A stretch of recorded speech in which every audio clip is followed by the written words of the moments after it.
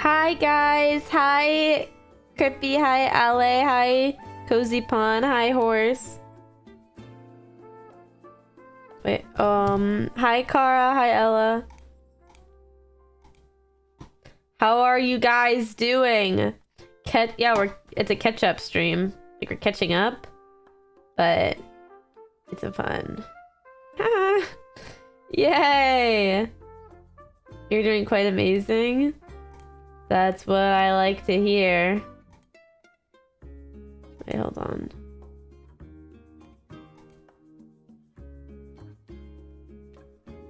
Hold on. Woo.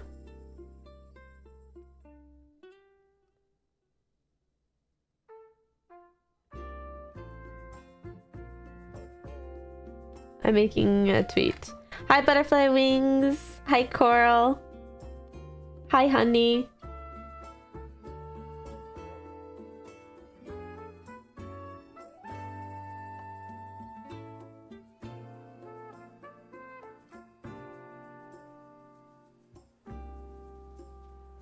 Hi, David. Oh, hi. Hi, everyone. As you can see, there's a little, give me a second to think. A little, reorganize. What do you call it when you reorganize a room? A little, switching things up in the office here. Let me put on some music. We gotta remodel. Yeah, I'll take it. A little remodeling of the couches right here. But the couch is also ugly and she might need to go. But what is that in the back? Is that a bed? For new Sylvee era? Well, actually, I don't know. I love the vacuum. Okay, listen. I'm having friends over this week. And I did some major cleaning because I don't have people over at my house that often. Ooh, and it shows. I'd be like the worst roommate ever. But now my whole apartment is squeaky clean. Everything is, you like the shirt? Thank you. It's actually Emma's brand. It's really good quality. New coat. Okay, guys, the vacuum. I saw it before stream when I was sitting here, but like, I didn't want to get up and move it. So you just have to ignore it, please. The vacuum is back. In the back, she's not messing around. No, I cleaned the shit out of my apartment. No more shit in the apartment. It's all out of it. The Pokemon. Well, there's some Pokemon over there. Maybe I'll pose them. I'll pose them later. But I have to make it nice for my friends. I don't want a bunch of... Probably what I'll do is when my friends leave, that's their bed for now. But I'm gonna keep that bed there in case I have other visitors. I feel like that's just nice to have a bed where people can stay. But I'm probably gonna put the Pokemon on the bed. What colors are your walls? My walls are in this room. They're like kind of like a gray navy. Really ugly. But I have pink and blue LED lights. Here, I'm actually gonna show you because the setup for these LED lights is really terrible. It's very abstract. These are my lights. The reason why they're like this is because I thought that they were gonna have the tape on the back of them. And I was gonna like, maybe do like a cute heart or something. I don't know. Oh, the cat stickers. Yay! I'm glad you like them. But they don't have the tape. They had like the things that you like nail or screw into the wall and attach it to. And that was just way too hard of work. So I put like... Wait, let me show you. I put like nails and thumbtacks around the wall, and then I just like kind of hung the lights on the nails. So it's a little geometric pattern going on.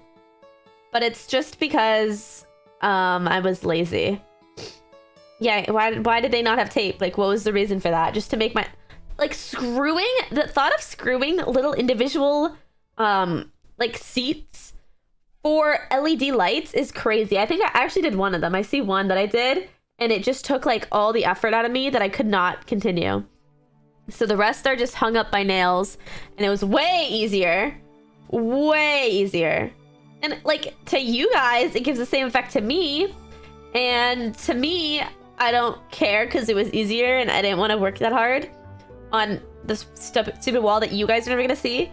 And if people see it, then maybe they think it's intentional. A little artistic view. It represents something emotionally. I don't know yet. I'm yet to discover what it means. But it's art for sure. I'm sorry I'm so sniffly. I need to get, like, my nose fixed. All streamer setups are a bit scuffed. Yeah, at least I'm not Asmongold. Have you seen his setup? Have you seen his room? Oh no. Yeah, I have an allergy consumer. What is it? I'm an allergy haver, I guess would be the name. You feel like, okay guys, chill out about the vacuum. Is it really that, like, eyesore? Like, eye-catching? The blood wall? Oh my god, stop. And his explanation, like, oh, I was just too lazy, like, because my teeth were bleeding. Why are your teeth bleeding in the middle of the night? And so much, too! What the hell? I don't know. Hi, Pig! Thank you for the, oh my god, 41 months. 3-page paper due. Let's go. You write. Go write that shit.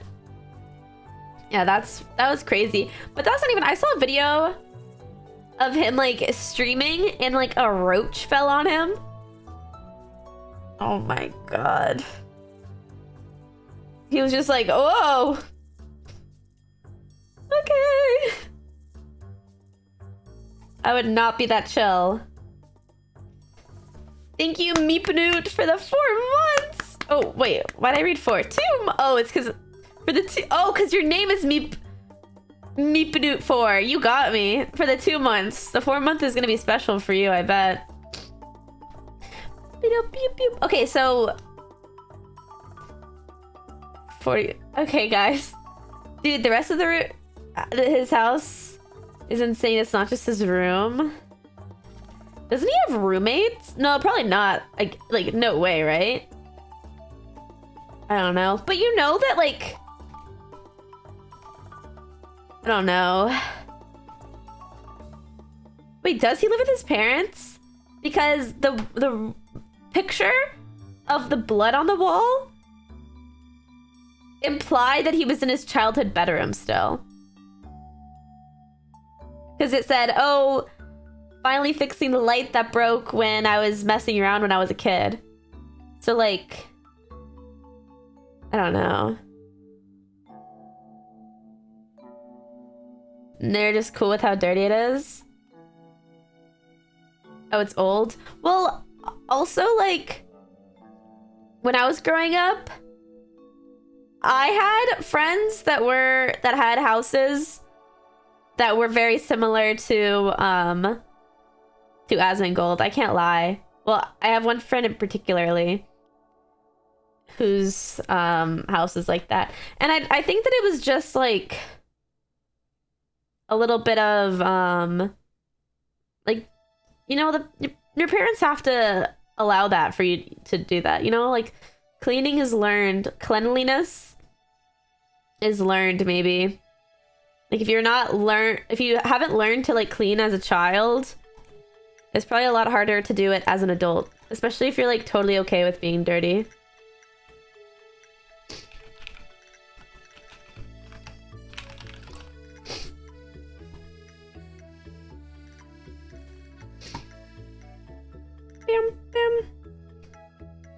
Yeah, I don't know. What was I even talking about with him? Just that my house is clean now? Oh, my setup isn't as scuffed as his. Yes, yes. Precisely. No, my house is so clean now. Like, cleanest it's ever... Well, it's just because usually I leave a lot of things out because, like, I don't really care. Like, laundry baskets. Like, I'll do the laundry and then I'll put all the laundry baskets in... Oh, the cat hair. Dude, I didn't even, like... Hi, Zen! How are you doing?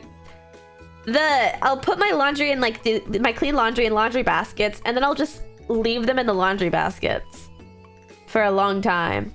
And I have a lot of, like, boxes of things that I buy, and I kind of leave the boxes out. And then also my, like, porch area. I have, like, plants, and some of them have passed away, unfortunately. And I also have cats, and the cats tend to, like, attack plants. So there was a lot of dirt and, like, leaves and dead plants in my, like, porch. And so I cleaned all that, and it looks so nice now. Putting away laundry freaking sucks. Yeah, it does. I don't know why it sucks so much. Because you have to separate everything. I don't fold shit. Sorry. I fold my hoodies.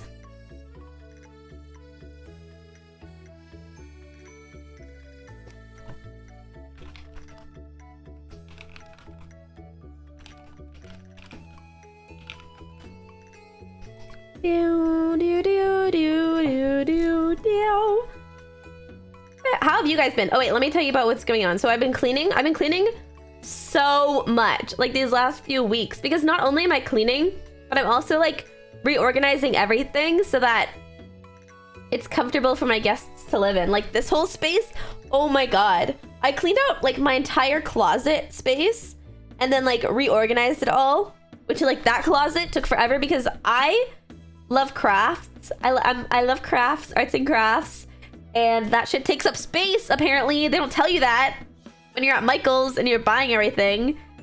You have to, like, put it somewhere. What the heck? Do not have the space for half the things that I have. I have too much stuff. Because you know what? When you have hobbies require things, and things require space. And unfortunately, I kind of lack space living in an apartment. Yeah, it is spring cleaning. It's just because my friends are staying for like a week and a bit, so not too long. But it's gonna be so fun. We're gonna be finally doing the trapeze stream. Yes, we're finally doing the trapeze stream. It's gonna be awesome. I planned it all out. We're getting front page too, which will be fun. Huge news. Yes, it's finally well, the problem is that it was really hard to schedule the trapeze stream because the trapeze isn't always open. Like, they close a lot of the time. And so I had to find a date when they were available, and when I had people to when I had guests to trapeze with. Can we get a hint of which guests will be there? Well, I have 6 slots, so 5 guests that aren't me. 1 person, I test but less than 6 or 7 months. 1 person is a maybe. 2 people are Mina and Jess, who are my guests at my house. Ah, I'm so excited. And 1 of them is my trapeze, Kate, and then 1 of them is someone else. Because Kate and I do trapeze. We do it with one of our IRL friends too. We have like our little trio and we do trapezing all the time. Nico and Tesla, no, unfortunately Nico and Tesla are busy that day, so they can't go. But I'm so excited. We're probably gonna do something after trapeze also a little bit, because trapeze isn't for like that long. And I have front page for a little bit after, so I need to keep streaming. But I'm so excited.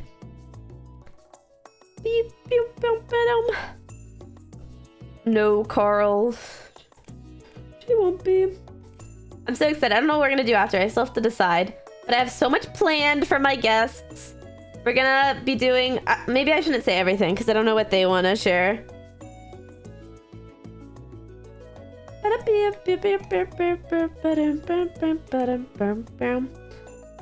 don't want to leak, but we have some fun streams planned.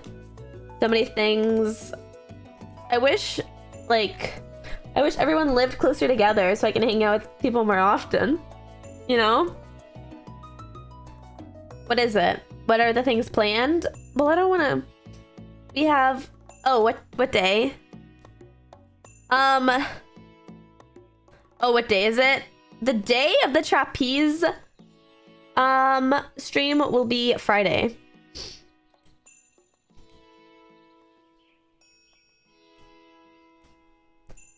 Pew. So that'll be fun.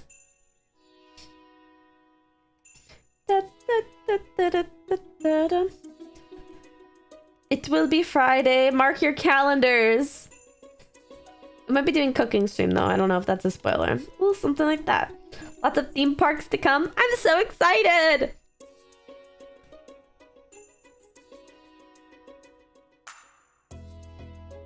Yeah, we're catching up. Do I have a time frame? I think I'll probably start around 5 maybe.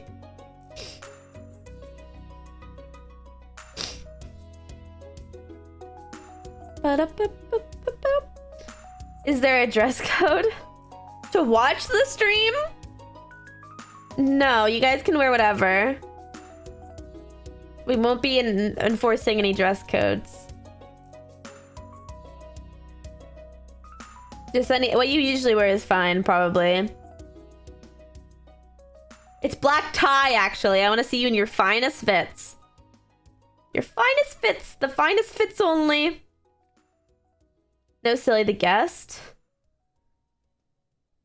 What do you mean? It's trap. I mean, I guess like athletic wear is the dress code. It's trapeze. Oh, did you think we were gonna be wearing fits? The Met Gala at the trapeze event. Yeah, I mean, honestly, like some trapeze people wear like whole outfits, but we're just wearing probably workout clothes. I don't know. But I don't think you can wear a lot of like heavyweight stuff or like loose stuff because I don't know, something about something probably. I think your arms need to be free so that when people grab on the trapeze, they grab skin and not. That's why. Okay, I was like, they told me one time that I couldn't wear a jacket, but it was because when someone catches you, they don't want to grab the fabric, they want to grab your hand. I don't know anything about trapeze, forgive me. Oh, yeah, trapeze is like the circus thing where they're like swinging on the rope on the like the bar. This face mask, oh my god, wait, I'm gonna show stream so that they understand in case they didn't see my tweet. Let me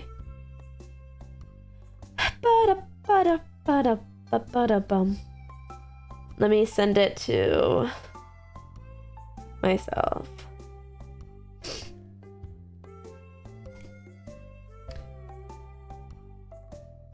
I want to get, dude, that was my first time getting smacked in the face, and it was not my fault.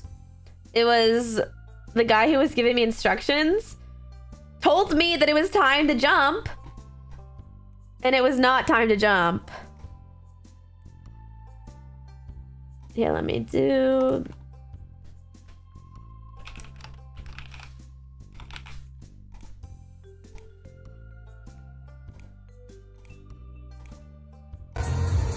Here we go. Here I go. Wee! And then he says jump. I jump. Oh my god, I jumped too early. I wish it wouldn't close. Honestly, like everything else, like I did pretty good here. Like, wow. Oh my gosh. It didn't hurt, guys. It was just a slap in the face. You know, like and it's not like he was trying to hit me. It was more of like...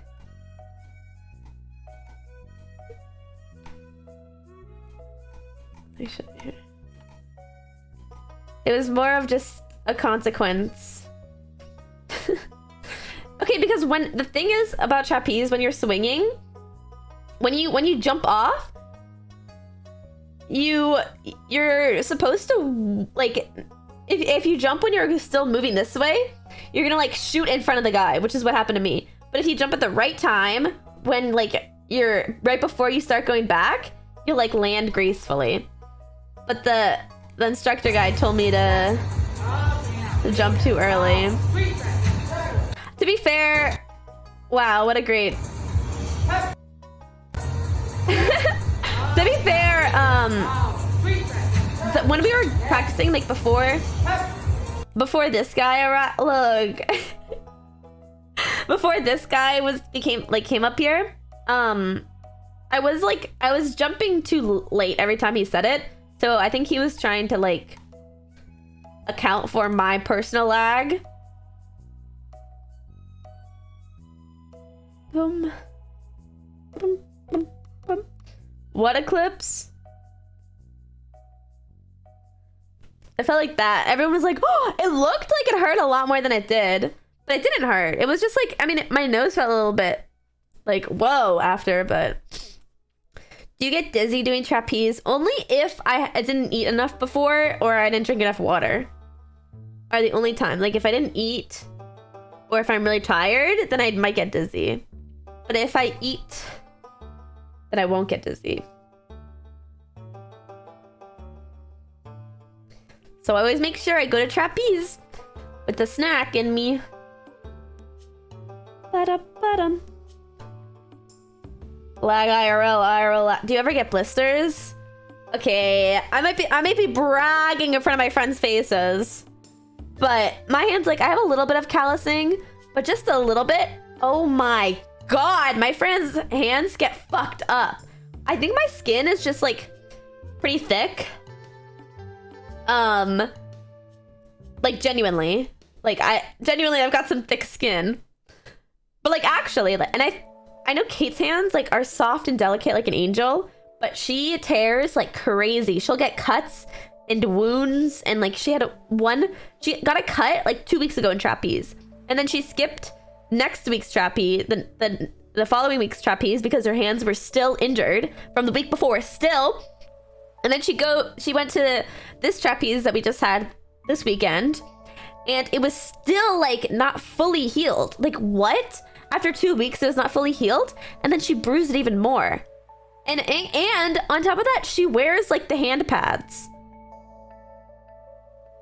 She wears like the hand pads that protect against blistering, and she's still, I mean, like, this part of her is fine because of her hand pads, but her fingers get it. Like, I don't know if it's the way she's holding it, because my hands never get it, but I think my other friend, the IRL friend, her hands also get like a little bit, I mean, not as bad as Kate's. Kate's are just terrible. Poor girl. But her hands get like redder and peeled too. But mine? Sorry, girl. Sorry, guys. I got some strong hands right here. Nothing's gonna hurt these puppies. I'll grab, where's a cactus? Like, what's something like spiky? I'll grab it.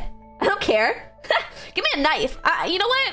You know how people like give scissors by like the blades and not, to be polite? I'm just gonna do that with knives because I've got strong hands, and that's how I'm gonna cut stuff.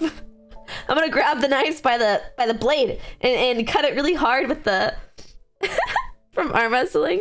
I don't know. Yeah, I've got strong. I only get like just a little bit, like, just, I don't know if you can see.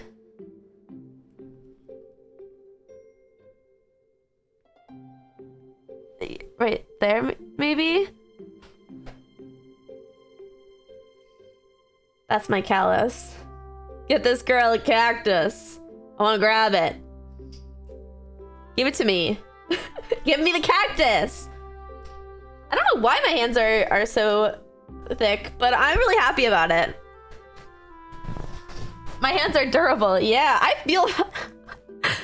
feel very durable. Is that crazy? You know what I mean?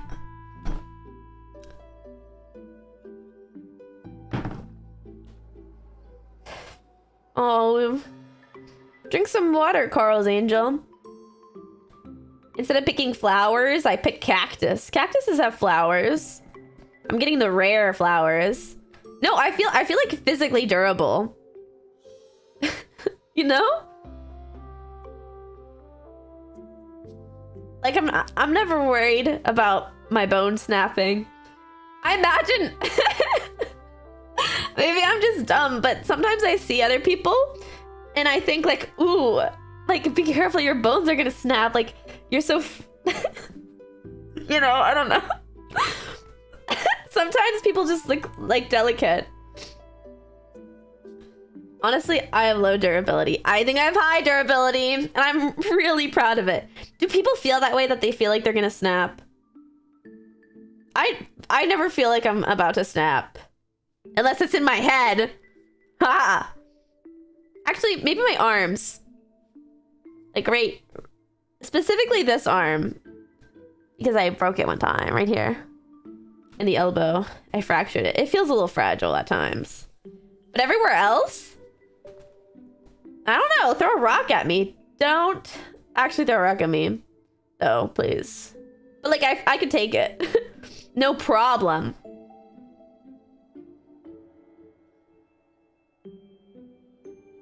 I always got low battery. Social battery. Yeah, I'm not out and about too often.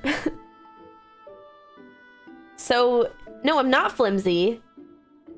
What? I just said I'm durable, butterfly wings. Are you even listening to me? I bet you're flimsy. I bet I could just snap you.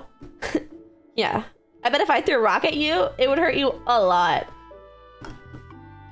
I'm not gonna. I'm not flimsy. Guys, you're kicking rocks at me. Be careful, lady. Why is the title? Because we're catching up. Ketchup. Or I'm not I just said I could. It's not a threat. Ew. I'm catching up. Why? I'm cleaning my house. Honestly, guys, I don't really know. Oh, you know what I do want to talk about? The Stardew stream we did. Did anyone watch that? Oh, because my elbow? Just one. It'll hurt me a lot too. Okay, guys. Fine. Fine. I'm listening. I won't throw rocks at you. Fine. Yeah, I did. It was so fun. Guys, I wish I could have streamed. I wish I did stream the practice.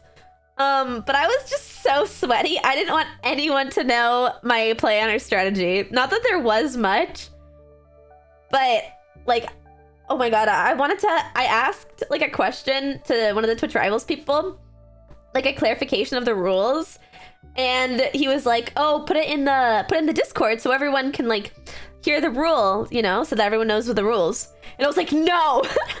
No, I can't let them know that I'm, as if like they care that Sylvie is asking this rule. Like I'm not Habu. Habu is like the craziest speedrunner. He's so good. I was like, no, I can't let them know. Like, you ask. And he was like, okay. The poor guy, he was like, okay, I'll ask them. But like, everyone has to know what the rule is. I don't know. I was on something. I was on my paranoid arc. Everyone wants to know my strategy. I did get an extra. I got, okay, guys. So I found out that I was going to be in the event like three, I think. 3 days before the event. Yeah, 3 days before the event, I found out that I was going to be in it. So, and they said, okay, you as a team, and I was a team captain. They said, you can be a team captain. So I had 3 days to find 3 teammates. So the first people I asked were Zeus, Shawnee Do, and List the Lass. But I'm not like super close with List the Lass, and I did not know Shawnee Do before this. So I could only message Liz on Instagram. So it took a little bit for her to reply because it's in Instagram DMs. And Shawnee Do, I DM'd him on Twitter, but he wasn't following me. So it was just like in his messages, and I was just crossing my fingers that he'd see it before. But so in that time, like and then like it was getting close. Like I think it was a day before the event. No, it was 2 days before the event or something. Like whatever. I decided to try to message a couple extra people because I was like, okay, I don't know if they're gonna reply, especially like Shawnee, because whatever. So I go on. Well, first I asked Zeus who I should ask, and he suggested this speedrunner. And he was like third on the speedrun.com list for the community center. But I could only email him. So I emailed him and asked him, and then he's not gonna read an email in time. So I was looking for like another pro speedrunner, and I went on speedrunner.com, and I was like, this is the place to find them. I'm genius. I'll just look on the website. I'll just look on the speedrunning website and wait, tell me if this is crazy, but my plan was to go down the list. I was gonna go down the list. Wait, this sounds, I don't know if this is bad or not. I was gonna go down the list of all the speedrunners in order and to message them, whoever replies to me.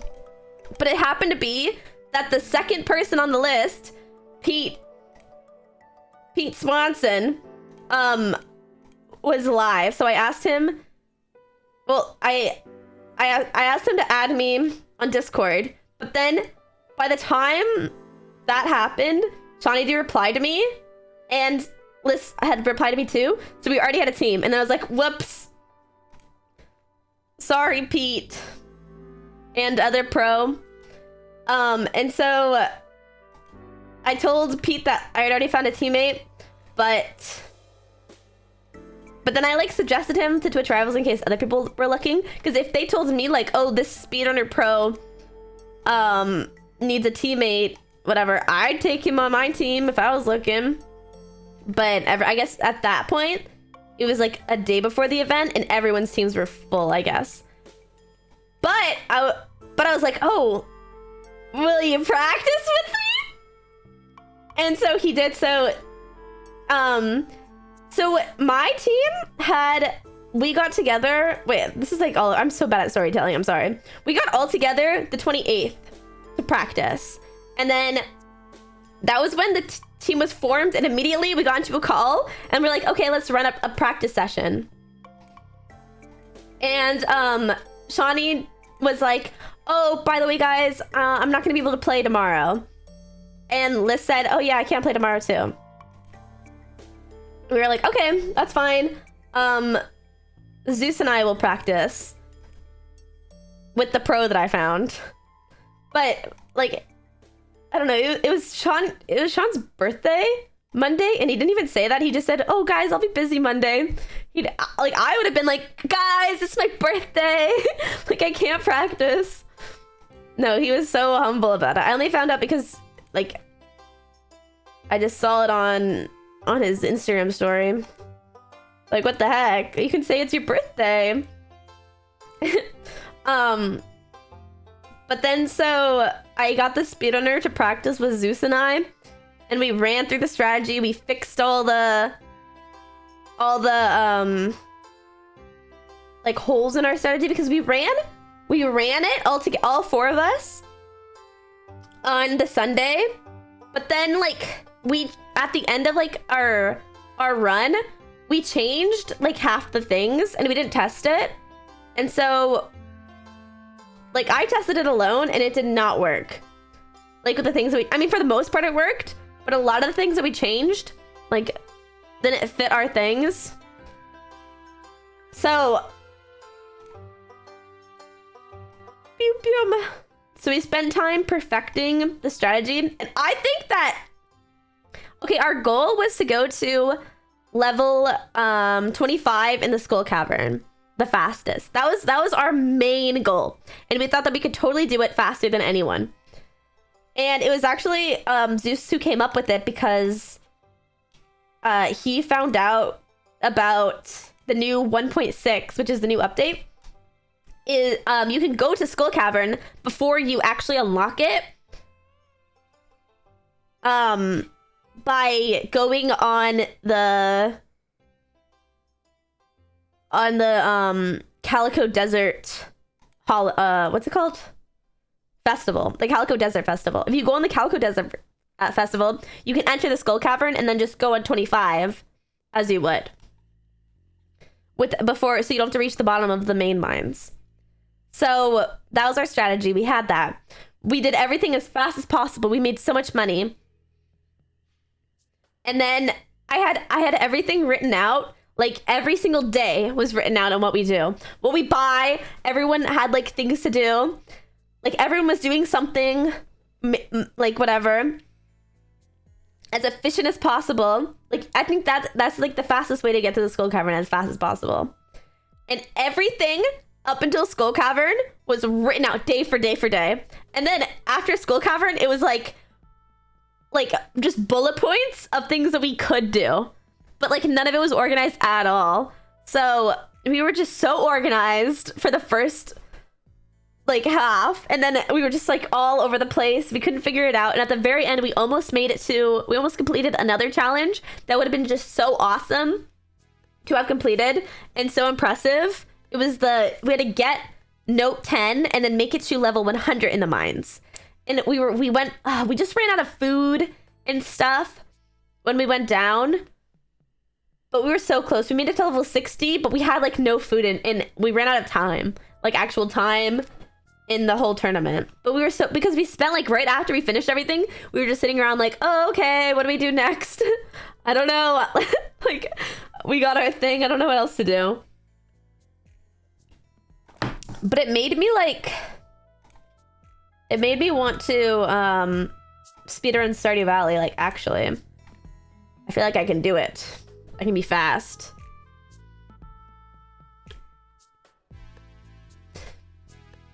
Pete Swanson was so helpful, though. Like, he taught me so much. Zeus and he taught us so much. I did not know Stardew speedruns were a thing. Yeah, it's actually a pretty popular thing. You can speedrun Community Center, Perfection, like Marriage and stuff.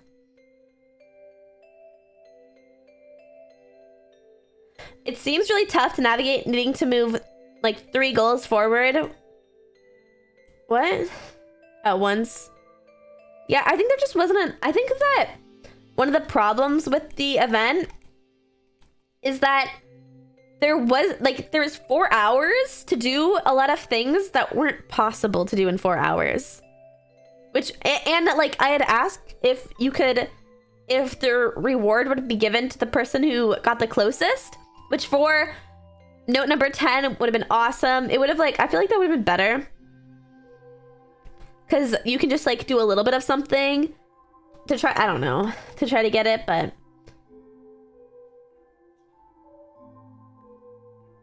Like, there was, you needed, no, we did do a couple things at once, though.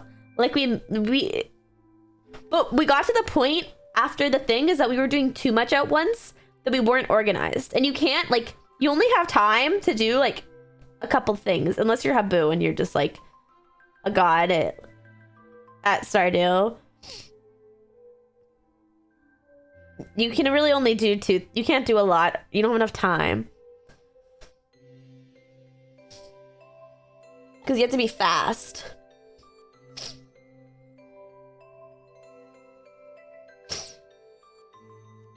Hola!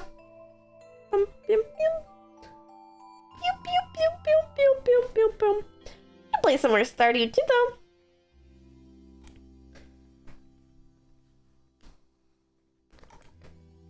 I want to get perfection in my world. So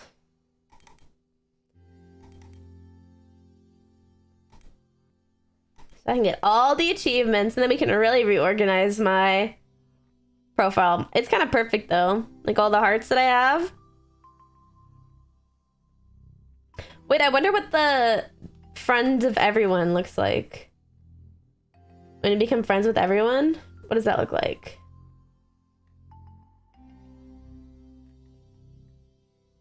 Reach 10 hearts with everyone. Is there a achievement for that?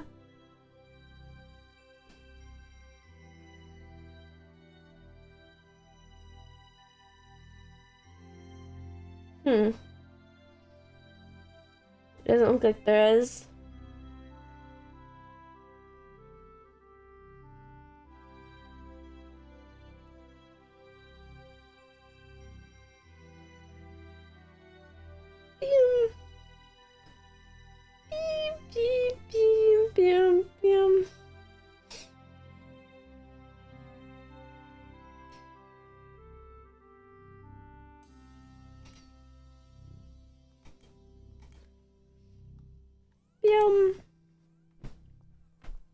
Okay, I need to use the restroom real fast. I'm sorry, guys.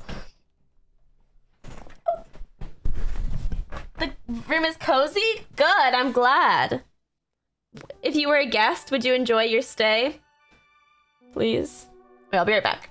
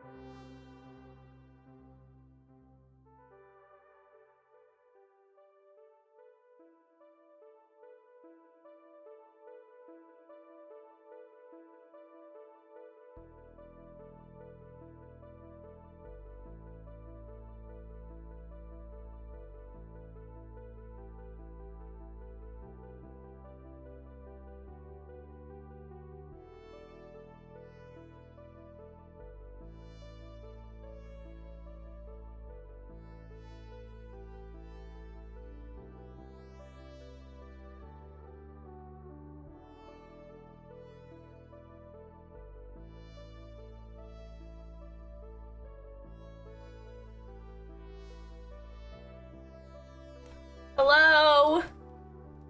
Hello? Okay, oh my gosh.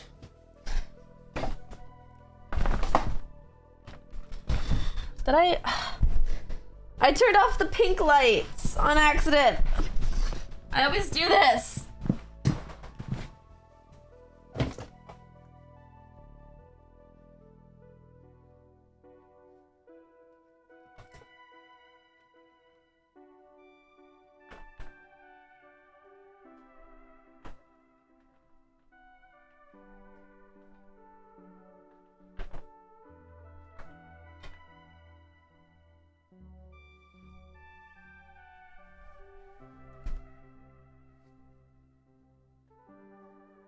Wait, what? I'm confused. Hold on.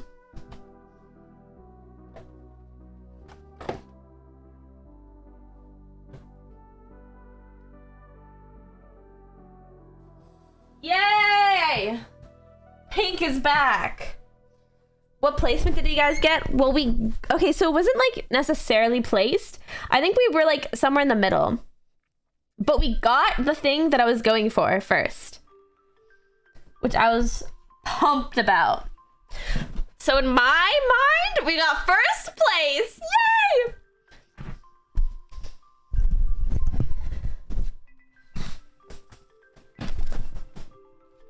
Pew, pew, pew, pew, pew, pew.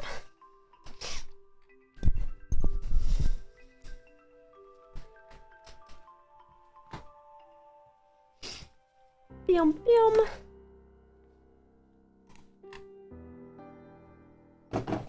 The pink's back. Woo, I like the purple. I don't want blue. I want a nice purple. Is that so wrong? Because I'm a girl. And girls like pink and purple. I don't know if you guys knew that, but it's very important to know. I've always been more of a purple girl than a pink girl, though.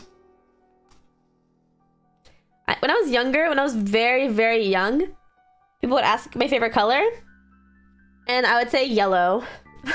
Because I was like, yellow because it's a happy color. Because smiley faces are yellow. But yellow's kind of ugly. I don't know, like it's fine. But I definitely wouldn't wear it. I like green. Green's my favorite color.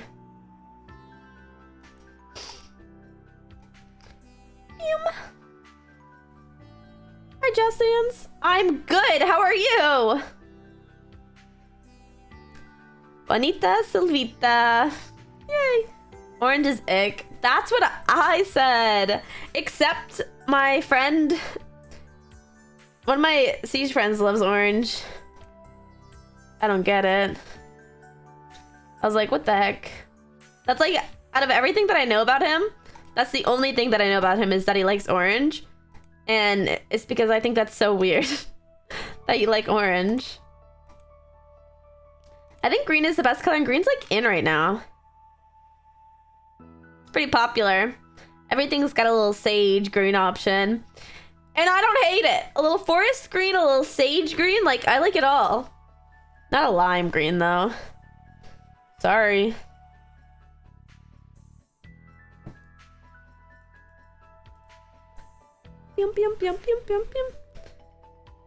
Because lime green is, it hurts your eyes. It's too yellow. Like yellow and lime green are like the same. But like, not like a because I like light greens too. But I also like deep greens, like emerald. I feel like emerald green can mean like any color. To me, I like forest greens. Emerald, yeah, but like, I'm looking up emerald green and I see 10 different shades here.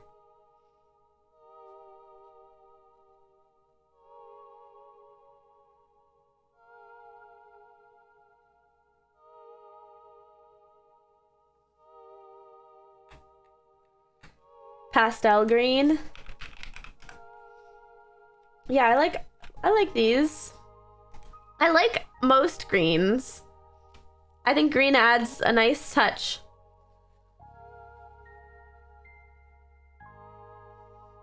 It goes with a lot. It goes with like, it's like an earth. I think I like green so much because I think it goes with everything like black does. But if you are wearing like black and white or like any browns or neutrals, green will go with it. Because like I think browns and beiges go with green because it's like earthy, you know, like brown and grass. I don't know, plants and dirt. But then like green also goes with the cooler colors, like a blue or something. I don't know, because it's green.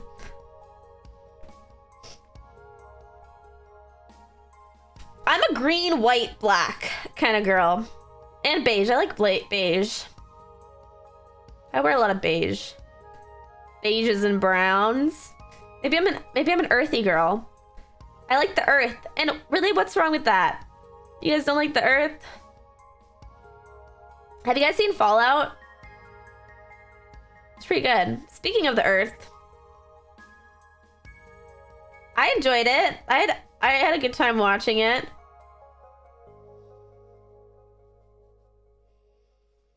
I have a khaki colored jacket and khaki like skirt. I mean, I'll have like khaki pants. I like to think I'm open-minded. Maybe. Well, I don't know. like I'm open-minded with things that I enjoy. But sometimes, if I'm not thinking about, like, if not thinking about it, if someone, like, suggests something, I might, like, I don't know. Maybe I am open-minded. I don't know. I just remember when I used to work How much do you open-minded? What? Well, just because when I used to work at Zoomies, I remember a manager.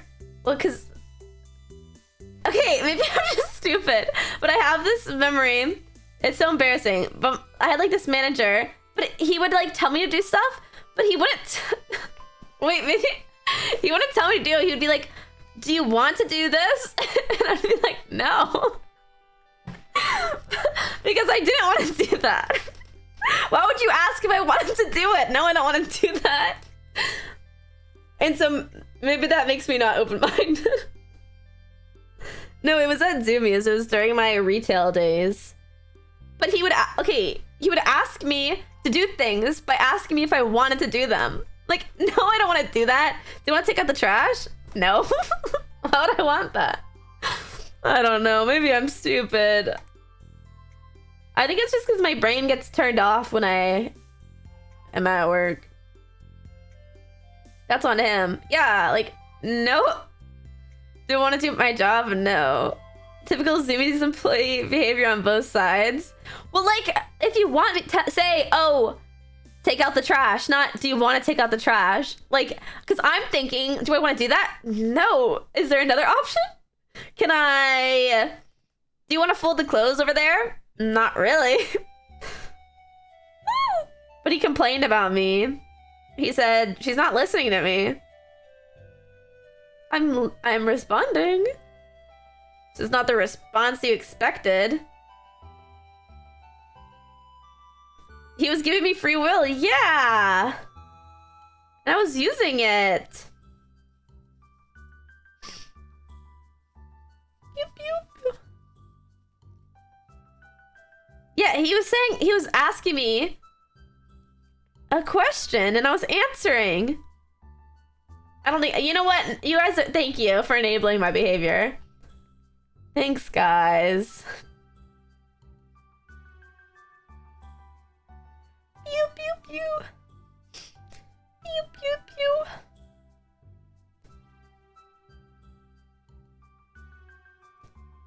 Gentle parenting. Employee picking an option they want and the employer not liking it. Well, he wasn't the employer. He was just like, he was just a manager. Which, like, I would have been like, are you asking me or telling me? Okay, he was like 2 years. I was probably like 17 or 16. And he was like 18.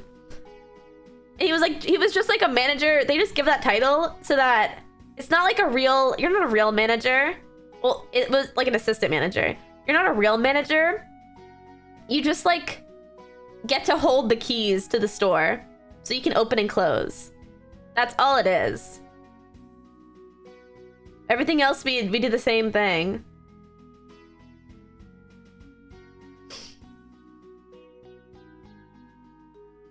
Wait, I didn't hate I didn't hate him. I'm just like specifying that he wasn't employing me. I thought he was fun, cool. He was definitely like the kind of Floridian that's like surfer vibes. Like, I think he lived by like the beach and he would like, oh, he'd kind of talk like that. Oh, no, not like that. That's crazy. Didn't hate him, copium. Well, that's what he was complaining about. Oh, maybe I'm terrible. He was complaining that he was complaining that I wasn't respecting him properly. As an assistant manager, like, okay, dude. Maybe I wasn't. Maybe he was onto something. He said she never listens to me. Dude, you're asking me. Okay, I'm terrible. Yeah, maybe I wasn't respecting him properly.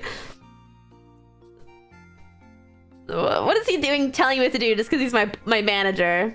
My like assistant manager. Yeah, he couldn't hang. He could not hang. No, he was cool.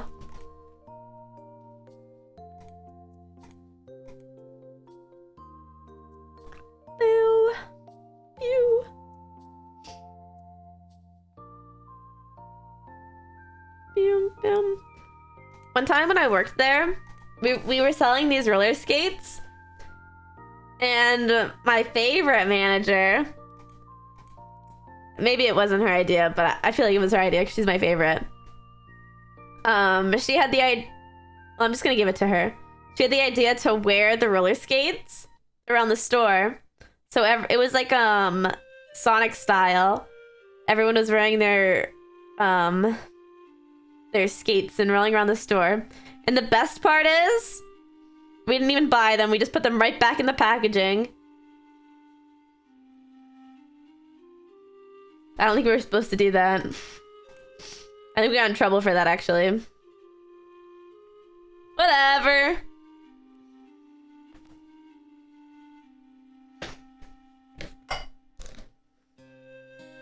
It was fun.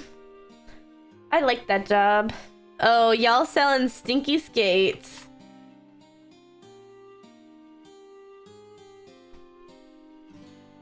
I don't think we even sold them. Nobody was buying that shit. Like, the thing is, you can sell it in LA. Like, people go to Venice, they like roller skate. But I think Orlando was voted the least walkable city in the United States. Like, major city. What the fuck? I just saw it on my Instagram feed. Nobody can roller skate anywhere in Florida. Are you kidding me? Where are you gonna roller skate? Into oncoming traffic?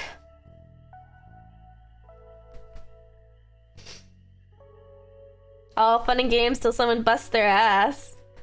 No. No city is walkable? What? I feel like New York is pretty walkable.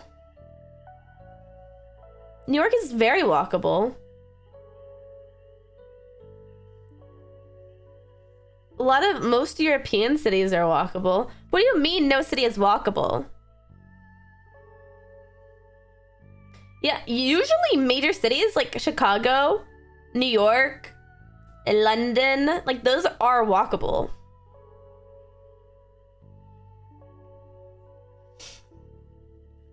When I went to, I feel like Seattle is very walkable too.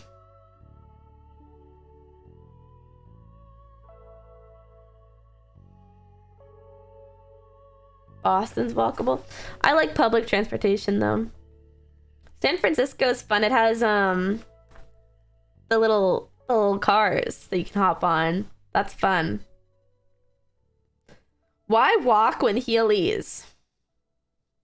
Yeah, that's something to ponder for sure.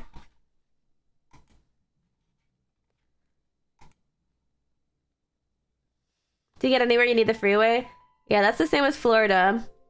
I guess Florida's worse than LA. I can see that. I feel like I have walked places in LA, but I can't walk anywhere in Orlando. Okay, bye, that one of something.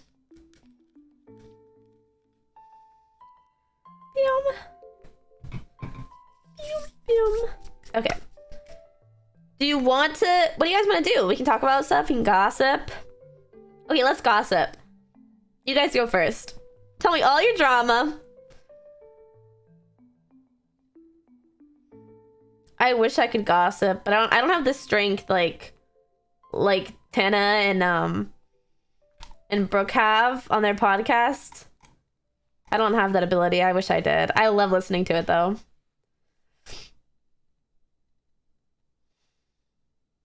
I can't though. I'm sorry.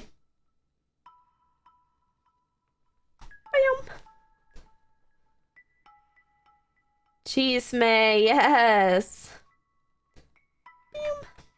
I applied for a job. Oh, Tar's been going on Tinder dates. That's so much cooler than Butterfly Wings jobs. I'm kidding. I'm sorry, Butterfly Wings. I hope you get it. Don't recommend. I've never been on a Tinder date. I downloaded Tinder a while ago, but I never actually met anyone on it. It's too scary.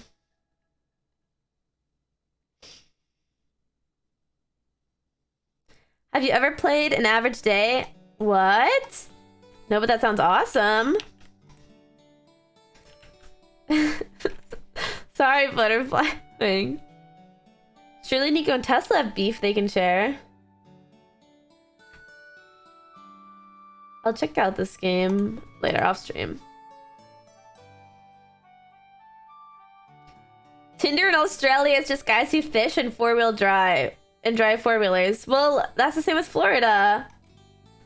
It's the same. Yay!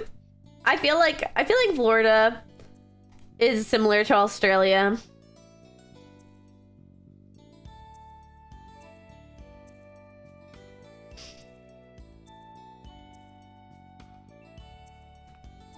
Really cute. Something like that. I've never been to Florida. I feel like it's similar to Australia. I feel like that would be Texas. Why do you think that?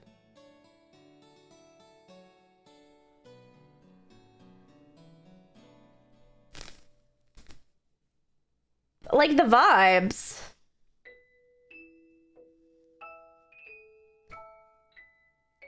I was busy mining and crafting all day. That's a good busy.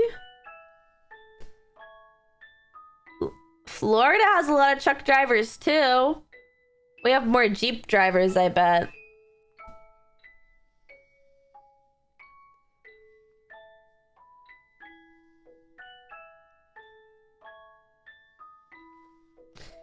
I don't know if... Okay, the thing about Florida is that if you're not... I don't know if it's the best. But, like, I like it because it's my home, you know? But I don't know if I'd suggest it for others just because it's really humid. None of the cities are walkable. Yeah, that's it, actually. Those are the two reasons why maybe you wouldn't want to live here.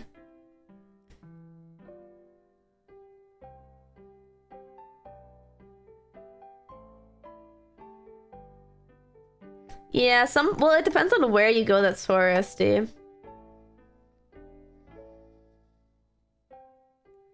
I keep getting love readings. Ooh.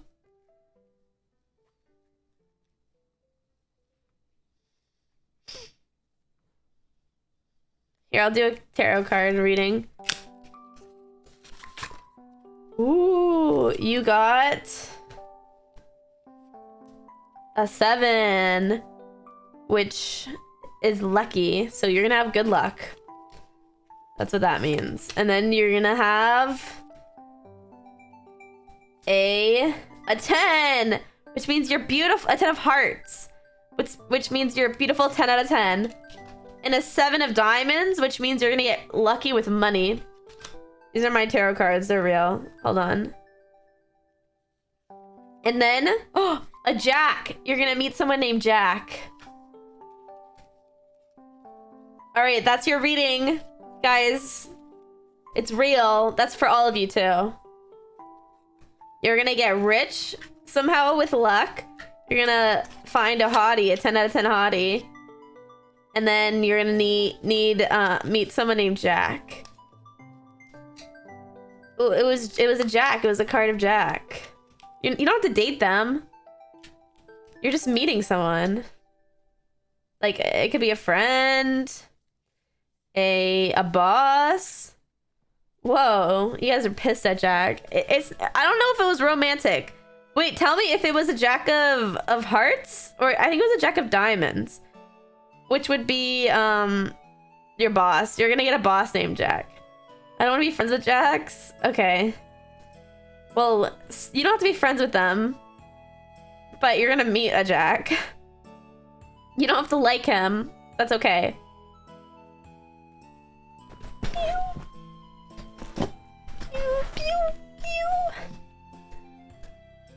But you're gonna meet one. Oh, or you're gonna go to Jack in the Box, the what's it? Fast food restaurant. Or it can mean a lot of things, you know.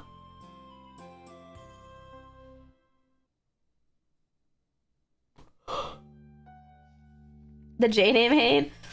I think do J names just Why are there so many? Jack in the Box is a... Well, first it's a box that has a popping clown out. But I think... I've never been to Jack in the Box. But I've seen them. It's a fast food restaurant.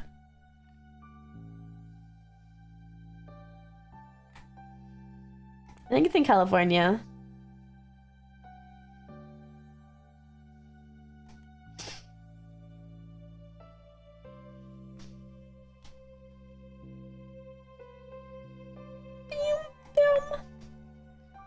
I'm out of water. Oh no. Okay, guys, be honest. Do you want to play Stardew Valley? Or do you want to hang out and talk more? I don't know. I guess, like, I haven't seen you guys in a minute, so I want to, like, chat and stuff. But, like, also, you owe me Siege. I haven't played Siege in a minute either. I don't know if I can play it. It's a lot of pressure. I'll play Siege at some point, though. I need to get back into the groove, though. I kind of want to react. Oh my god, we could totally react. Wait, that's a great idea. We can react. We haven't watched Tasting History in a while.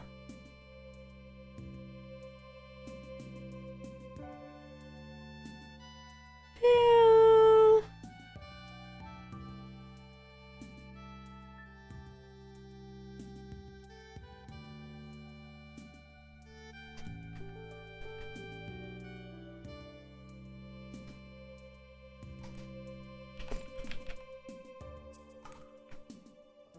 Hi, Carlos.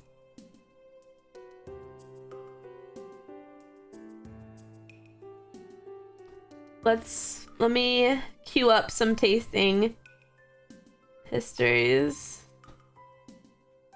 Today on... I love tasting history.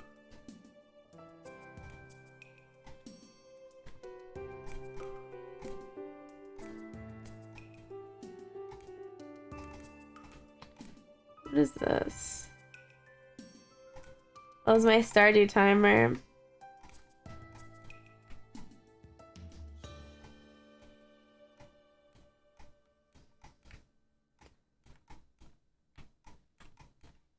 Okay, this needs to get fixed.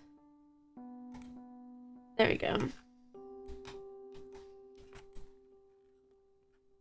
On most The thick domestic was hard, flights, you're thank lucky to get a you. bag of pretzels. Oh wait. Whoops. Oh my gosh. I must stop the music. And a ginger ale. But back in the golden age of air travel, the 1950s, 60s, and 70s, pretty much every ticket came with a luxurious meal. Meals like this one from United Airlines in 1954, which includes pot roast, international Delmonico long potatoes, flights. and a Long flights give food. heavenly delight salad. So thank you to Trade Coffee for sponsoring this video as we fly the friendly skies. This time on Tasting History.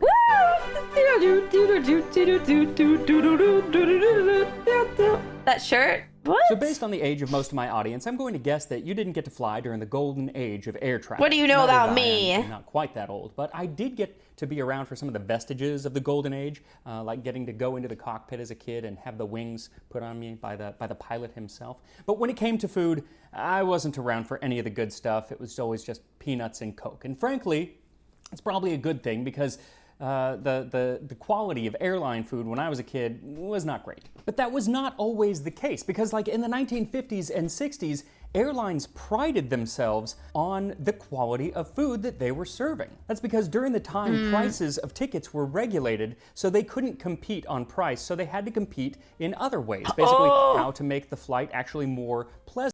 Wouldn't that be nice, guys? Oh my god. For the passengers, and one big thing was food. And today I can actually Flights travel should back be in time regulated. and try some of that luxurious Pricing. food with this.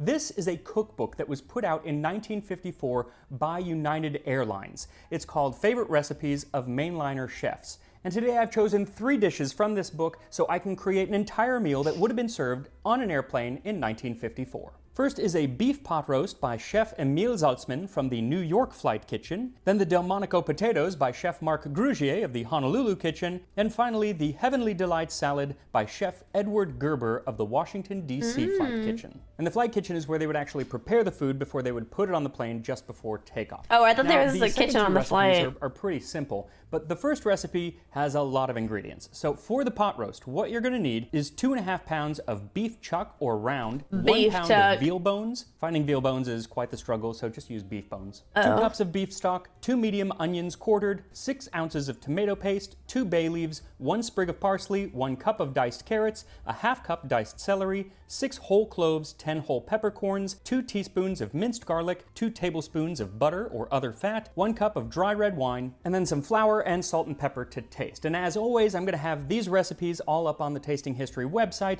with metrics. Veal bones are pog? Are they different Chef Emile than has beef you bones? season the meat with plenty of salt and pepper and then dredge it in flour. Then melt the butter in a large pot and then add the meat and the marrow bones and let the meat sear for several minutes on one side and then flip it over and let it get some color on the other. Once it's lightly browned all over, add in the onions, celery, carrots, parsley, whole cloves, bay leaves, and peppercorns. Yummy. And let it cook for about 15 minutes. Then add the garlic, stock, tomato paste, and the wine, and then stir everything together and let it come to a simmer. Then put the lid on and let it cook at a simmer You can for eat the about 2 insides hours of all until the meat bones. is just falling apart. And during that time, you can make yourself up a cup of coffee from today's sponsor, Trade. Now, on an airline, the coffee is never really good. And they have hundreds of different roasts, so there is really... So before we get into the history, I want to mention this wonderful resource that I used called Food in the Air and Space by Richard Foss. That's it's a so wonderful fun. deep dive into the history of food in the air, Does it not make me just airlines, hungry? but in space, and even he goes all the way back to the 18th century with hot air balloons. It's fantastic. You should check it out if you are interested in this topic. I am not going all the way back to the 18th century. I am starting just after World War I in 1919, where on October 11th, the first meal on a commercial airline was served during a Handley Page flight from Paris to London. This was a prepackaged lunchbox with a sandwich and a piece of fruit, and just like Spirit Airlines today, food was not included in the price of the ticket, so you had to shell out 3 shillings for this cold lunch. No, And pretty 3 much for the shillings. next decade, all meals on planes were cold. Like the Western Air Express meals on flights between Los Angeles and San Francisco, where cold fried chicken, potato salad, and sandwiches Cold were fried catered by the chicken. Los Angeles-based Pig and Whistle, which sadly only closed a couple years ago. The same year that they were serving cold fried chicken, 1928, Lufthansa upped the ante with the first hot in-flight meal on flights from Berlin to Paris, where the food was made on the ground and then kept warm in insulated containers. Oh my God, This they have- began airlines' Is this an airplane? They have flowers. increasing desire to provide passengers with the best and most cutting-edge cuisine available. The issue was keeping it warm because, especially on a longer flight, those insulated containers just didn't really cut it. And so if you wanted to heat the food up on the plane, you had to have an oven built on the plane, and most planes just weren't that big. But the flying boats of the 1930s were. And Pan American Airlines, Pan Am, installed galleys on many of their clippers. 2 floors? So they could not only reheat the food, but actually cook it. They even had a dedicated dining room aboard with tables and white tablecloths, so it was more like eating in an actual restaurant. What? United Airlines soon followed suit and began installing kitchens on their planes where they would serve not cold but hot fried chicken as well as freshly scrambled eggs. This is also around the time when United Airlines really began priding themselves on the quality of their food. By the way, this is not sponsored by United Airlines, just talk about history. Maybe it would have been nice if they had sponsored it, though once I get to the part about flight attendants, stewardesses, and how they train them, they'd probably revoke that sponsorship. We'll get to that. Anyway, United made a huge leap forward in the quality of airline food in... I heard that, I don't know if he's going to talk about it for this airline, but I heard that some flight attendants would have to like get on scales or something. Maybe I'm making that up. When in Oakland, Make sure that they were the right California, they weight. opened up their first flight kitchen. They hired top chefs to design a menu worthy of a wonderful luxury restaurant on the ground, but with the idea that these dishes could be served in the air. Far more elaborate dishes could be made this way by preparing them on the ground rather than in the air, and that is what they called their mainliner cuisine, and that is actually what we're cooking from today. It's those dishes that they created. Other airlines quickly followed suit, and menus from this time period really show how fancy airline food could get. Mignon of veal with Russian sauce, Boston cream pie, Wow. or an entire Irish-themed meal on St. Patrick's Day 1940 with a Dublin-style Lego lamb stew. European airlines were going extra fine dining by serving everything from lobster to foie gras to peach melba. Now, the next big technological leap came, as many technological leaps do, from a military contract.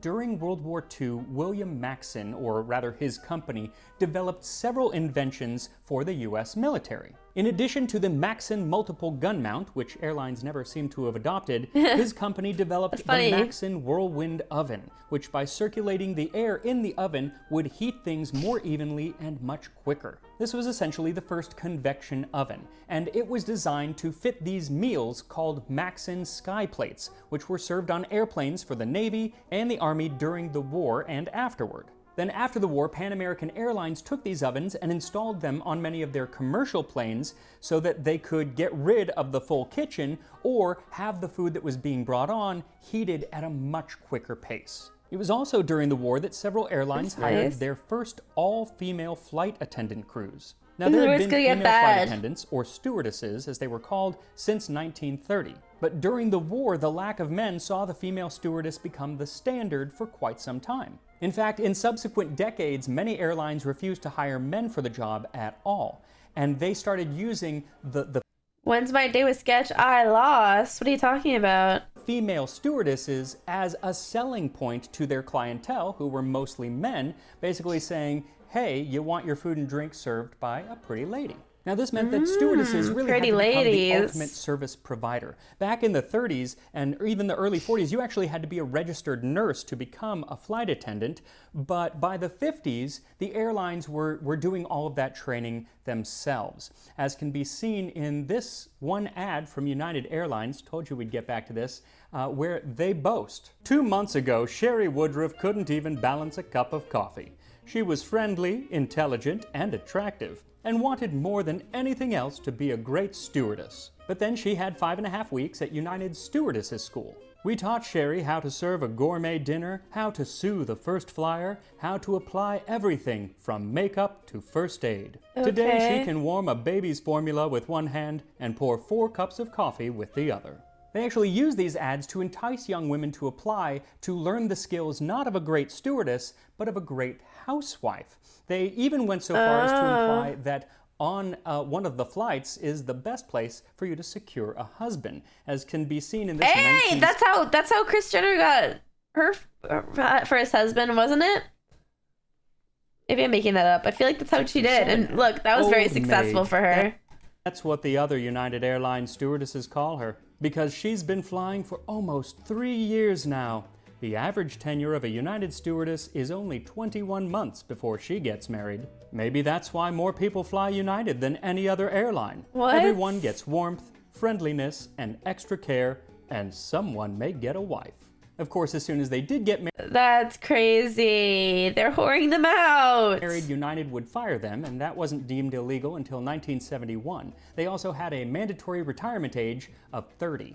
Now, during the 50s and 60s, the airlines would actually use the stewardesses and the cuisine in tandem to sell passengers on their flights, especially with something they called themed flights. Like TWA had foreign accent flights. These were themed Italian, French, Old English, and Manhattan penthouse. The flight attendants wore costumes, like the English flight, they would wear like a wench costume. And then they would also play music from whatever country it was, and of course, the cuisine was from the country as well. Themed flights are cute, like that Hello Kitty and Pokemon flight. Really doubled down on these themed flights with something called the Fujiyama Room. On October 30th, 1955, they debuted these rooms featuring kitschy Asian decor on a number of planes. And they would serve food like shrimp, cheese, and fruit out of a pineapple with little umbrellas sticking out of it. It was sort of like Japan and tiki culture mashed up, thereby ruining both. Then there was Western Airlines' Hunt Breakfast flights from 1957. This was styled in the tradition of an Old English hunt breakfast, basically having breakfast out while you're hunting. And so all the food was themed that way too, but when it came to the sounds, it would be barking dogs and bugles. Now, perhaps no flight married the idea of the pretty stewardess and the quality cuisine better than United Airlines executive flight, something I'm sure the company would like to forget. These flew from 1953 to 1970 and were men only. Women were not allowed to purchase a ticket. And they're called flights. executive? Aimed at the executive businessmen of New York and Chicago, these flights would take off every day at 5 p.m., flying between the two cities. And there's an ad from the time that lets you know exactly what you can expect. United Airlines invites you to fly the Chicago Executive, a club in the sky for men only. You'll enjoy the informal, club-like atmosphere. Smoke your pipe or cigar if you wish, and make yourself more comfortable by using the pair of slippers provided. Enjoy congenial company in the lounge. A full-course steak dinner is table served by the two stewardesses aboard. It's a delicious meal prepared by the experienced continental chefs. Now, it wasn't just these themed flights, but really all flights of the 1950s and 60s that tried to up their game when it came not just to food, but just luxury in general. The seats became cushier than ever, often fully reclining, or on some longer flights, why can't the girls have that? Berth with a lay-down bed like you'd expect on a train or on one of the really top luxury airlines of today. And this is when the food really became a spectacle. There was a TWA flight where they would roll a trolley down the aisle with a whole piece of roast beef where they would slice it off and you'd be served roast beef au jus right there from the aisle. Other trolleys would include chilled seafood like lobster and crab legs. There were fresh fruit trays, salads and charcuterie, and even a dessert cart where they would make a sundae right in front of you. Bring that back. I'm starting a petition. Now, one of the most splendid setups... I'm gonna get an ice cream. I'll be right back. I need to get an ice cream. He said sundae. Wait, I'm eating two options. Wait! You guys will see.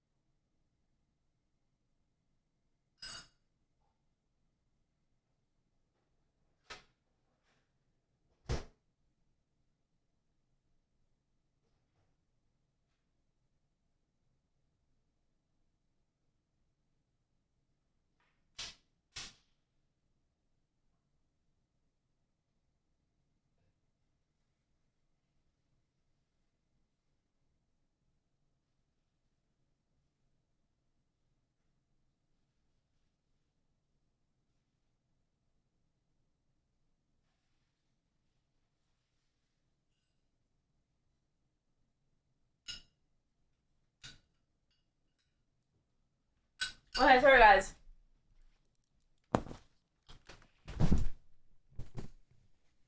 I'm back. I had to craft something up for you.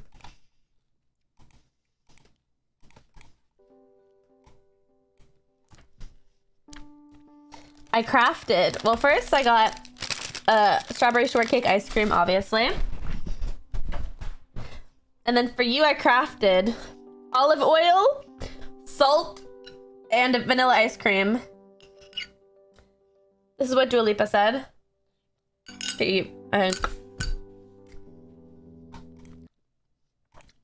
Carmelli. Whoops.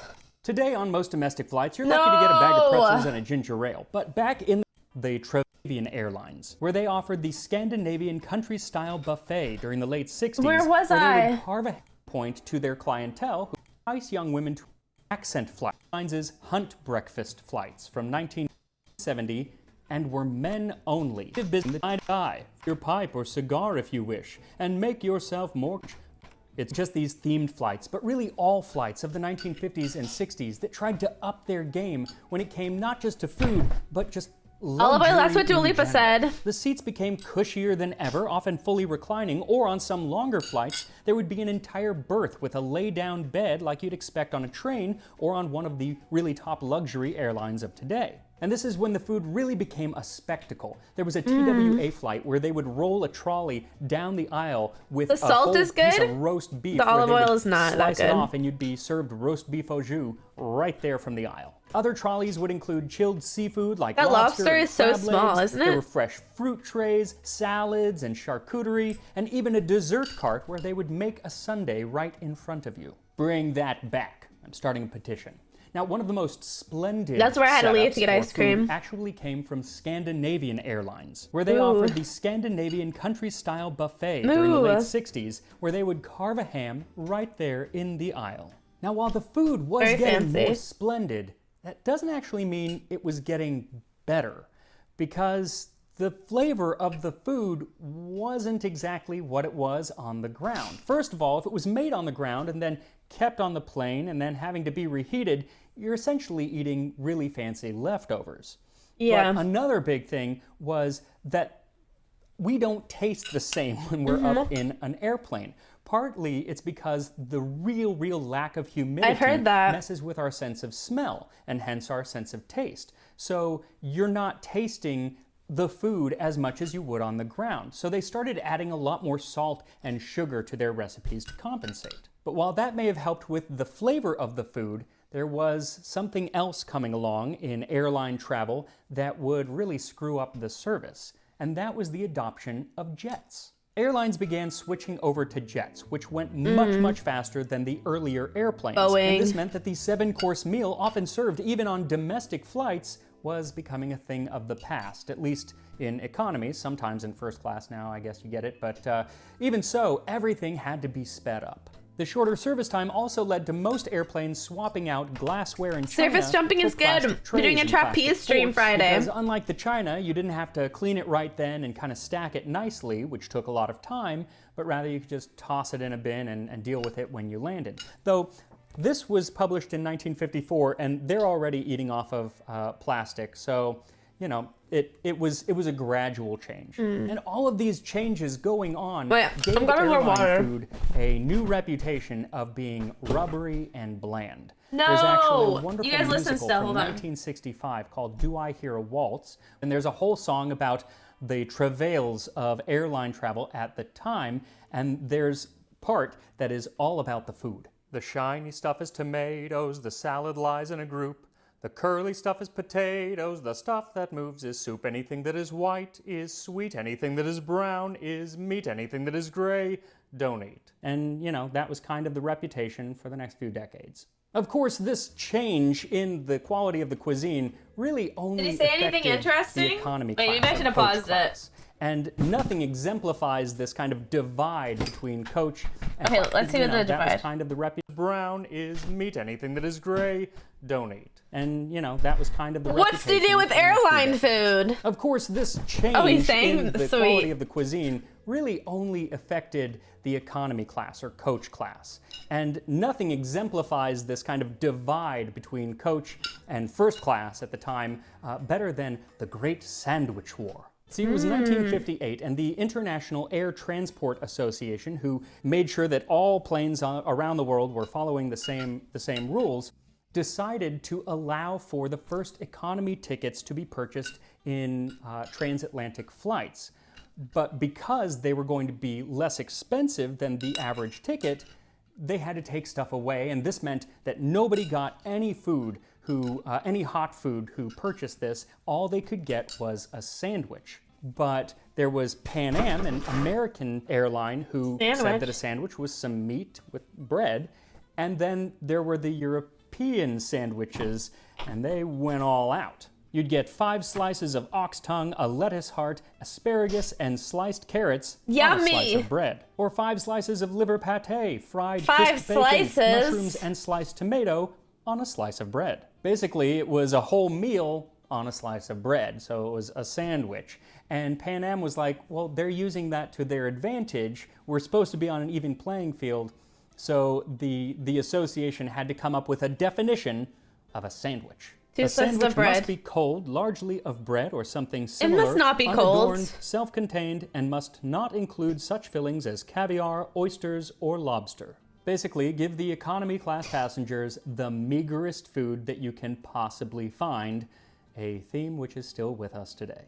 But should you have been able to afford a first-class fare, why are they telling people to do that? Meals would have continued. And should you have gobs of money available to you, then starting in 1969, you could book passage on the Concorde. The Concorde flew between cities in Western Europe and the East Coast of the U.S. and did so at twice the speed of sound, which would get you to your destination in just 3.5 hours. Now, these were flown mostly by British Airways and Air France, and the cost of a ticket, depending on the time, could cost as much as 30 times the average price of an economy ticket.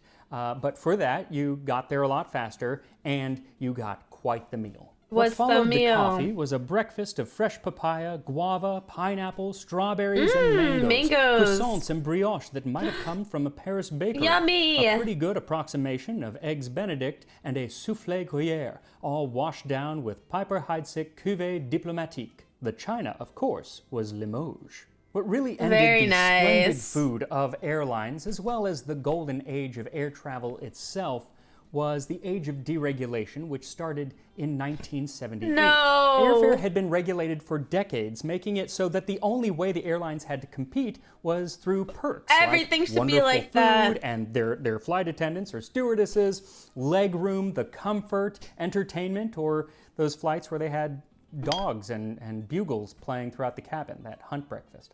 I wouldn't like that. But with the deregulation, they could start to do price wars. And this was good and bad. The good part was that it dramatically lowered the price of airfare. Yeah, that's For instance, this better. TWA list of flights from 1955 shows that a flight from Boston to Los Angeles cost $106. That's pretty That's good. about $1,200 in today's money. Also, since planes were a lot slower at the time and had to make multiple stops, that flight took 12 hours. That's crazy. Thanks. But these price drops made it so a lot more people had flying available to them. But that also meant that the quality of the flight would, of course, go down. More seats in planes were required to make up for lower fares, which meant a far less comfortable flight, and there were also fewer options for food, and on many flights, no food at all. This is when Southwest distinguished themselves as the peanut airline. And for most of my childhood, I recall fondly my dad coming back from business trips, always on Southwest Airlines it feels like, and he'd have his pockets just filled with these little bags of peanuts, or if I was lucky, the honey roasted peanuts, and that was wonderful. Now, the early 80s saw the golden age of air travel, especially in economy class, come to an end. Many business and first-class flights still go to great lengths to offer quality food, often getting top chefs to prepare menus for the airline. But for me, I don't really mind. I'd rather pay less and get, a stupidly expensive sandwich at the airport and just bring it on with me. The one food you should never bring on an airplane is French fries. Why? Never do that. It just smells up the whole cabin. Don't do that. Though, you could bring on this pot roast because it is also smelling up the cabin, my house, but it smells really, really good. So as soon as the pot roast is cooked through, take it out and simmer down the liquid to about half and then strain it out and save the onions and other Yummy. vegetables back to serve with the roast itself. And now to prepare a very quick dessert, or salad, because even though this is absolutely a dessert, it's actually in the salad section of the book. You'll need 4 tart apples cut into small pieces, then add 32 mini marshmallows and cut 8 maraschino cherries. I was like, in quarters, apples? Okay, and that mix like a those fruit all together salad? with the marshmallows and the apples. Marshmallows, I'm also making a half cherries, portion and because this apples? is still going to make a What? lot of Heavenly Delight salad. In a separate bowl, whip a cup of heavy cream into whipped cream. Heavy And then add a cream? teaspoon of lemon juice, a teaspoon and a half of mayonnaise, and a What? teaspoon and a half of honey.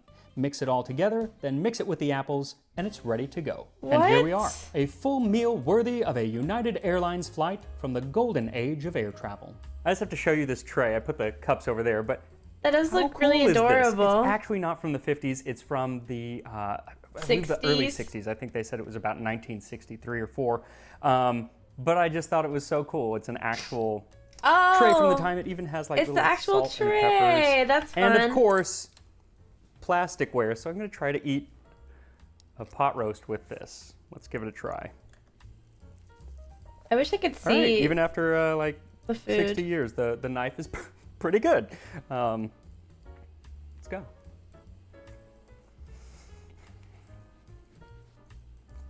I knew it would be amazing because it smelled so good. It is so tender, it just falls apart. I really, really like the addition of kind of adding in the onions and the other things that we're cooking on top of it. Unless you get like a bay leaf, don't eat a whole bay leaf, but it's so flavorful, and I will be eating the whole thing over the next couple days. Now let's try the potatoes. So I think that I made a mistake and maybe didn't chop them as fine as I should have. I mean, the flavor's great. It's cream and potatoes and Parmesan cheese. sounds What's pretty not to like? good. I just think that if I had diced them a little finer, the texture would be a little bit better, or at least they'd be a bit better coated with the cream mixture. Honestly, even doing these as mashed potatoes, I think that's how I'd prefer them. And finally, on to our salad dessert. And get a little bit of everything, a little apple, little cherry.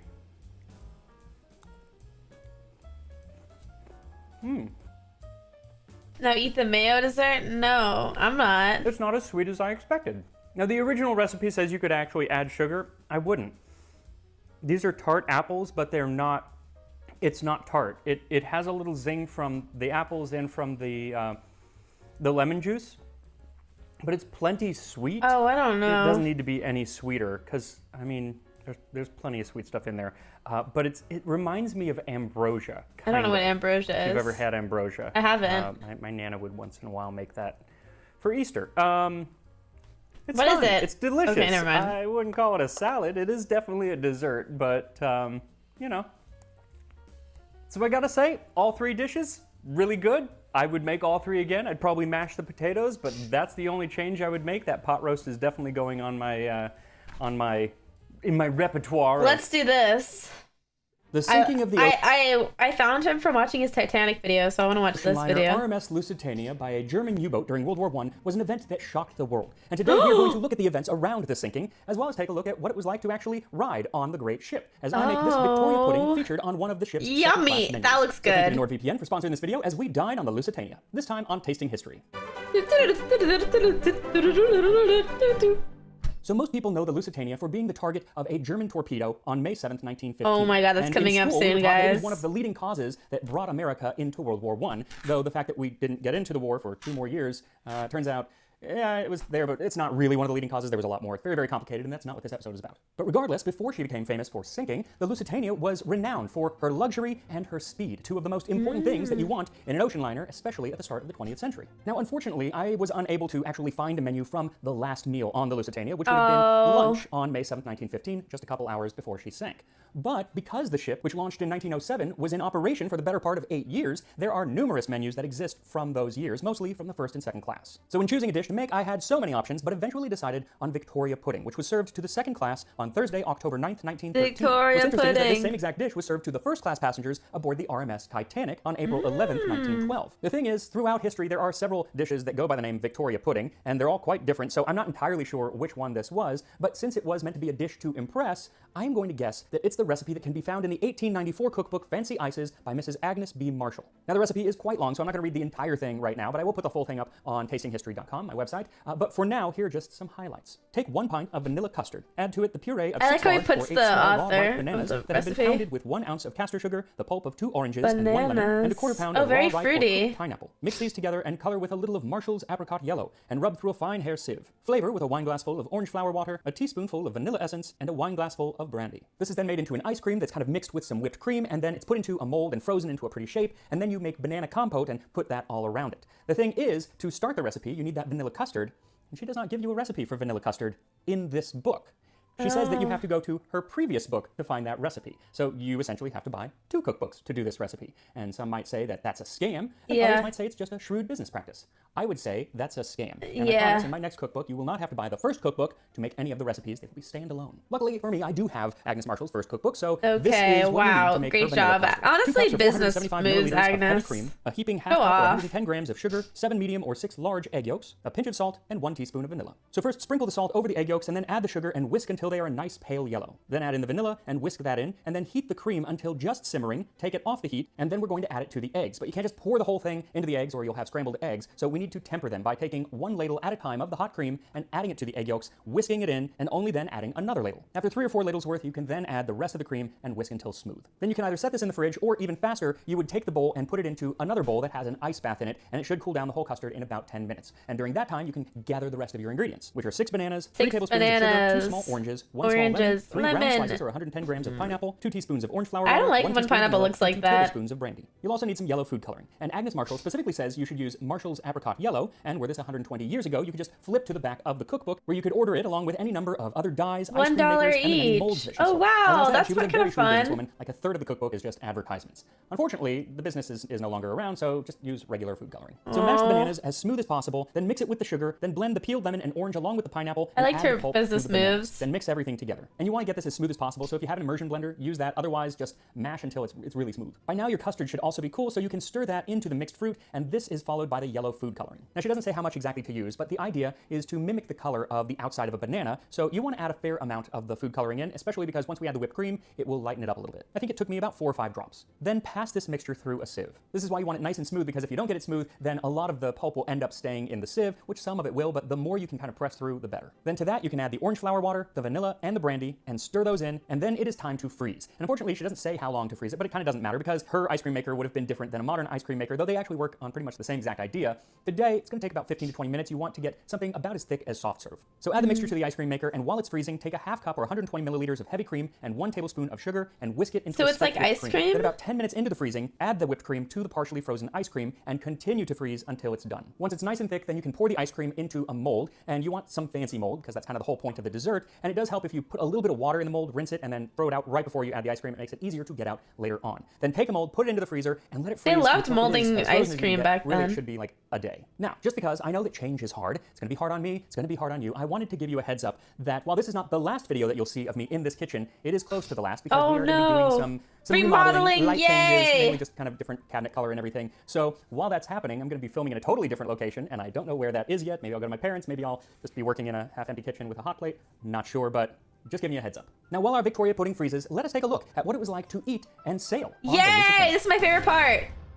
History. So what was it like to dine aboard the RMS Lusitania? I don't know. Well, it's really going to depend on what class you're in. If you were in third class, then you would eat in the third class dining saloon on D-deck, near the bow of the ship. I don't know if I want to. I want to be in first class, please. The room featured long tables with polished pine-paneled walls and wooden swivel chairs bolted to the deck. And because Lusitania was known for her luxury, even the third-class passengers ate better than second-class passengers on much smaller ships. And so they would have things like roast mutton and blue marrow-fat peas and lots of different fruit, rarely fresh fruit. It was mostly canned fruit like pineapple and peaches, but overall, they ate pretty well. And if while you were dining you wanted some entertainment, they provided a piano in the dining saloon, though they didn't provide a player, so you had to hope that somebody in your class was proficient at piano. Now the third class dining saloon was not actually large enough to accommodate all of the third class passengers at one time. It was by far the largest class on the ship, and so they would break up each meal into 2 seatings, which is actually standard on many cruise ships today, and that was the same thing that they had to do in the second class dining saloon. This saloon had a similar setup of long tables with fixed swivel chairs, though these chairs seemed to be far better padded, and it was decorated with white paneled walls and white pillars, and while the main saloon was on D deck, there was seating in the balcony 1 deck up, which was used only when the ship was booked to capacity, which was the case on Lusitania's final voyage, because there were 40 additional passengers that at the last minute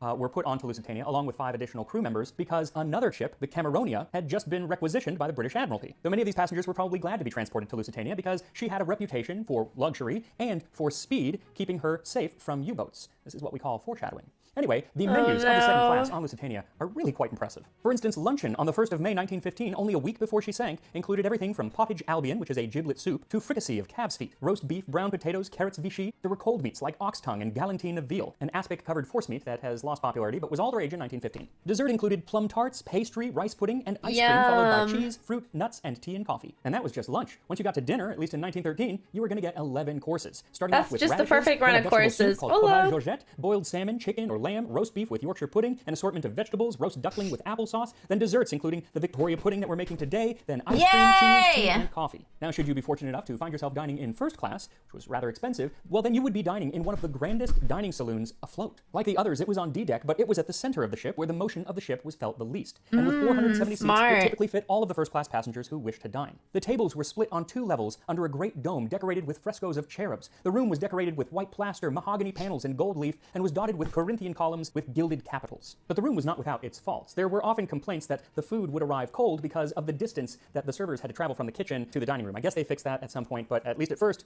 food would often be cold.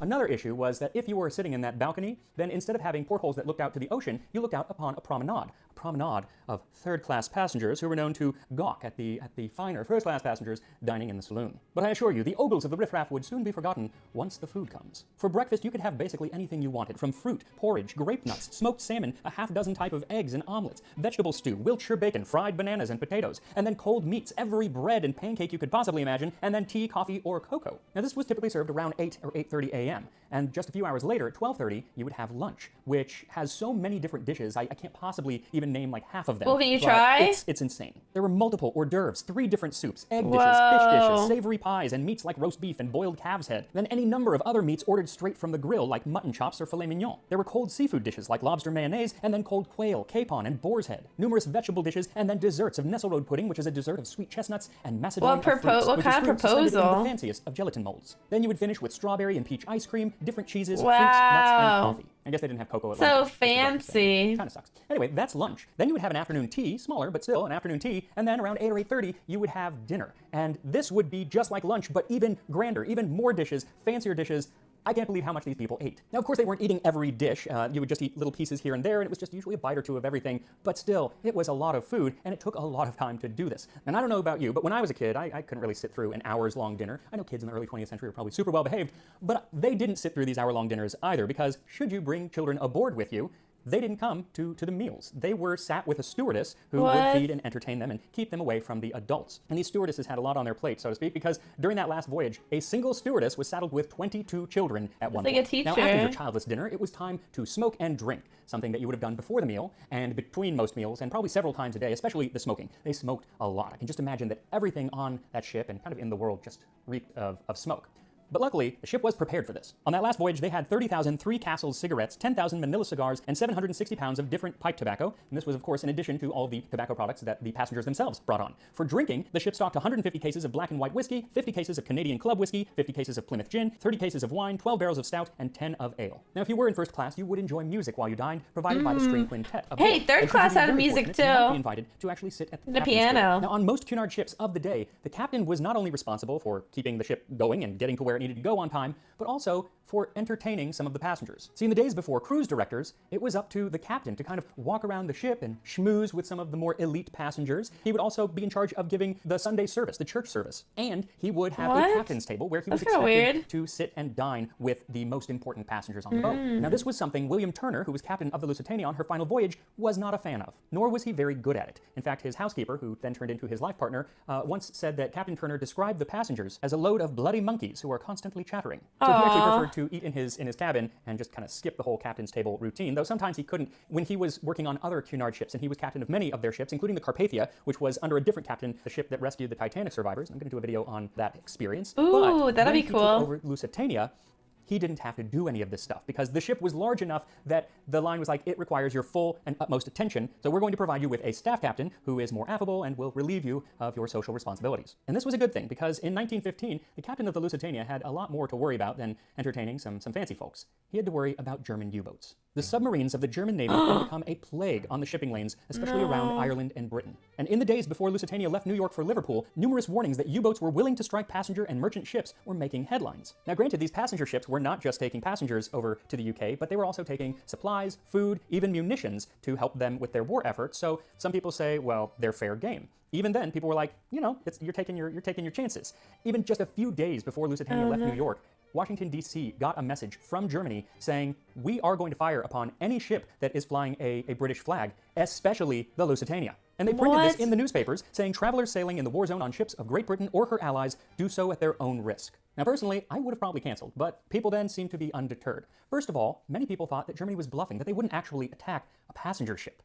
Second of all, Lusitania was very, very fast, and German U-boats are not very fast, especially when they're underwater, so there was no problem with Lusitania just outrunning a U-boat, provided they knew it was there. And while it's always hard to know exactly where a submarine is, there were warnings, because just the day before she sank, around dinner time on May 6th, a warning came through to the wireless operators aboard Lusitania, saying submarines active off south coast of Ireland. Now the next day, on May 6th, only 16 hours away from their destination of Liverpool, lunch was served aboard Lusitania. Oh no. And while nobody seems to have thought anything super out of the ordinary about the meal, some people did write about some things that in hindsight are rather important. At luncheon, the portholes in the dining saloon on deck D were open, and so I doubt not that all the others on the deck were open. Here, let me state that I consider it most extraordinary that the portholes on the lower decks should not have been closed and sealed as we steamed through the war zone. And Charles Laureate was absolutely right, because should the worst happen and should the ship begin to sink, having all those portholes open would just hasten its demise by letting in more and more water. Yeah. Another first-class passenger, Theodate Pope, who was dining with her friend, conveniently named Edwin Friend, recalled a young Englishman at our table had been served with his ice cream and was waiting for the steward to bring him a spoon to eat it with. He looked ruefully at it and said he would hate to have a torpedo get him before he ate it.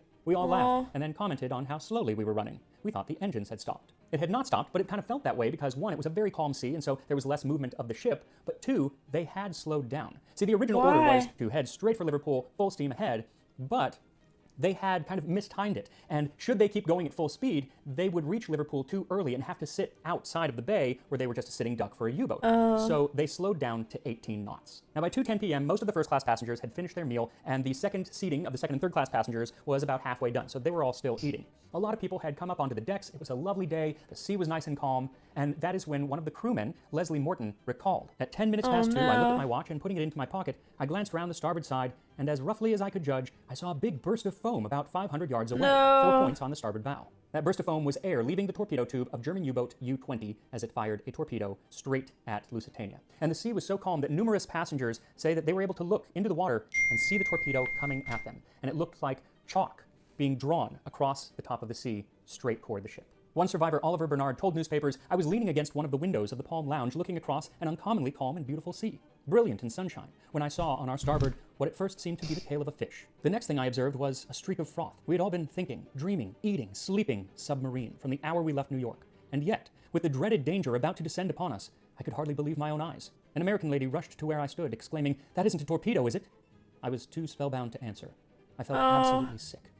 Then we were hit. Just below the ship's bridge, 360 pounds of explosives detonated, sending a geyser of water, wood, and steel shooting up into the air. A hole about 40 feet wide and 15 feet tall was ripped open in the side of Lusitania. Now those at the far end of the ship or in the center of the ship, all they felt was a dull thud. But those near the explosion had water and pieces of steel and the remnants of lifeboat number 5, which was blown to smithereens, raining down upon them.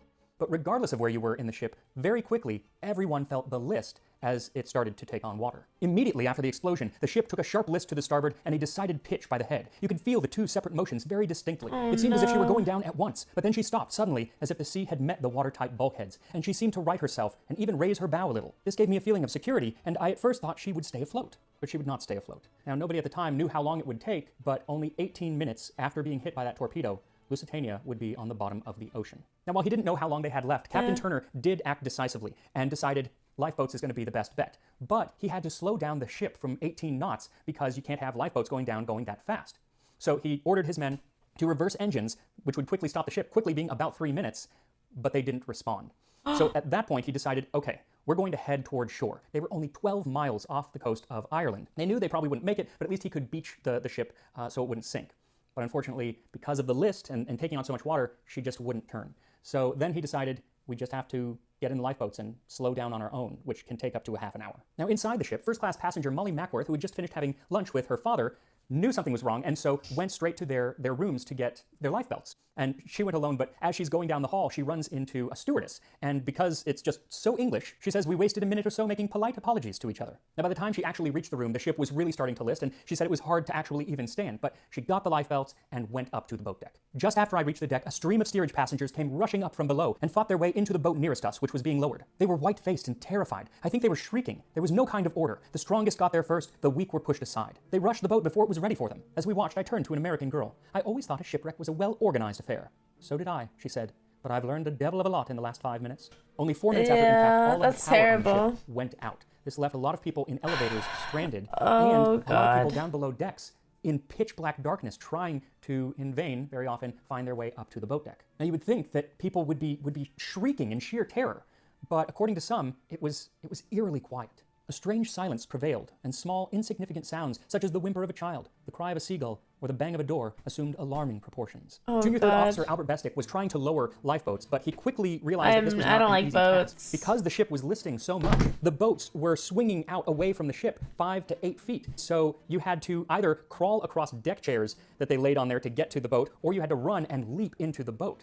And if you didn't make it, it was a 60-foot fall into the water. Even worse off were the boats on the port side, which instead of swinging out, were coming in back toward the ship, and it made it virtually impossible to lower them at all. Lifeboat 20, which had about 35 people in it when they attempted to lower it, got snagged and pitched forward, dumping everyone out, falling 60 feet into the sea. Because of this, Captain Turner ordered that no more boats be lowered from that side of the ship. But Lifeboat 18 was already pretty much full with 40 women and children, and the sailor in charge was just standing there, following orders. And that's when a first-class passenger, Isaac Lehman, said, you have to lower this boat. And again, he said, these are my orders. I can't. So then Lehman takes out a pistol and points it at the young man. Don't you see the boat is sinking? And the first man that disobeys my orders to launch the boat, I shoot to kill. So, being confronted with a guy with a pistol, the sailor swung his axe to release the pin, and of course, the boat did not swing out. It swung back in toward the deck and smashed some people up against a wall, killing them instantly, injuring many others, including Lehman, the guy with the pistol. It crushed his leg. Meanwhile, on the starboard side of the ship, Leslie Morton, who was the one who first saw the torpedo, was successfully lowering lifeboat 11. It was getting down to the water. The problem was, because they were still going like 4 or 5 knots, the lifeboat is kind of now drifting back beneath the next lifeboat, he says lifeboat 13, which is being lowered. That boat's ropes were both handled by inexperienced men from one section or another of the catering or steward's department. And instead of being lowered away, the ropes went with a rush, and number 13 lifeboat, full of people, dropped 25 or 30 feet fairly and squarely into number 11 lifeboat, which was also full of people. Now, it was actually probably lifeboat 9 that went down, but regardless of the number, it doesn't matter. It killed many of the passengers instantly. And later on, Morton recalled that all of this was happening in such a rush that seeing that tragedy happen, it was part of a larger unfolding tragedy, which did not give one time to waste in either horror or sympathy. And I was looking out, having no boat now to attend to see if I could get a glimpse of my brother. The turmoil of passengers and life belts, many people losing their hold on the deck and slipping down and over the side, and a gradual crescendo of noise building up as the hundreds and hundreds of people began to realize that not only was she going down very fast, but in all probability, too fast for them all to get away, did create a horrible and bizarre orchestra of death in the background. And it was all but too late to get away from the ship, because as she went down, she would suck people and things with her, especially when the 4 great funnels started to go down.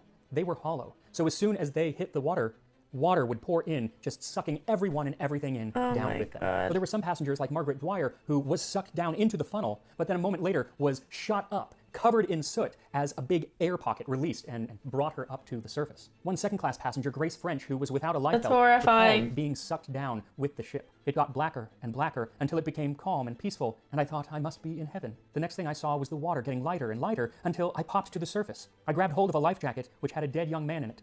We floated together for a while until a big wave washed him away. All of this occurred in only 18 minutes. And of the 22 regular lifeboats on the ship, only 6 were successfully launched. Oh my God. There were some God. rafts and collapsible boats that people were able to get on when they washed off the ship, so they provided some haven for others.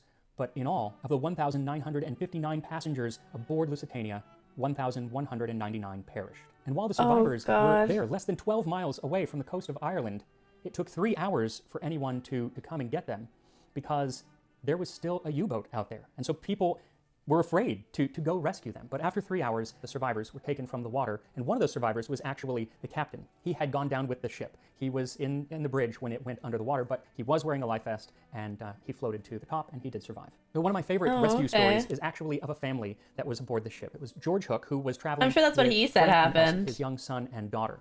And he's like, yeah, I went down with the ship, but I had my life jacket on, so I floated to the top, and I survived.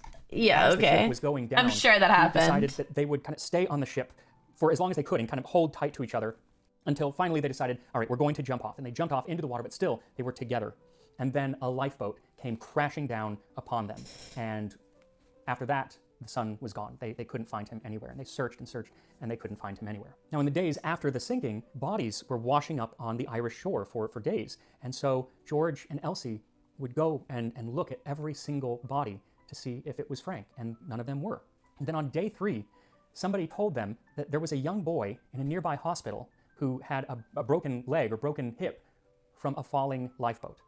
So they went to the hospital, and they opened the door, and there's young 11-year-old Frank sitting in bed, and his first words were, "Gee, Dad, took you long enough to get here." A little levity, kind of, after a really depressing event.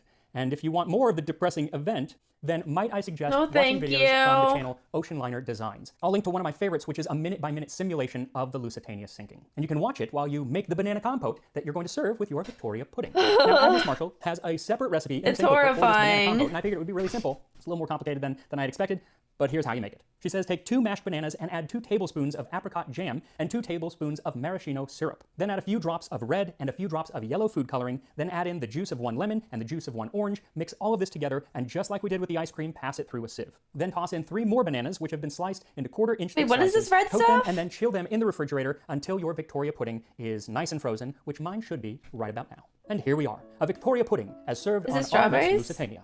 So I gotta say, it is a beautiful dish. I'm not exactly sure how it would have been served on the ship, if it would have been one large thing that was brought out to the table or smaller portions. I don't know, but I'm gonna try it as it is. Just some of the ice cream first.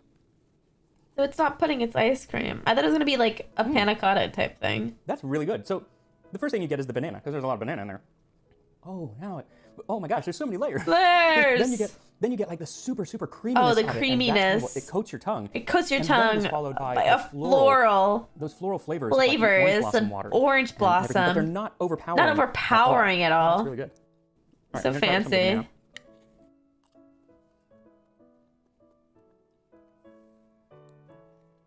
Yeah, it does look better than the last dessert. I mean, it changes the texture because now you're eating some banana, obviously. And if you want to, it's beautiful. It looks great. That kind of like vibrant red. But it doesn't really add to the flavor because it's a lot of the same flavors that are actually in the ice cream. So yeah, it's a lot of work, but it's absolutely worth it, I think, if you've got the time. I feel like the bananas are just garnish. As much as I love watching British television shows that I can only access with help from today's sponsor, NordVPN. NordVPN. See, with NordVPN, you can basically place yourself almost anywhere. Okay. Let's When it comes to the food that was Oh, I want to watch this one. This served is to what astronauts in those astronauts early ate days in of space travel, space. it was usually things Yay! like rehydrated purees in a squeeze tube, gelatinous cubes of bread, and perhaps most famous of all, Tang, the drink of astronauts, which was a popular ingredient to use in Tang pie in the 1960s. Hey, that looks like key lime pie. I love key lime pie. So thank you to Factor for sponsoring this video as we look at the history of space food, this time on Tasting History.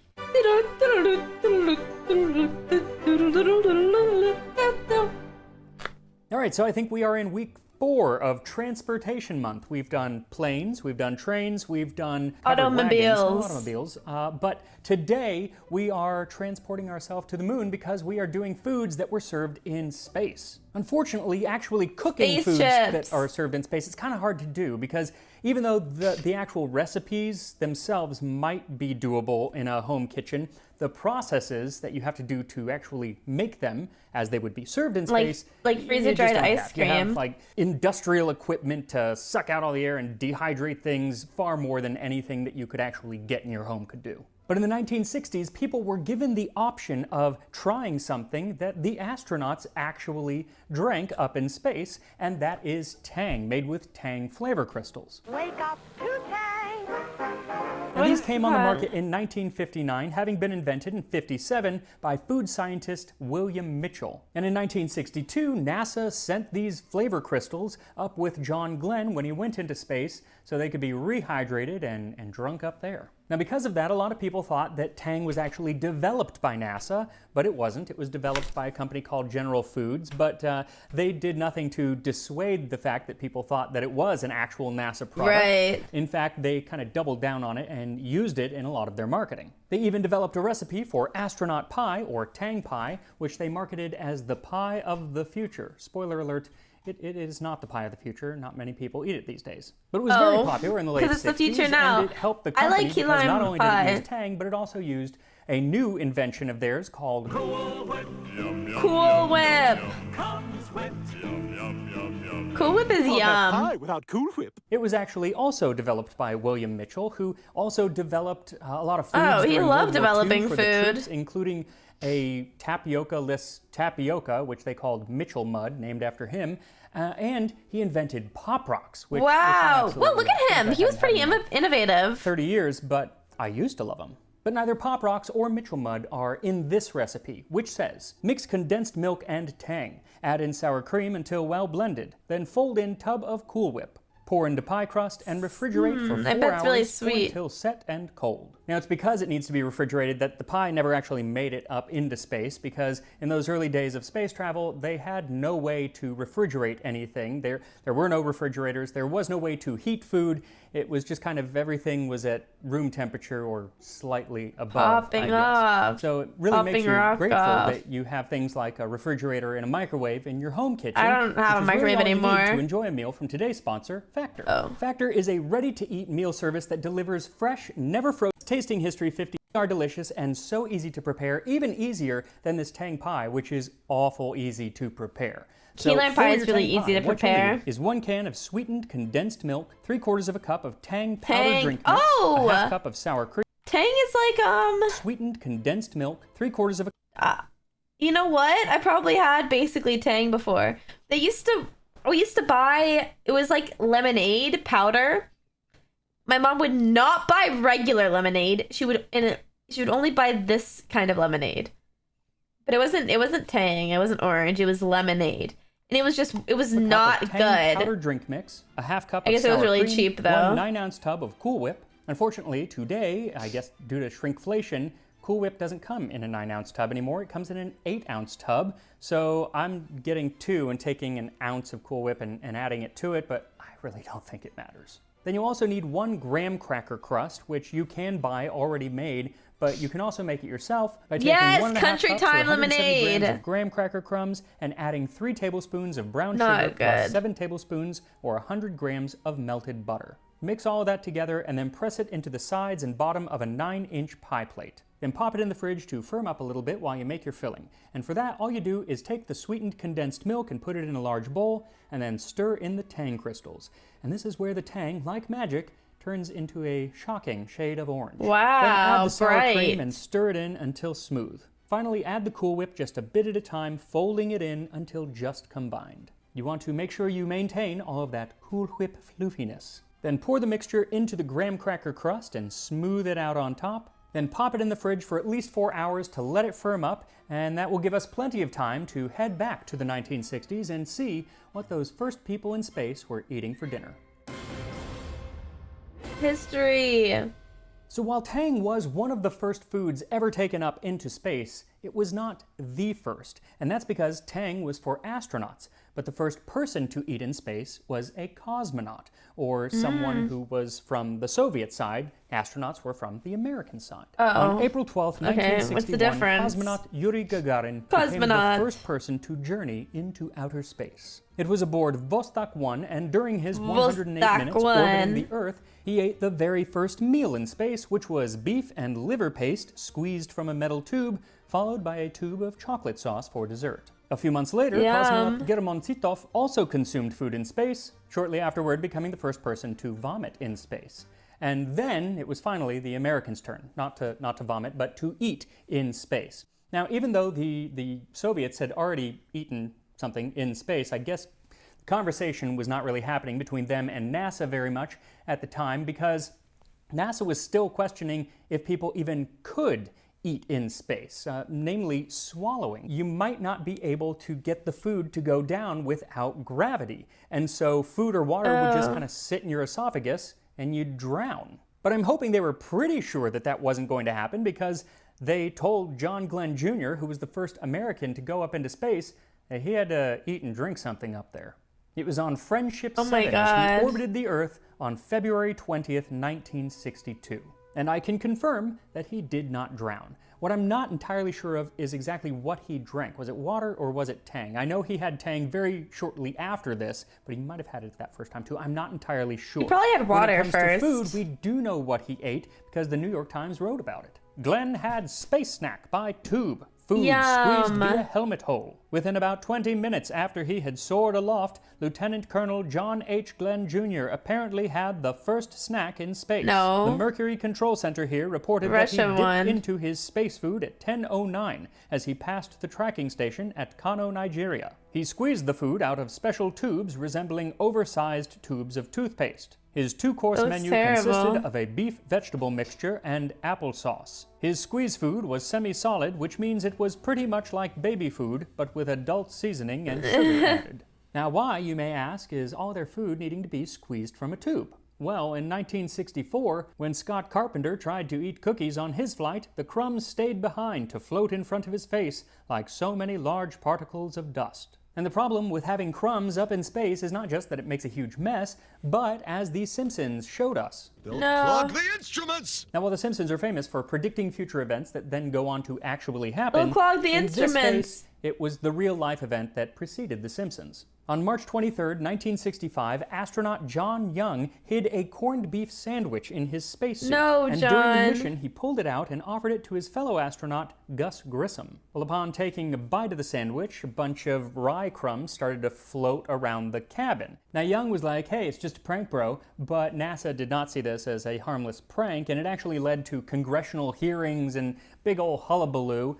And it led to a bunch of new restrictions on the astronauts about exactly what they could take into space. Now today, instead of bread, they usually just eat tortillas up in space because they don't have crumbs and they have a really long shelf life. But in the 1960s, we were a nation of bread eaters, and so NASA had to figure out a way to come up with a crumbless bread. And they did that by compressing it into bite-sized cubes and then spraying it with a coating of starch, which acted like a gelatin cover. And it wasn't just bread. They made food cubes out of everything from pre-cooked bacon and eggs to cheese and crackers, peanut butter, strawberries, cookies. If you could think of it, NASA could turn it into a little cube that wasn't very good to eat. Because usually it was like dehydrated and then compressed into a cube and then packaged. And so when the astronaut would pop it in their mouth, it would rehydrate and they'd eat it, but it was kind of mush and lost its flavor. Not usually very good. Most of the food that was going up with the astronauts was not very good, not just in flavor, but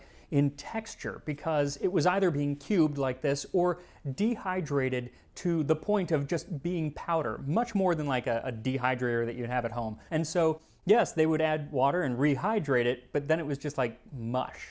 Astronaut Gordon Cooper was the first to try this space mush when he failed to enjoy a bag of roast beef. Though both the mush and the food cubes seem to have been preferred over the tubes of food that they had on those early missions. What I find really interesting is that the dehydrated food, it was much lighter, obviously, but they didn't need to take into account the weight of the water that would be used to hydrate it.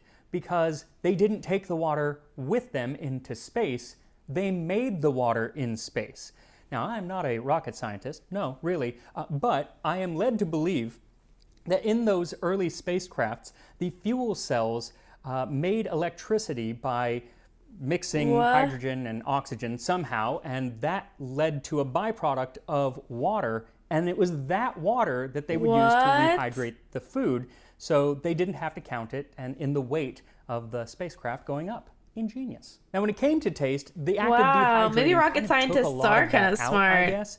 And even worse, when they would rehydrate it, the astronauts often said that it kind of took on the flavor of the plastic bag that it was in, so it all just kind of tasted the same, none of which was good. More popular was the freeze-dried food, which they eventually started bringing on. But don't they it bring didn't take out as much water seasoning? content, so it kept more of the texture of the original food and more of the flavor. So those ended up becoming more popular, but they couldn't freeze-dry everything, I guess. A lot of things still had to be dehydrated. Now, they were testing all sorts of other ways to preserve food, and one of my favorites was actually done by Dr. Sidney Schwartz, who had made food for the Navy when they had gone down to Antarctica. But when it came to the space food, what he did was he worked out a recipe on paper and shopped in a Bethpage, New York supermarket for $5 worth of groceries: flour, cornstarch, powdered milk, banana flakes, and hominy grits. Now, had that been the full recipe, I would have just made that today. But it was the way that he actually prepared those ingredients that I just can't do at home. After mixing the ingredients, he baked them in a hydraulic press at 400 degrees Fahrenheit under 3,000 pounds of pressure. Wait, he doesn't have a hydraulic press? The result was a brick of food that he said was as hard as tempered masonite and would require a saw, an electric saw, to actually cut through. Essentially, he had made astronaut hardtack. And just like the sailors of yore, it had to be pulverized into a dust and then put into water and soaked for several hours before it even became palatable. But once it What's the point about he said it tasted like breakfast cereal topped with bananas. I rather like it, though I don't think it ever actually made it up into space. Surely there's an easier way to do that. The Los Angeles Times did tell us about some foods that were making it into space on the upcoming Gemini missions. And yes, Gemini. It's pronounced Gemini. I always thought it was Gemini, like, you know, the zodiac sign, but according to NASA in 1965, they said, nope, we pronounce it Gemini. I kind of think it was because some of the people working on it didn't know that it was pronounced Gemini. No, I think it's pronounced Gemini. To admit that, and so it's Gemini. Anyway, the Los Angeles Times said, to eat, astronauts will sit strapped in chairs side by side with a water source between them. After inserting the nozzle in one end of a dehydrated food package, they'll wait for the food to be reconstituted and then eat from the other end of the bag. On the 2-week Gemini flight, astronauts will have a 2,500 calorie a day diet in 4 meals. The proposed menu for days 1, 5, 9, and 13 is Meal A: sugar frosted flakes, sausage patties, toast squares, and orange grapefruit juice. Meal B: tuna salad, cheese sandwich, apricot pudding, grape juice. Meal C: beef pot roast, carrots and cream people sauce, love their pot toasted roast. bread cubes, pineapple cubes, and tea. Meal D: potato soup, chicken bites, toast squares, applesauce, brownies, and grapefruit juice. Brownies! So it was a good amount of food. The only issue was getting the astronauts to actually eat it. There were a lot of missions where they'd be sent up with 2,500 calorie a day meals, but they would only eat less than 1,000 calories. Yeah, because it was so yucky. Part of this was because the taste was not great due to being in space. The fluids inside of their body would pool more in their head than usual because of very little gravity, and so they would kind of always have a stuffy nose, so it just made it I always have a stuffy nose. Anything really. The other issue was that the food sucked. The way that it was processed, the flavor was gone, it was mush, they just didn't like it. But there was a huge leap forward at Christmas of 1968. It was on Apollo 8, the first space flight to reach the moon. And on Christmas Day, the 3-man crew, Frank Borman, Jim Lovell, and Bill Anders, opened their food locker to find a surprise. It was a full Christmas dinner, still processed, but a full Christmas dinner wrapped up in foil and then decorated with red and green ribbons. That's fun. It was a turkey and gravy dinner complete with cranberry, applesauce, grape drink, and coffee. And while it might not look like much, the astronauts did say it was some of the best food they'd ever had in space. And this was because the turkey and gravy specifically was not fully dehydrated or freeze-dried or made into a little cube, but was served in something new called a wet pack. And this let a lot of the moisture stay in the food, so not only did the flavor stay, but some of the texture too. This was done by a process called thermostabilization, which is essentially heating it to a temperature where it kills many of the microorganisms, similar to the way that you do canning. And this became a very new and popular way of making their food, but it seems that the food cubes and the dehydrated food stuck around because we know what they ate on the moon. On July 20th, 1969, Neil Armstrong and Edwin Buzz Aldrin spent a little less than 24 hours on the moon, during which time they'd eat 2 meals. Their first scheduled meal to be eaten on the moon will consist of bacon squares, peaches, sugar cookie cubes, pineapple grapefruit drink, and coffee. The second meal will contain beef stew, cream of chicken soup, date fruitcake, grape punch, and orange drink. And as I mentioned in my video on fruitcake, that fruitcake did not get eaten. They actually brought it back with them, and you can still see it at the Smithsonian today. Now, these meals were meant to be eaten inside of the lunar lander, but should they get peckish while they're out there bouncing around on the moon itself? I want to bounce around. Well, they had these food bars that were stuck into the neck ring of their helmet, and they could like crane their neck and take a bite. I guess, though, that they didn't like this, and these stuck around all through NASA in the 60s and 70s, even into like spacewalks and stuff. They had these, but nobody really liked them because they would just get sticky and like get food all over your chin and everything. And it would be hours and hours before they could take the suit off and be back on the ship to clean it off. So usually what ended up happening was they would eat these bars before they even went out of the spacecraft, completely defeating the point of having them in the first place. Now, while American astronauts were eating all of these American foods, the Soviet cosmonauts were eating Soviet foods, foods that were popular in their neck of the woods. Things like Borodinsky brown bread, cabbage soup, I love sausages. cabbage. And for one dinner on the Soyuz 9 in 1970, they had volba, smoked fish, karcho, spiced meat and rice soup, chicken or ham or meat pate, brown bread, prunes, and nuts. Very There was fancy. also an interesting incident when Viktor Patsayev turned 38 in space in 1971 after his Space fellow birthday. cosmonauts toasted to his health with tubes of prune paste. Vladislav Volkov presented me with an onion, and Georgy Dobrovolsky with a lemon. They had brought their presents from Earth and had kept silent about them, wanting to surprise me. I especially enjoyed the onion. Now, I find this a rather curious incident because what was he doing with that onion? Were they in paste form, or was it like an actual lemon and onion? And if it was an actual onion, was he just biting into it? Yeah, probably. Couldn't find an explanation. I think he was biting into it. 1, they said that they have less taste. 2, I bit into an onion as like a bit one time, and it was not bad at all. It just tasted like onion.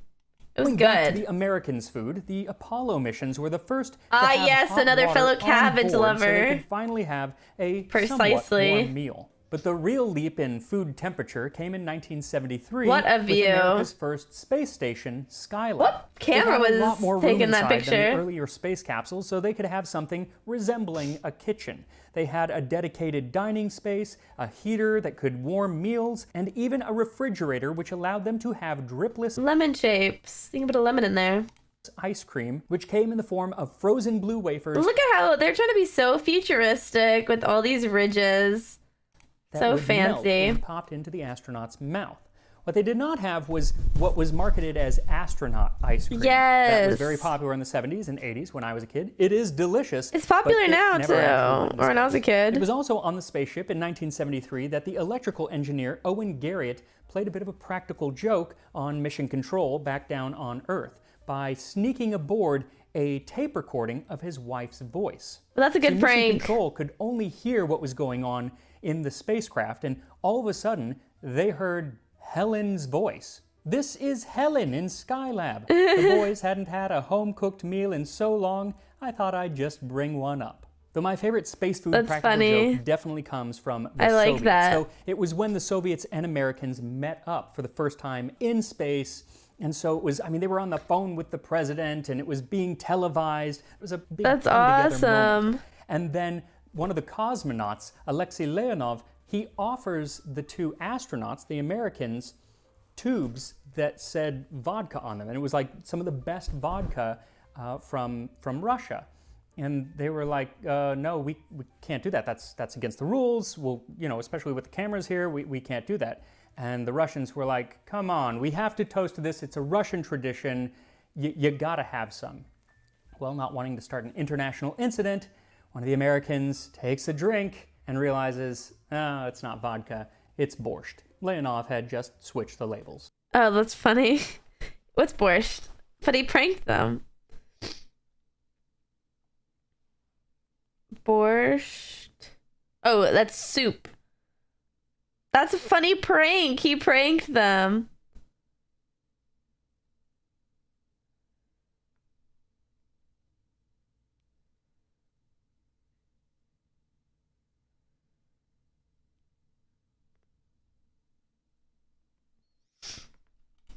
Now, vodka did eventually make it into space, but it wasn't until 1995, after the fall of the Soviet Union, when some of the rules became a little bit more lax, and they let vodka and cognac go up to the space station Mir. This allowed cosmonaut Valery Polyakov to take a shot to celebrate staying a record 437 days in space. Wow. Now, by this period, food in space had completely changed, and you look at videos from the 90s and the early thousands, and you see astronauts and cosmonauts at the different space stations eating everything from M&Ms to fresh fruit, pizza, granola bars. I'm sure they weren't Nature Valley granola bars because, you know, the crumbs. Don't clog the instruments! There are still freeze-dried and some dehydrated foods and stuff, but the days of food paste squeezed from a tube, I believe... I kind of want to eat those had come to an food end. paste. But as late as 2008, according to NASA, they were still sending up at least a little bit of tang with different missions. But it was always in crystal form, never in pie form like I'm about to eat right now. Oh yeah, I forgot. I always forget. He always Tang gets pie me. From the 1960s. I am glad that it's not as unbelievably bright orange as the Tang was originally. With adding in the Cool Whip and everything kind of mellows it out and makes it look not so bad. I'm going to try to get some of the crust here and everything. It's very, very soft. Mine has been in the refrigerator now for at least, I don't know, 12 hours or more. Still very soft. Let's give it a try.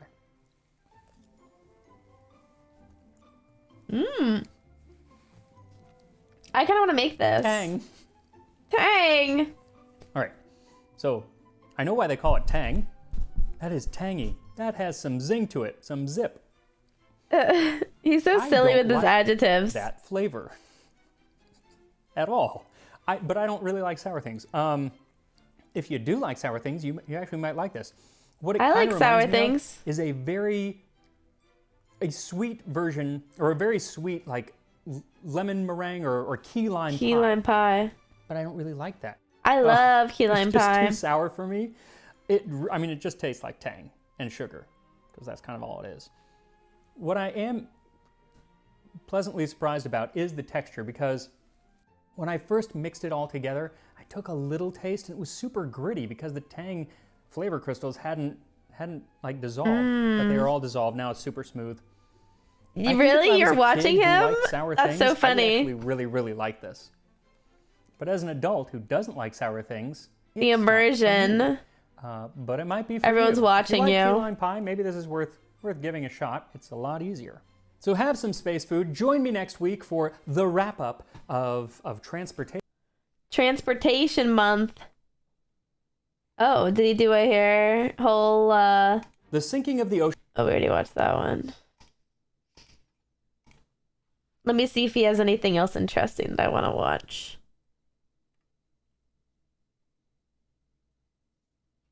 Oh, we did a train one. Hola. Okay, what do you guys want to do? Do you guys want to do train? Medieval tavern?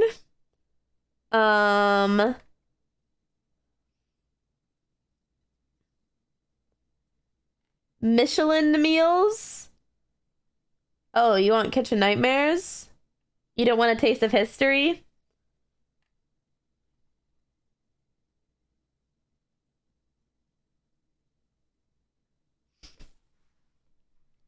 Kitchen nightmares.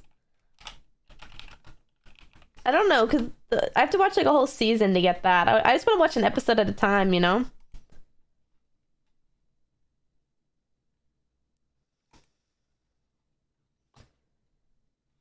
No, I don't want to watch it. And also, I'm too scared to watch actual TV. I'm sorry. I'm too scared. I don't want to strike. I don't want to strike. Oh, this totally moved. I'm like, why is it like that?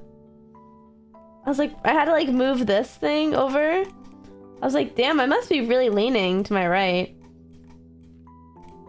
No. My camera was angled. There we go. Thank you, Hockey. Okay.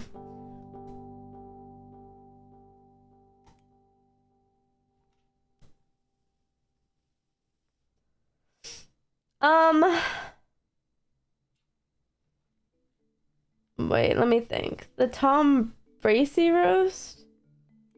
Did I roast? Who's that? Did I roast someone on accident? What the heck?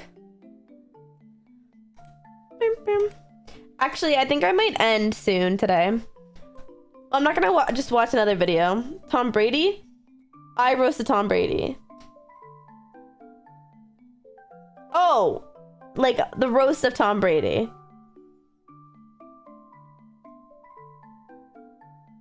Was there a Tom Brady roast? Like the thing where comedians roast? Where did your couch go? It's to my right. But I think it's good there, because now I can have a bed for my guests. For when I have people over. Isn't that fun? I can have people over now. And they can sleep here. Oh, maybe I could do a subathon too and sleep there also. I don't know. The options are endless. I'm so excited for my friends to come over. You guys, oh my gosh. We're gonna have such fun girl time. I'm really super excited for the trapeze stream. I think it's gonna be, I've been wanting to do that trapeze stream like since I started going to trapeze. And so it's finally happening. I'm scared. I ordered a hotspot. So, because I'm really worried that I don't want the internet to ever have a chance to cut out at all. Yeah, we're doing a trapeze stream Friday. I know, finally. I finally got like a time, and I'm having a time where I'm having people over so that I'm not trapezing alone. And for when they are able to host like a private class, because I obviously don't want to take up a public class and start streaming in a public class. What's trapeze? This is trapeze.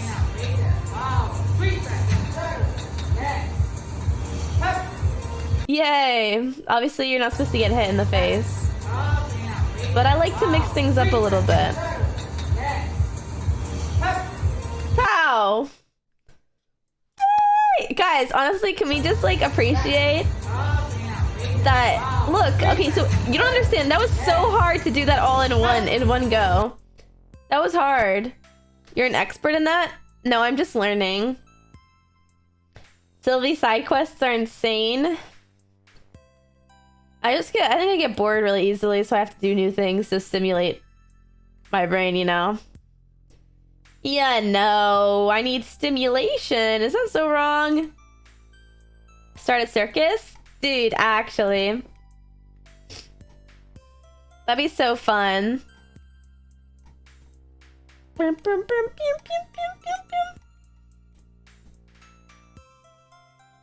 A little circus. Oh my god, wait, I would so do that. Like a little circus thing. And I just perform circus acts. I would do that. Like as a show, like how other people do like concerts or like like the podcast will like sit and talk or whatever, I can do a routine. I'll make a whole circus routine. I'll do magic tricks too, because I know a couple magic tricks. Yeah, let me do one for you guys. Okay, I know one magic trick on the top of my head. That's fine. Okay. Pick a card, any card. Here's your card. Remember this card, okay? Wait, chat, you have to remember it. Study it. Don't forget it, okay? Remember it. Remember it. Okay? Now put it anywhere in the deck you want to put it. No, they're not tarot cards. Anywhere in the deck right here? Random. Okay, never mind. You changed your mind right here. Tell me when to stop. Tell me when to stop. I'm doing it when someone says stop. In different spots. Okay, no one's... Whatever. There you go. Stop right here. Okay. Woo! Woo! Woo! Is... Wait, shit.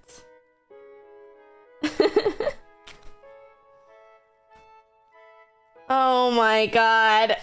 Can we do it again? Okay, guys. Do it again. Do it again. Okay. Pick a card. Pick a card. This is your card. Study it. Study it.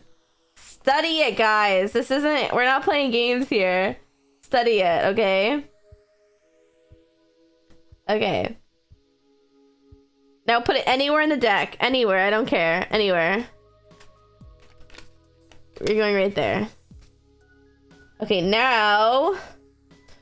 Woo! Is... this your card? Whoa! It was your card. Whoa! It was your... Guys, you can't say no. I know it was your card. It's magic. Yeah, so it'll be that. And then I'll... So that's how I'll start the show, guys. I'll have someone pick a card. It'll be the card. Everyone will say, oh! Magic. I'll do the thing where I get a little tape and I put like a strand of hair on it so you can't see. Whoa, the card's floating. Okay. And then, so we do that. And then I'll go, the music will start. Do.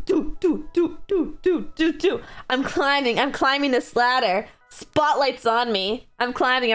I get to the top. And I jump off. I'm swinging. Woo! A split in the air. Woo! A backflip. I'm grabbing someone's hands. Woo! Yeah. And then that's it. It'll be like a really short show because that's all I can do. A little magic trick, a little trapeze. I'll bring out Nico and Tesla as like animals. I don't know. Maybe we can wait. Hold on. Circus show. Let's get some inspiration. How about that?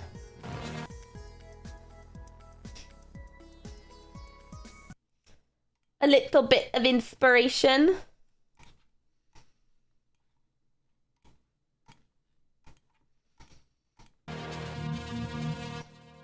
Oh yeah. Oh wait.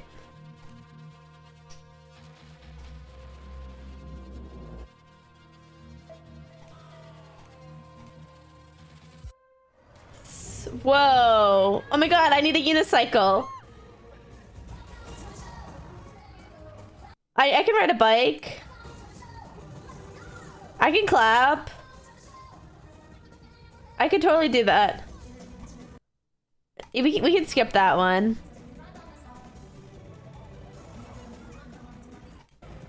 Oh my god, I took cheer. I did cheer. Oh my god, he's gonna get catapulted.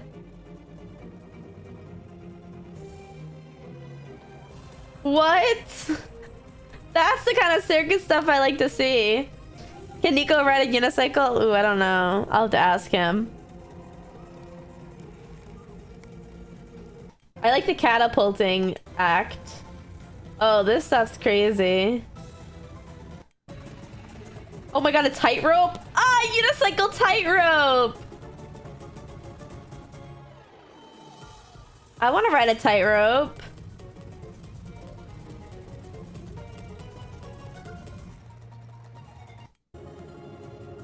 Oh my god, I want to ride a unicycle on a tightrope.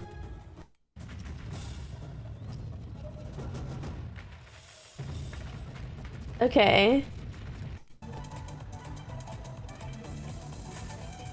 Whoa, I was like, what? Wait, I think this is trapeze. Yay! This is my thing. Yay!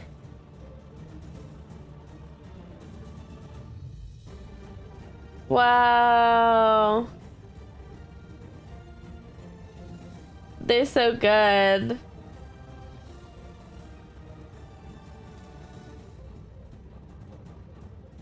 They're so good. Wait, I can do that trick. This one right here.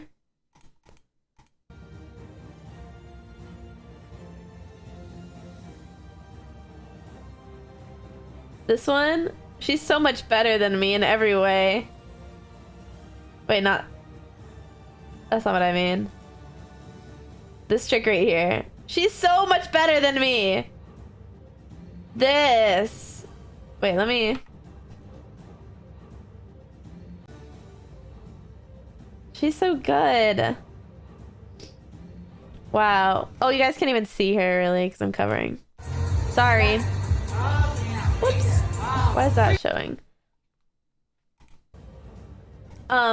Yeah, I think FSU has a circus. I think so. It's the one in Tallahassee. Bum, bum, bum, bum.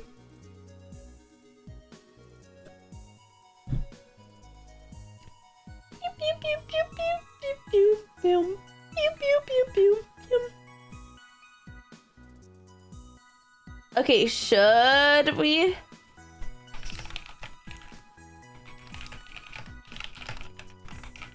Should we do a little bit of star? Should we do a little bit?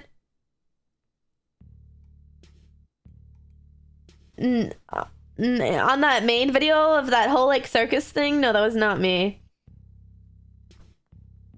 Dude, I thought Orlando was Florida's capital, and I found out it was Tallahassee. I was shocked. Yeah, it's a little bit... I feel like it should be Orlando. Just because Orlando's more in the center, and Tallahassee is on the panhandle, so it gets all the fucking redneck southern political views, which is whatever. Yeah, I train trapeze. We're gonna do a trapeze. I was just showing that because we're doing a trapeze stream Friday. So I'm really excited for that.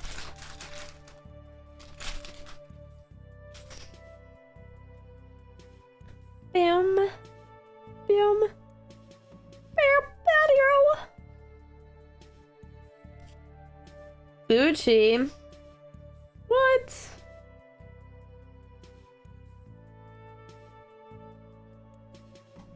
Okay, let's do just a little bit of Stardew. Just like the smallest amount. Okay.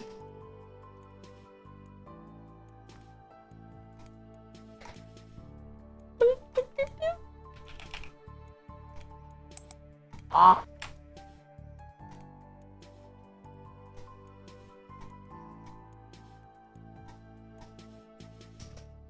Game Stardew Valley.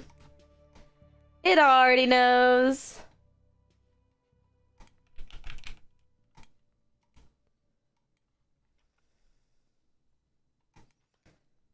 Good night, Mimi. You got me into Stardew. It is so fun!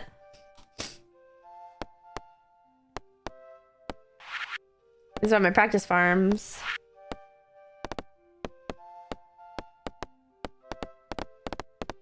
Boom, boom.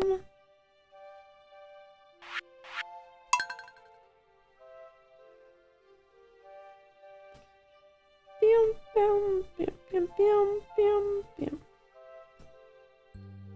Loading. Yay! Oh, let me turn off this music. There'll be in-game music that we can listen to.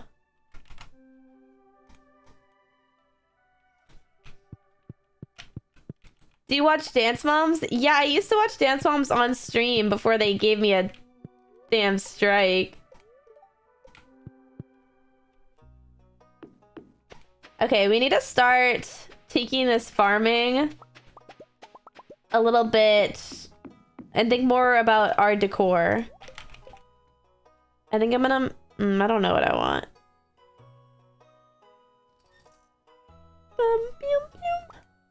Wait. Lousy to forge trinkets. Randomizing their stats?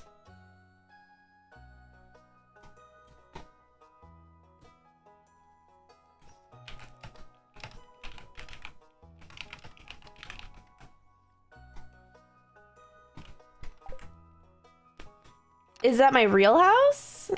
Like in Stardew?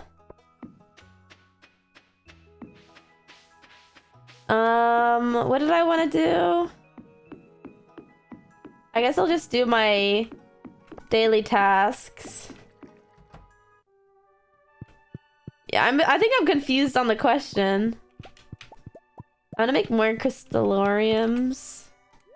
Oh, do we need to worry about friendship with anyone?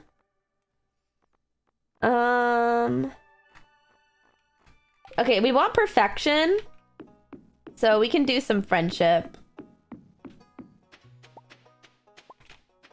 I haven't done a lot of things though. I haven't like, let's see, collection. I don't think I've sold a lot of these. I haven't sold like anything. Fish. Oh no, I'm bad. Oh, we're missing this one, which I don't know how to get that one. How do you find the, I think it's a secret note to get this guy, but I don't know how to get it.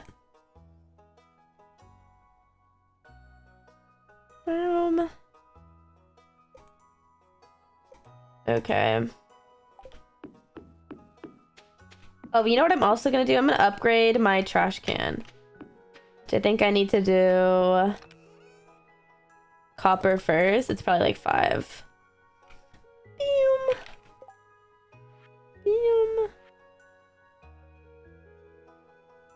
Boom. I'll make some later. Bum, bum, bum, bum, bum. Oh, I probably want a slime hutch too. I want this that's so bad. What is this? Shows what fish is on the line before it's caught. Oh. That's new and cool. Okay.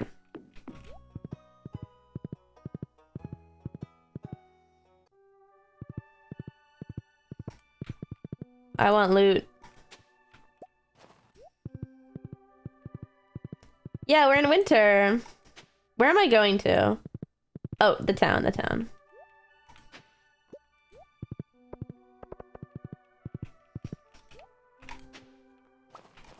Oh, you know what? I have all my skills.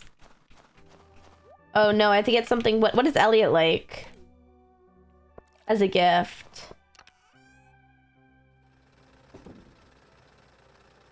You know what he likes?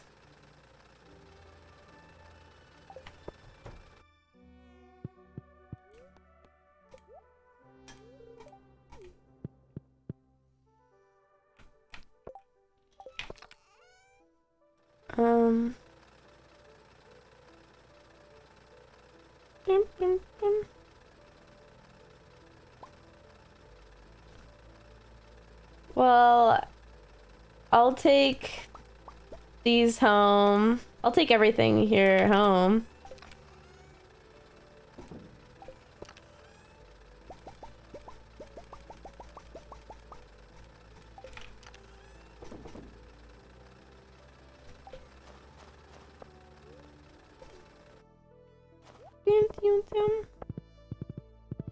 I'm gonna sell a lot of this stuff so that we can make sure we get the selling requirements. Oh, actually, I'll keep that. I don't know if I've ever sold that stuff before, so.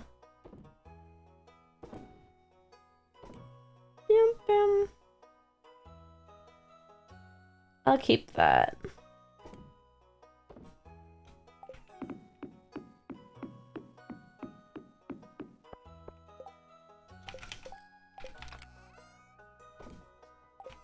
This game is very colorful. That is a fact. Where do I put the fertilizers in here?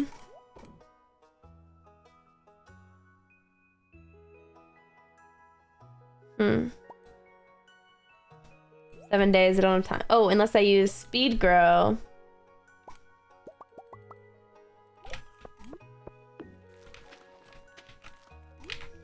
I'll just let those grow. I put these inside my house. What rings do I have? What rings do I have on? That's pretty good. That's fine.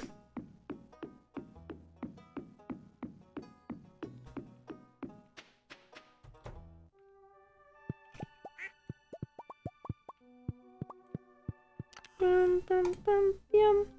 don't think I've ever sold a rabbit's foot, so I'll sell the regular ones and the duck feathers maybe.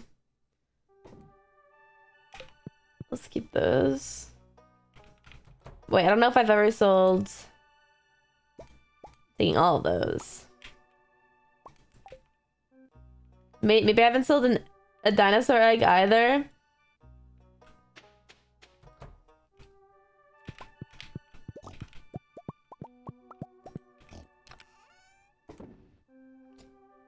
We'll take those.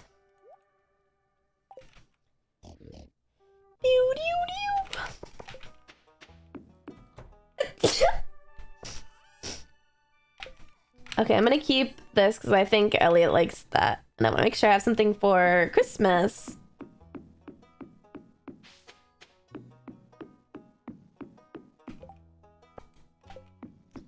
Pew, pew, pew. Let me check anywhere else. I'm gonna sell like half of these. Making sure I have everything.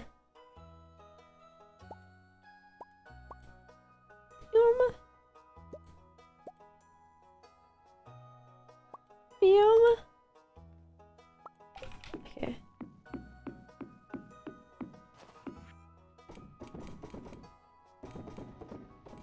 No.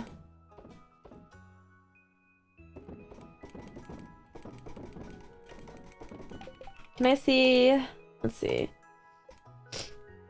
I don't know what that is. I don't know what any of this is. Oh, beer. I've never sold beer before.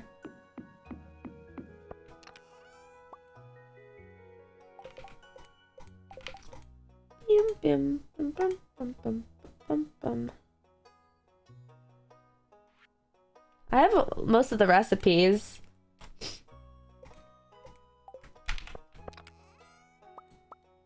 I don't know if I need to sell those or something. Oh, I need to sell like everything. Bum bum bum bum bum bum bum bum bum.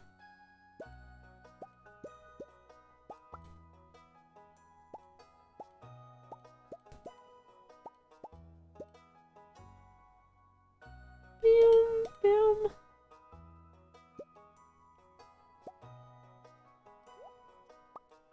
Okay.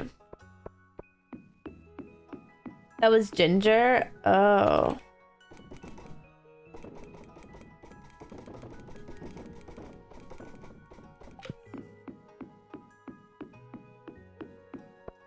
I see.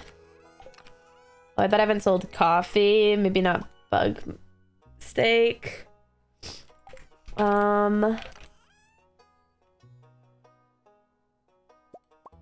I guess I'll sell a seed of each.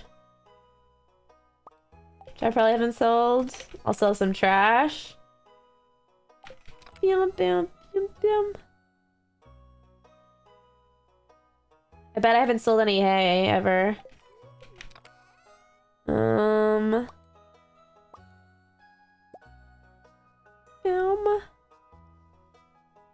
I don't know if I've ever sold that before. Maybe not those.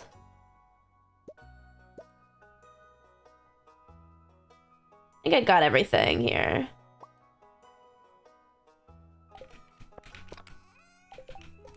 Oh, I need one of each bar.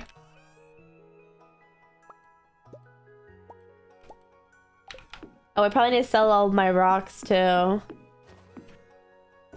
No.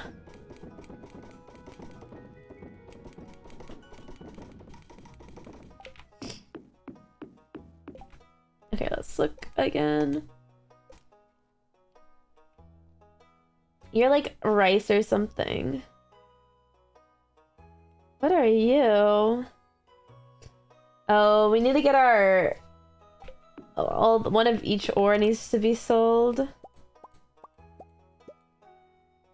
Bam, bam, bam, bam. Just to be safe, I'll hit them with one of everything.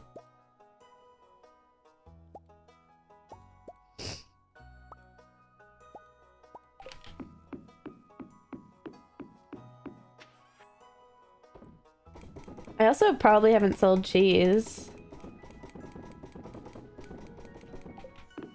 Okay, we're gonna go to sleep tonight.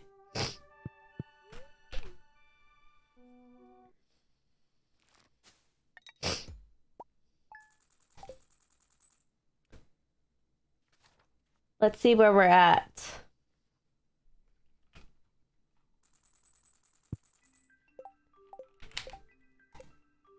Okay, what is this? Is this radioactive? Have I never made jam before? What are you? Okay, I need to get skinny milk.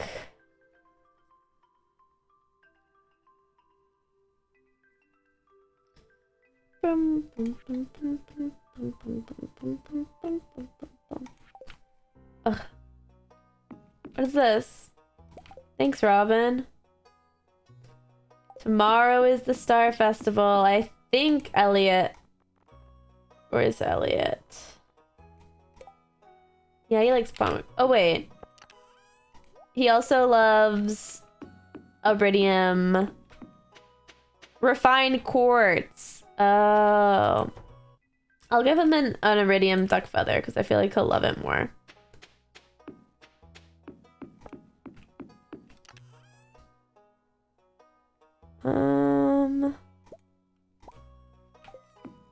I guess I'll smelt a couple. Oops, we're running out of coal. As we always do. Bum, bum, bum.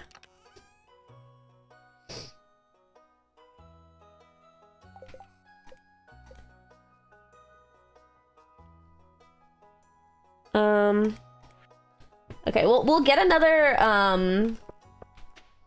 we'll build another chicken coop. Maybe, like, down south. Oh, you know what I need to do? There. Now we can have a better view. Maybe over here we'll add our chicken coop and deal with that stuff. Oh, let's do this. Make it to level 100.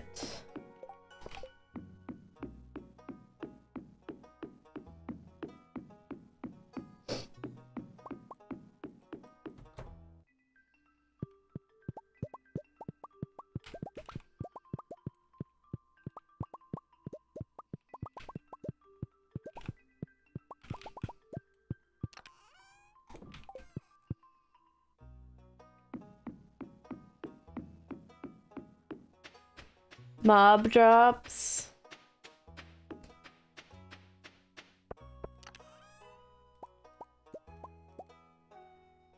Dun, dun, dun, dun. That's all the mob drops I have. I don't know if I've ever sold those before.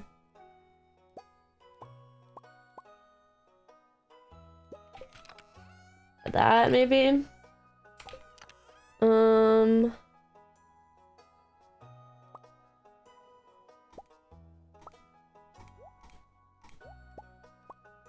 Sell some of that.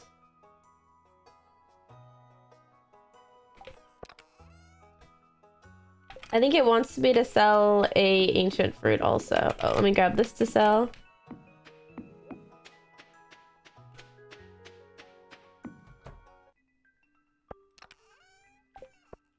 Yeah, I'll just grab a normal one. Fine, I'll grab the fruit from the trees.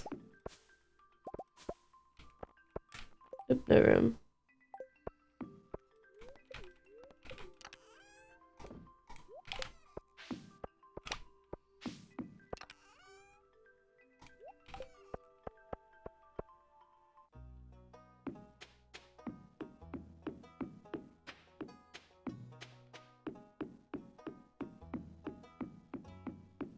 Dun, dun, dun.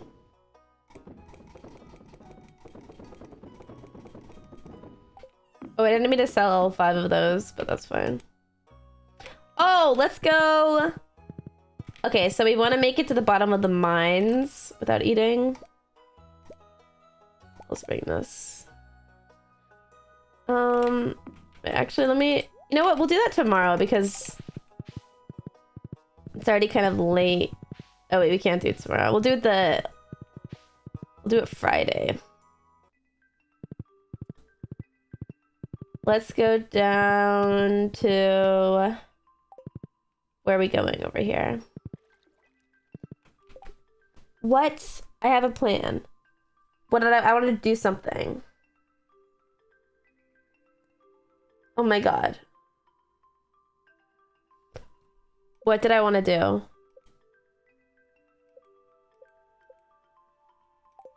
What the hell?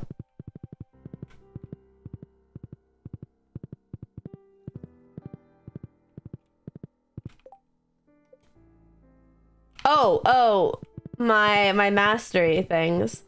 Oh my god, what a blank. I finally have full mastery, so I can get, I think the fishing one is the last one I have left. Yay! What is this? I can feel my grandpa's hand patting my shoulder. Yay! A perfect catch. Wow. 2 bobber. Oh my god, I immediately got it. Getting rid of that irregular rhythm rod.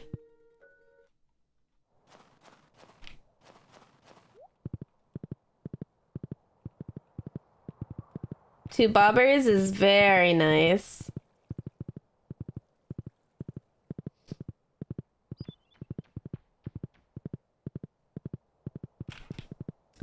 Wait, let me see how much a coop is. Maybe I'll just buy a coop, but I have to get the materials.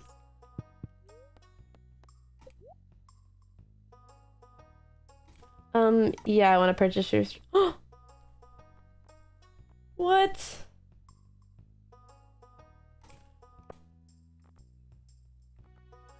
That's awesome. Oh, I can't buy it from you. I need to...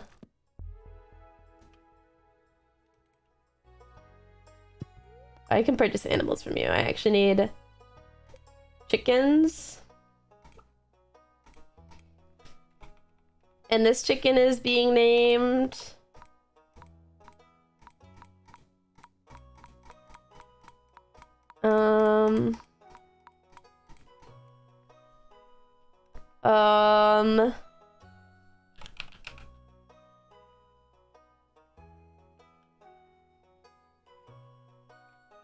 Ken for chicken.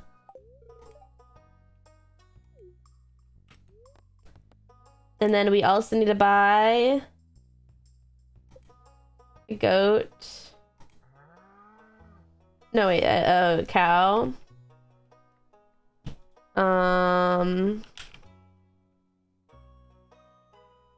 Cow.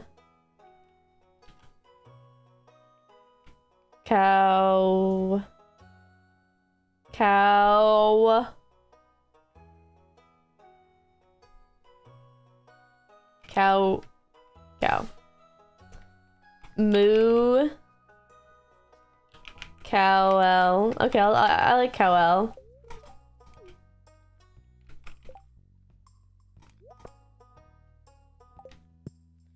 So hopefully they'll make some small milk and small... Oh wait, I need another chicken. Because I need to make sure that I have white eggs and brown eggs. Right? Yeah, I need a small brown egg.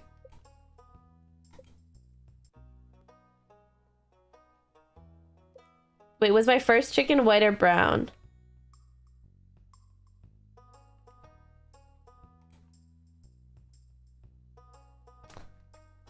I can't go back in my VOD because they don't publish automatically. How frustrating.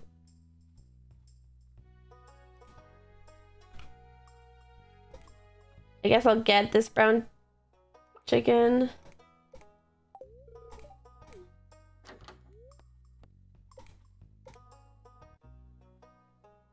Maybe it goes every other. I'm hoping that there's a baby.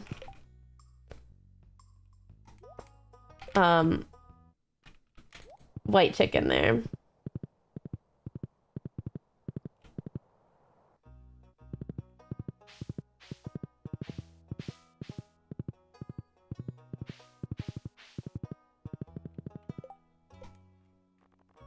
Oh my god, good thinking. They're both brown. Okay, let's get another white one. I forgot about that. That's from the new update. It got me.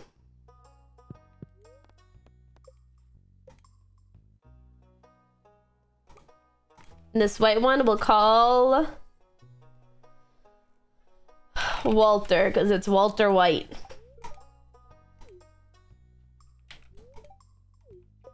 My best friend's with Marnie. What does Marnie love? Let me go get her a diamond.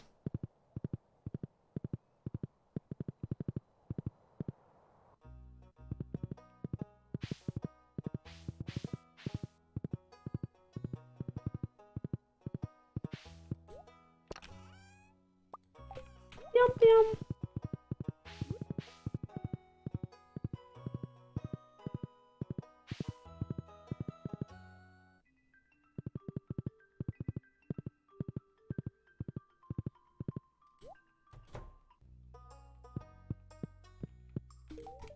Oh, I forgot to bring something for Shane.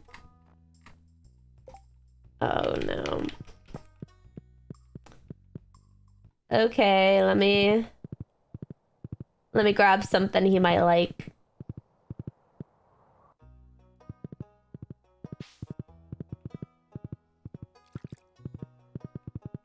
Dun, dun, dun, dun, dun, dun, dun.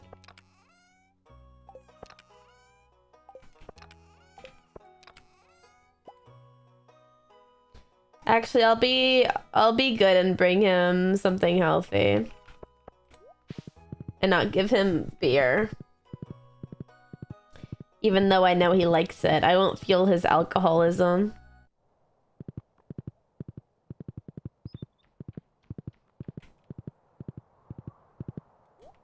He likes pepper poppers. I too like pepper poppers. Yay! Marnie's my best friend. Where is Shane at? Almost. Oh, Krobus. But the circus is coming to town. Wait. Did you... Is that just your raid thing? Oh my god, I skipped it. I didn't mean to skip it. Because I happened to... We were just watching circus videos. We're doing a trapeze stream soon. this Friday. Some boy mayo for you. You're branding a circus? Oh my god, that is a coincidence. What the heck?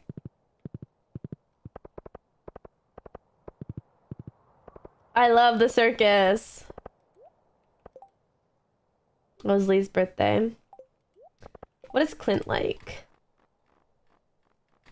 Where even is he? Clint. Amethysts. Okay. Oh, he's so hard. He might be the hardest. Just... Oh, he only likes diamonds? I thought he loved diamonds. I was wasting my diamonds on him.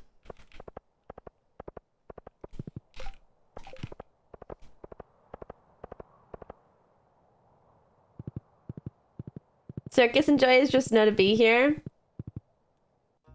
I guess that must be. Oh wait, let me get my.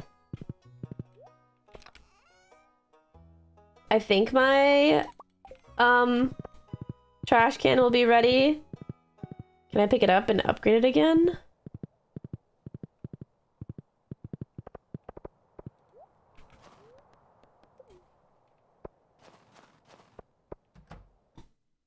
Or does it take...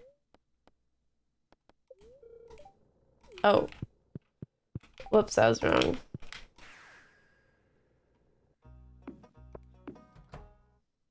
Okay. Oh, let me put the cat tree down. Let's put it right here.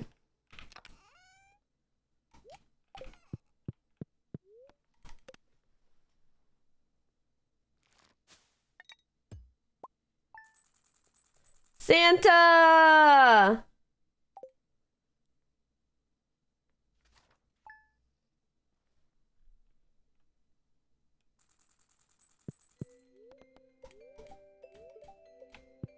A little extra humor.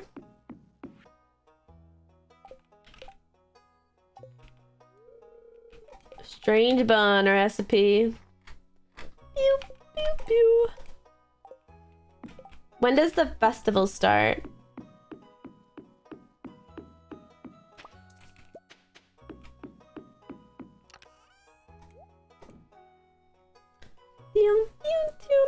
Okay, let's check our selling tab now.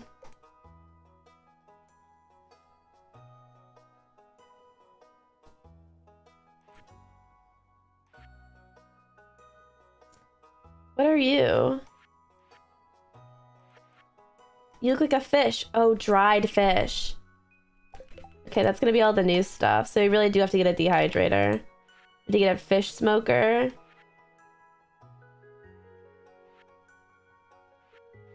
Where is it? Okay, here.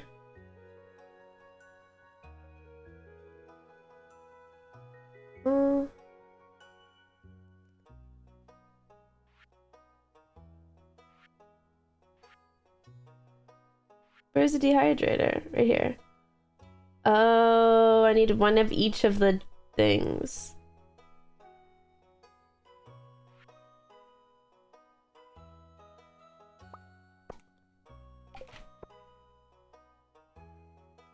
Five pieces of fruit or edible mushrooms.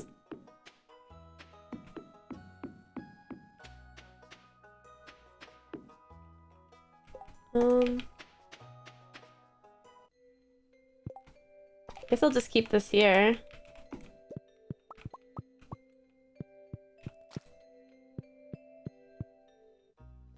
I don't know how long it takes.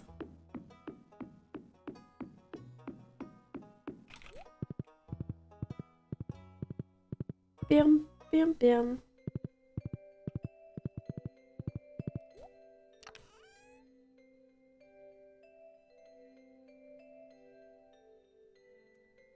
Dun, dun, dun, dun, dun, dun. Come back at what time? What time is later?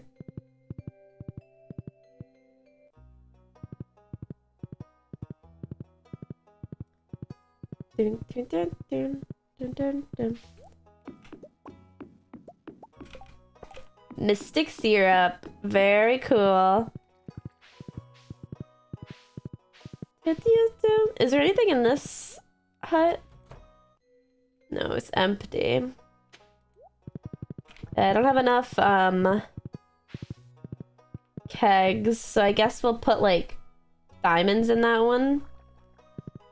Maybe we'll move all the kegs so it's, since I have 3 of each, keg, keg, keg, crystal, crystal, crystal, or something like that.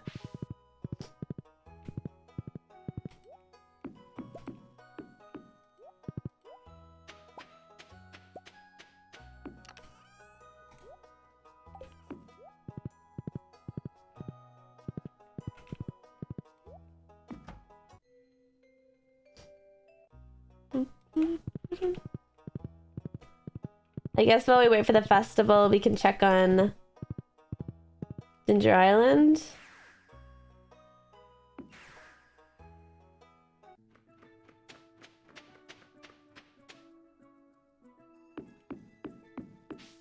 Crops are looking pretty good. Oh, the festival has started.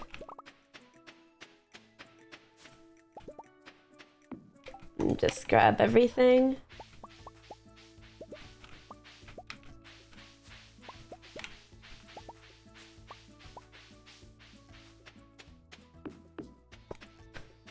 Harvest time.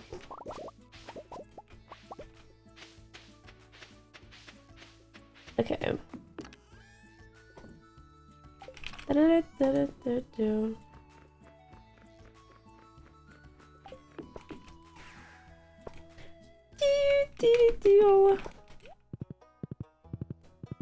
Time to go to the Harvest Festival and be friends with Elliot. Hey, Pam, aren't you supposed to be at the festival? Yay!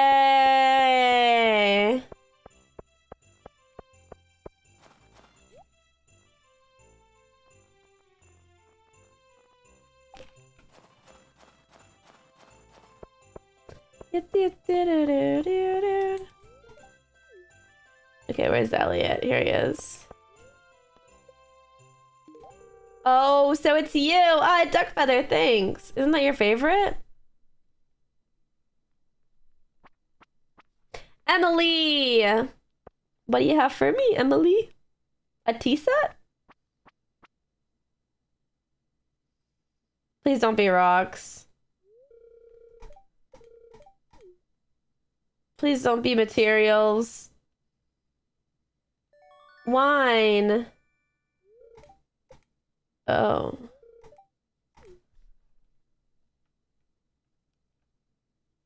What kind of wine? Just wine? Interesting. Time to go home.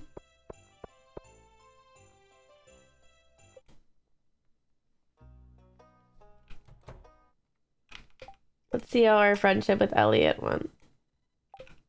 Did it even increase?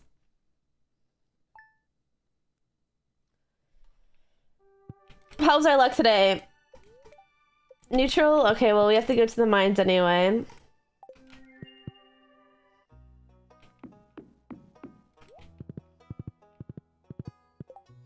Oh wait, I guess we can go tomorrow.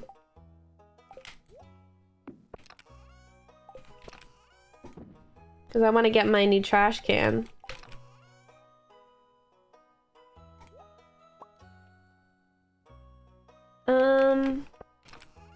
I think I want to keep that. It's kind of cool.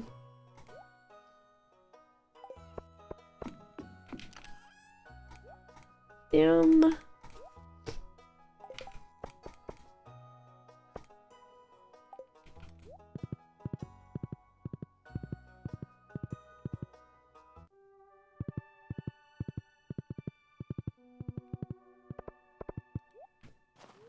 Towns, please.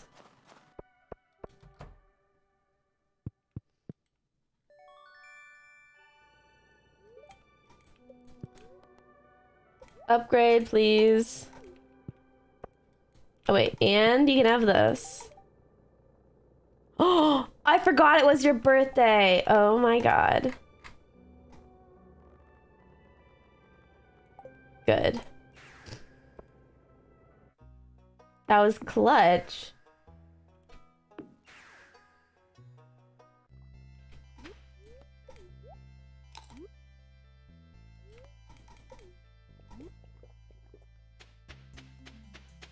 Time for the hungry challenge.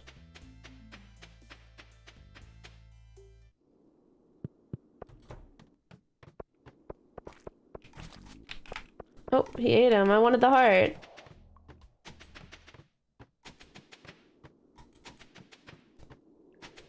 Teleporting down. Don't worry about me.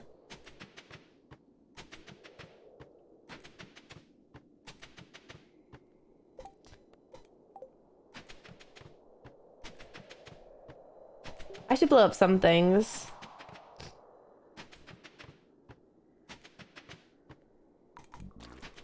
Nice! Good frog.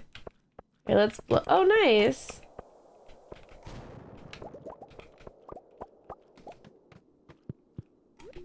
Infested area? No, thank you. A hole? Yes, please.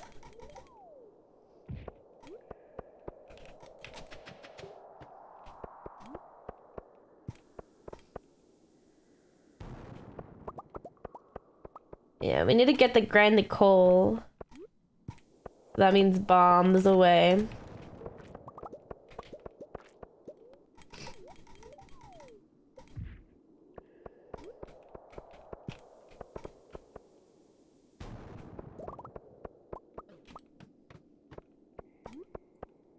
Ouch! They're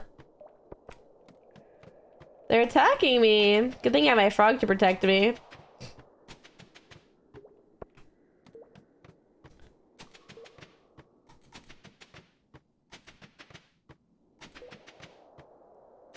Dun, dun, dun, dun. Ooh. New mine?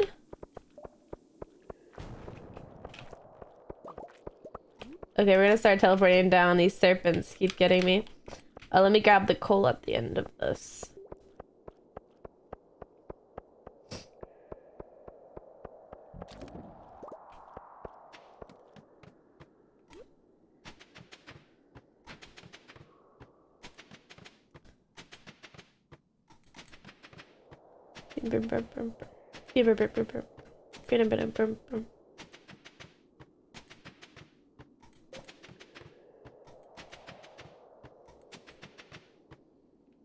I'm gonna get the coal at the end of this. Oh wait, maybe not.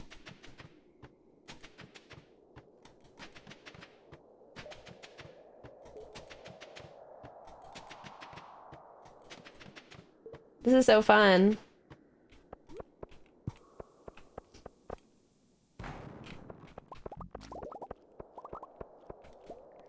Jump in! 5 levels!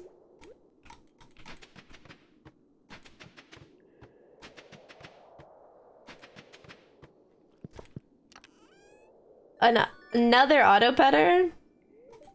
Nice. Nice. I need to start being careful with the holes.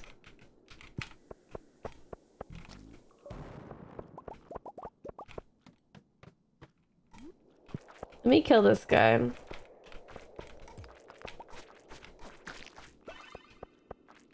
And then... oh, they're actually...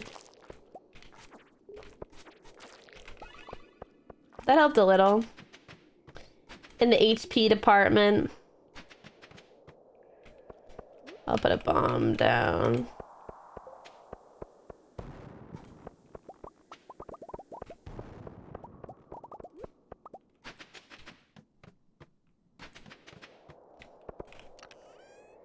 Nice! I need a crystallorium.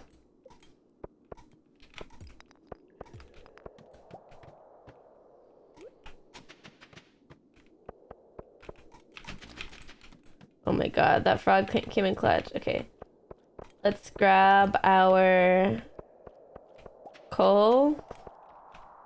Eat him, frog. Eat him, please. Thank you.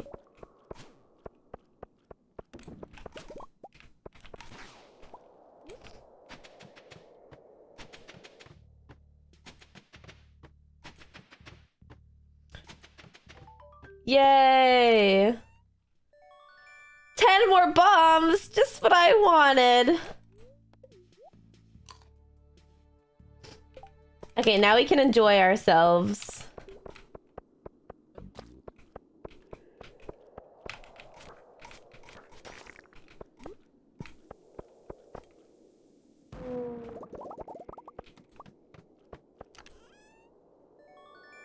A blue cowboy hat.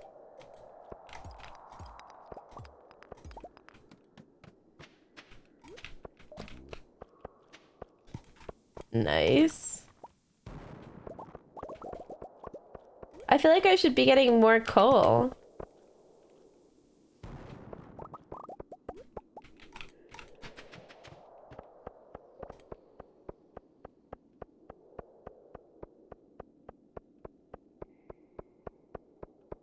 Dude, what?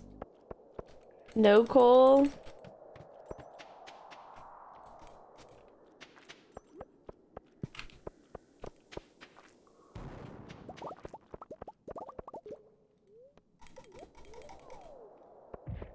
Four floors.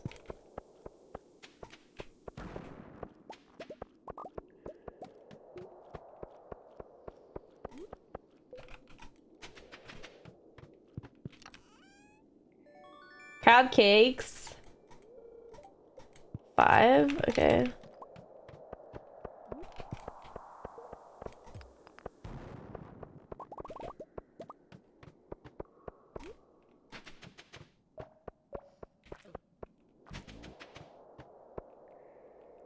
Whoa. Yeah, we're going down.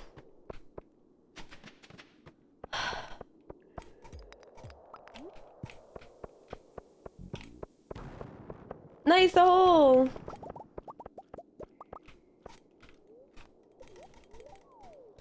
Eight levels.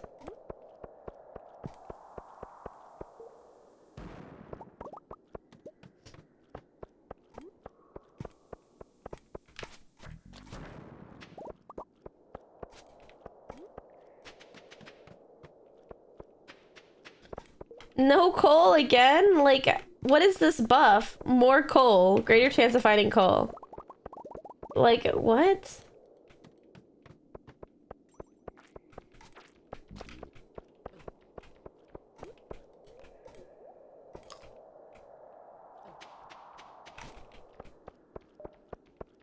No coal again.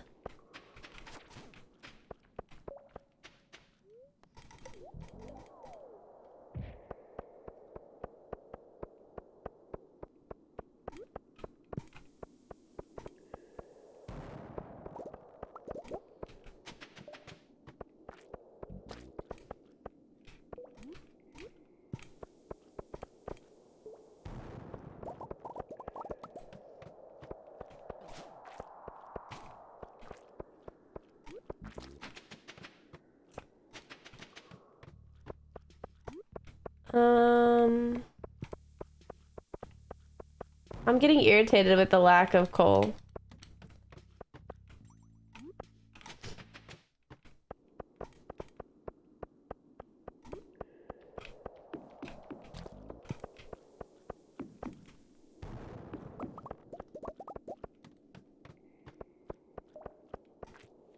I guess maybe I'm finding like these rooms more, but they never have coal in them.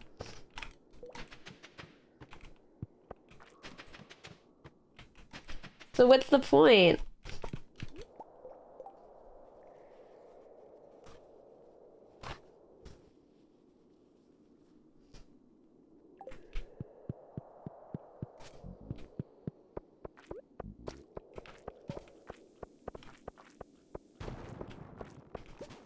Oh my god, I need to eat spicy eel. Need to drink some coffee.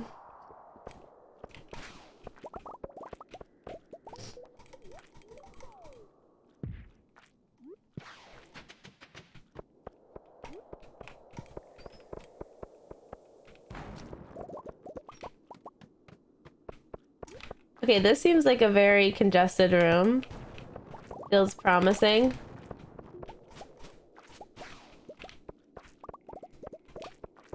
Lots of places for bombs to go off.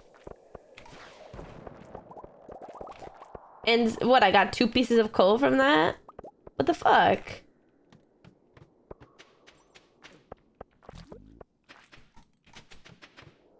Wait, can I see how far I am on my, Monster Slayer thing? Here, or do I have to go to the guy?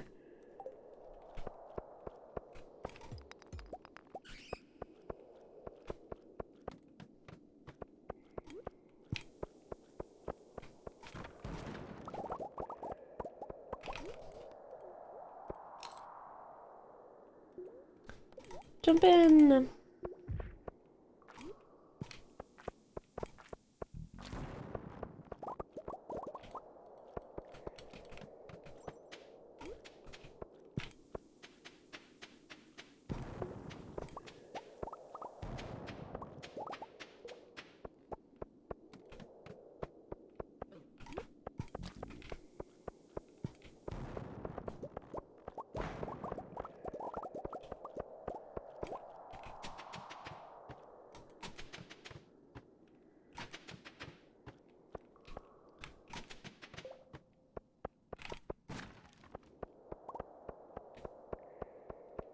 Oh. No coal! Just give me coal, please. I only asked for one simple thing.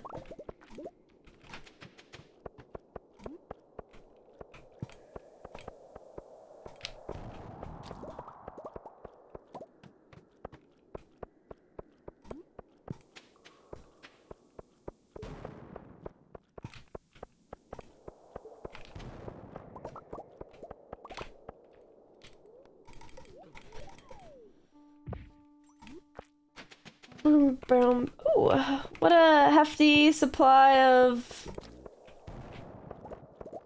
gold. 13 levels. Wow, that's definitely the most I've ever fallen. We can beat my record. I think 242 was the lowest I've gone. But we're almost at 2 today, and it's not even a lucky day. Like, what?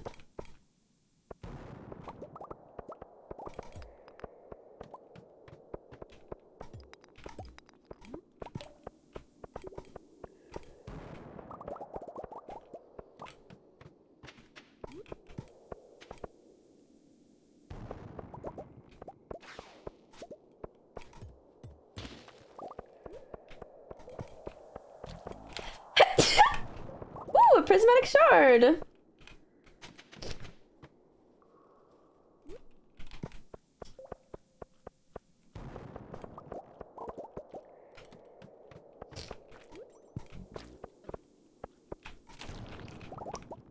Let's try to check to see if there's coal. Yay! Finally! Finally.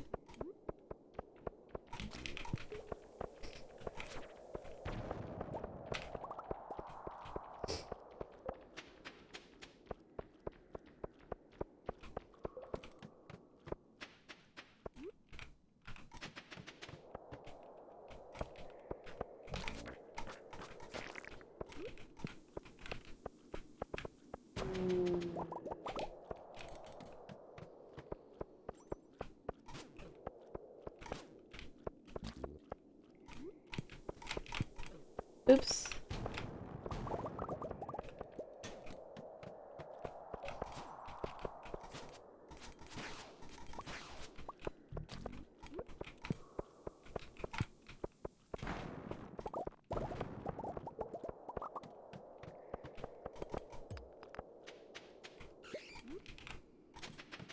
I don't know if we're gonna make it down.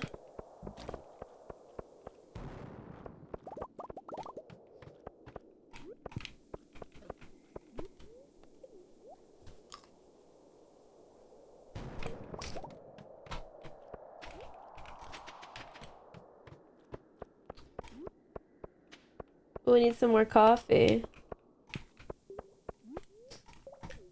slurp, slurp, slurp, slurp.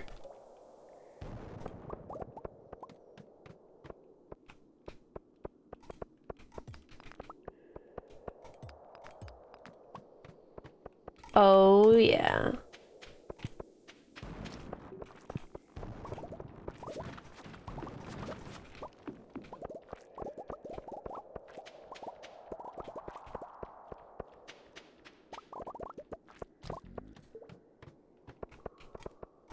This looks like a big one, too.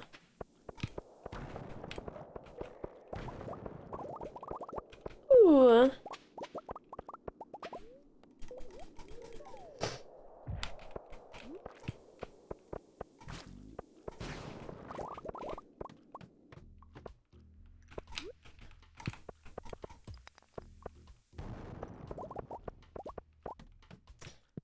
Do-do-do.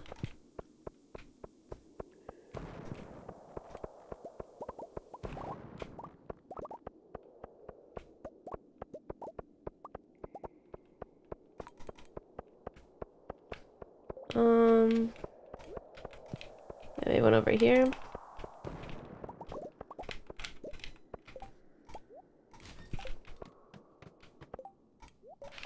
Put the hat on.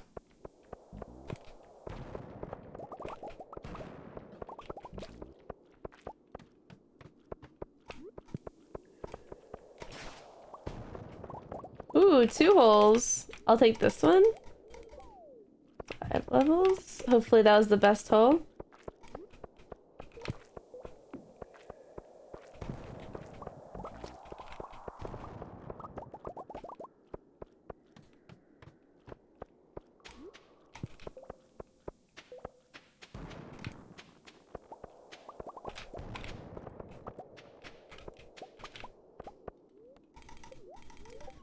Seven stories.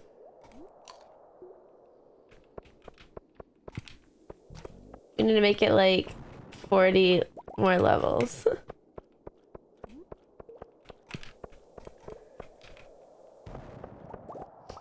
I mean, we can easily if we just spam the staircases, but I don't want to use all my staircases.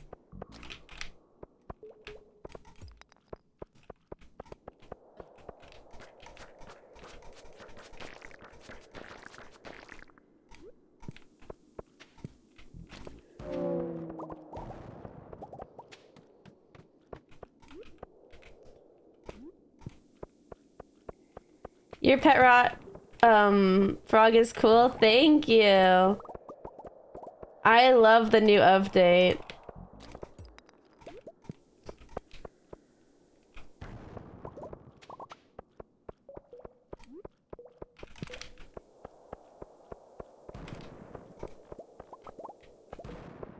Where the hell is the staircase? I broke like every rock in there.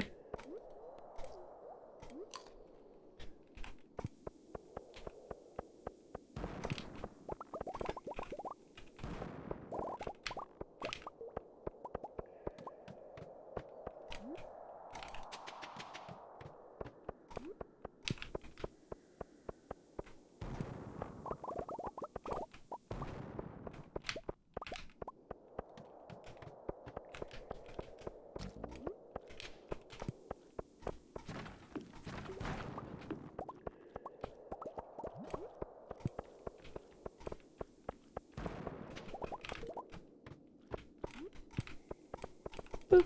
Oh.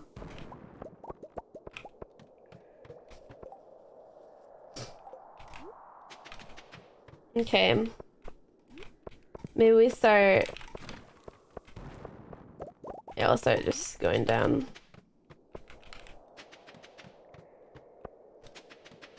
Is the bug killer more useful? I don't know. That's like... That sounds like a... I don't know what the Crusader even does. I don't know what the best sword enchantment is. I don't think bug killer is that useful. Like all it does is let me kill the bugs, but like you can just ignore them.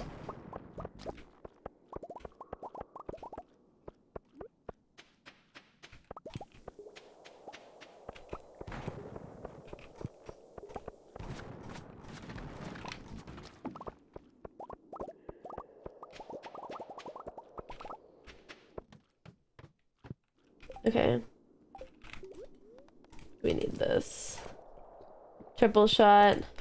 What's in here? 5 golden. I'll take it. You can have the bug meat. Wow.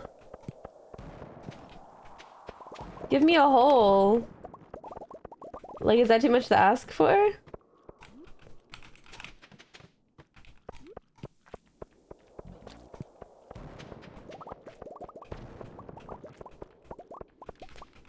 Okay, I'm gonna have to start. Here, I'll go.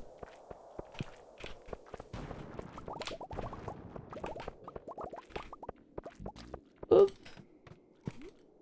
Need this cheese.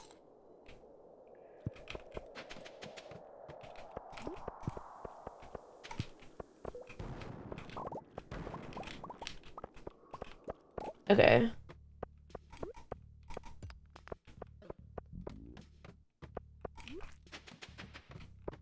I want to make it to like 250.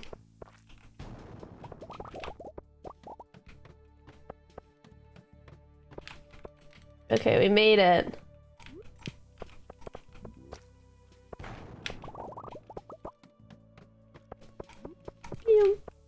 Can we make it to 300? Probably not.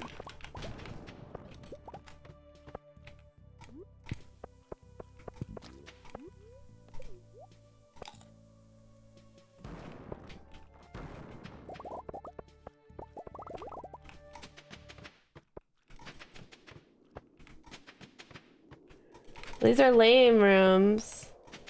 Give me a good room to go off on. Okay. Let's just go down so we're on one last level. Nice.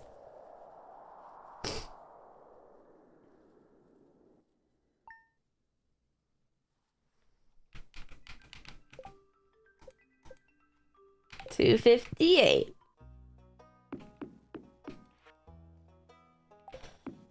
Thanks, Linus. Okay, you know what? We got 81. Like, that's a good amount. I'm not mad about it.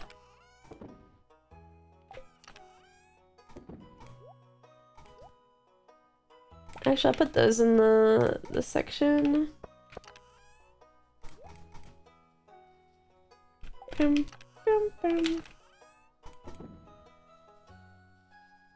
Oh, you go in here also, and then give me my tools back. Okay. Yay!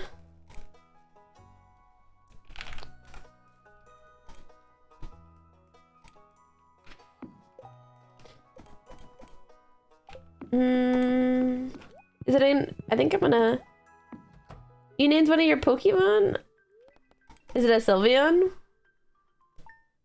No, this is the new update. No mods. Well, let me get my steel trash can and. Thanks, Pam. She thought I could use it. My steel trash can and. Upgrade it to. A gold trash can.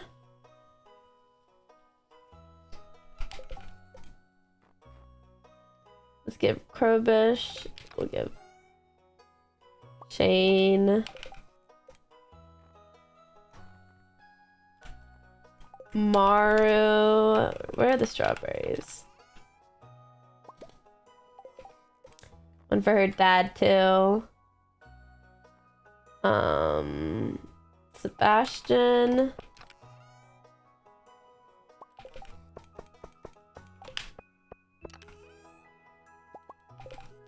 We'll just bring a handful of diamonds because a lot of people like diamonds.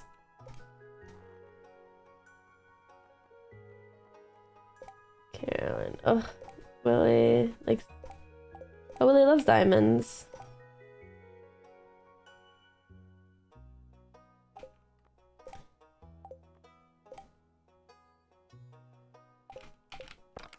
Cactus fruit is easy. Boom, boom. This is year 3.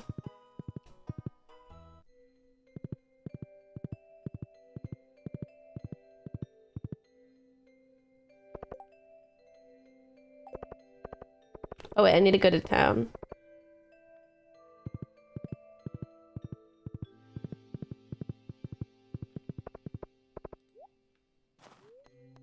It's almost year 4 though.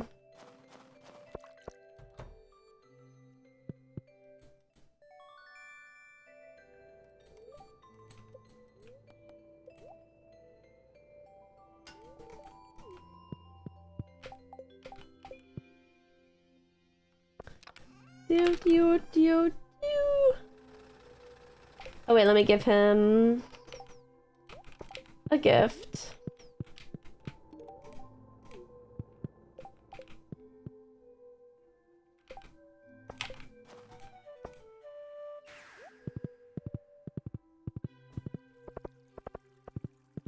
Oh, a ticket, yay.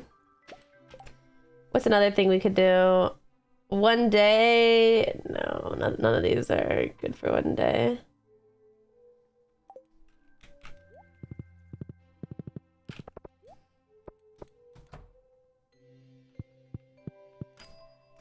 Yay, I can finally get the friendship team.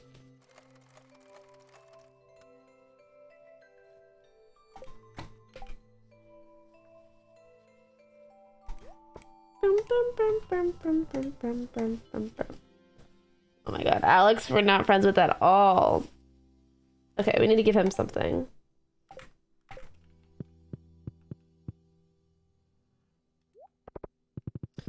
He just doesn't like anything. Like...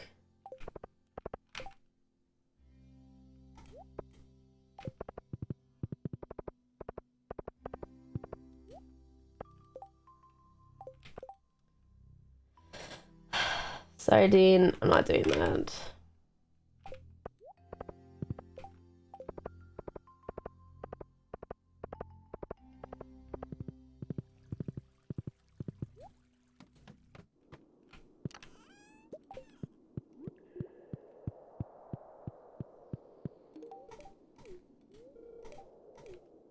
Did you hear Rattles is trying to get into Stardew? Is she speedrunning it? I can see her speedrunning. Because she's a speedrunner.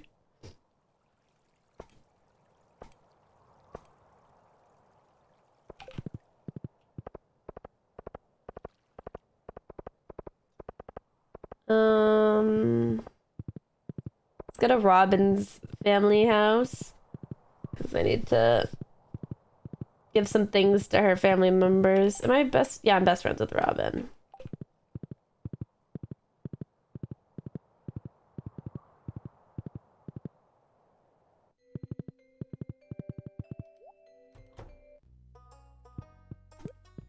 A strawberry for you.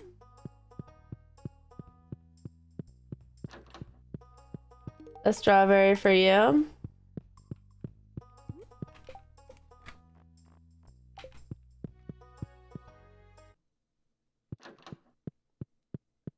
A void egg for you.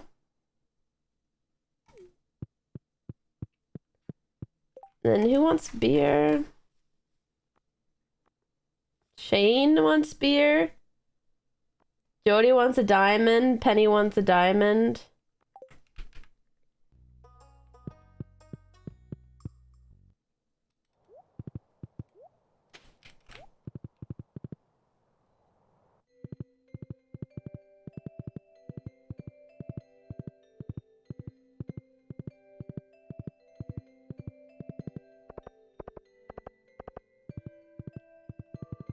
I don't have anything for you, Alex. Sorry.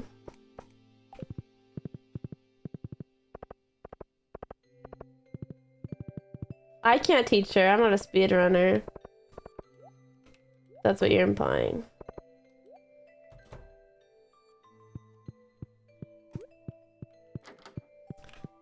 Hey, Sam.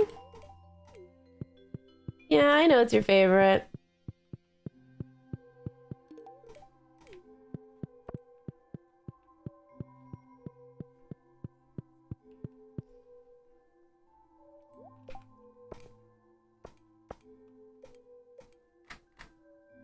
Shane is probably at home.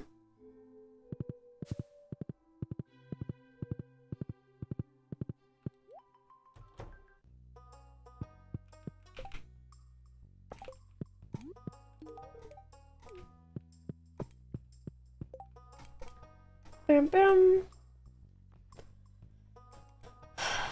Yeah, we'll do Penny. Oh, where is Penny? Oh, wait, let me talk to him. He has extra friendship points. Oh, he thinks he might be gaining weight.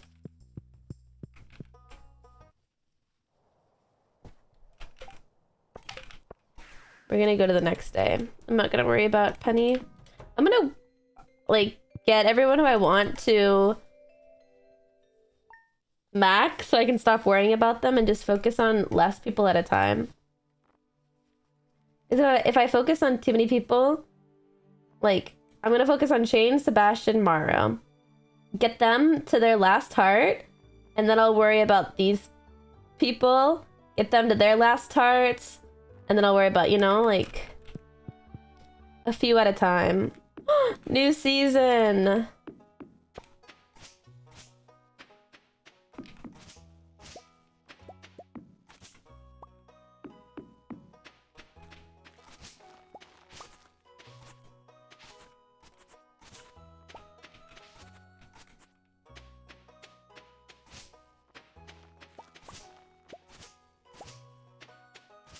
Okay, we gotta...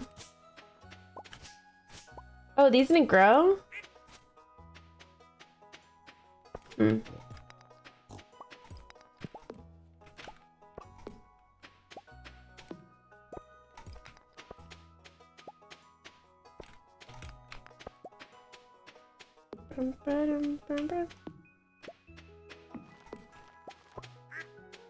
We're gonna plant everything we need to plant.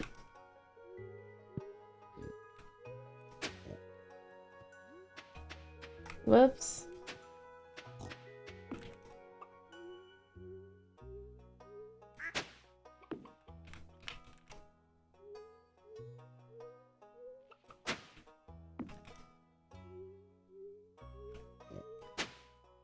Down, down. Down, down, down, down.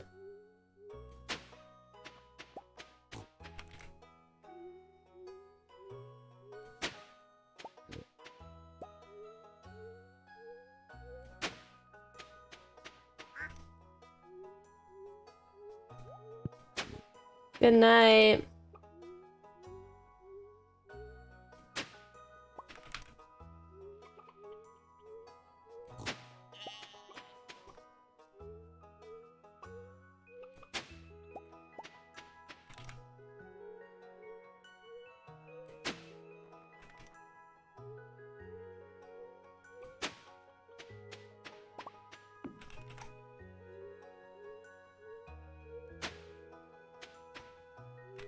Boom. Boom.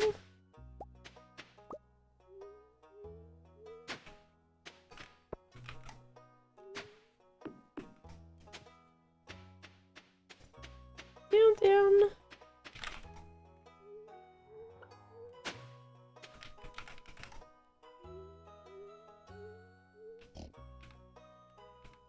What? Why can't I go in the middle?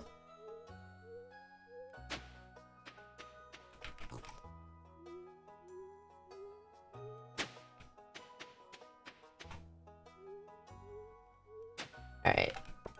Oh my gosh, that took so much hoeing.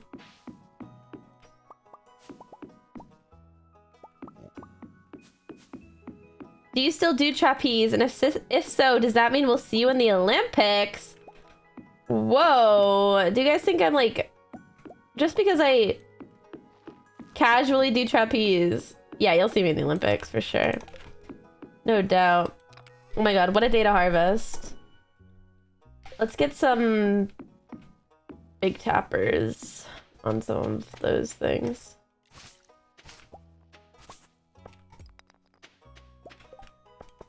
Okay.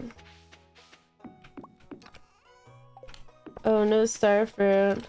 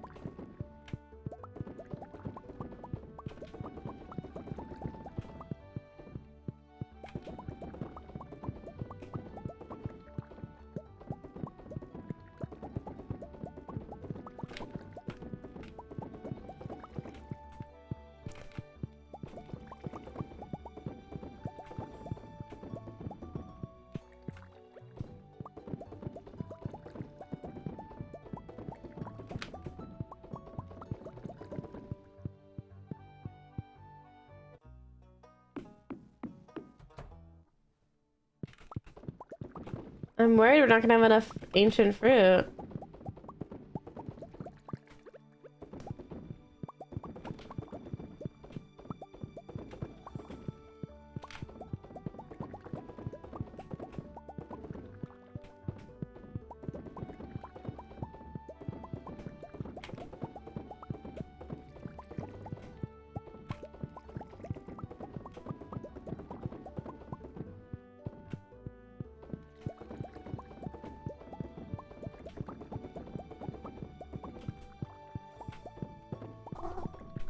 Hi, Tesla.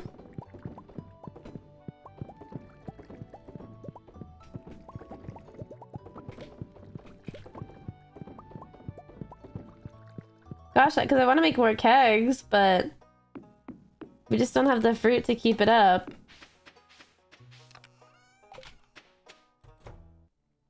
Yeah.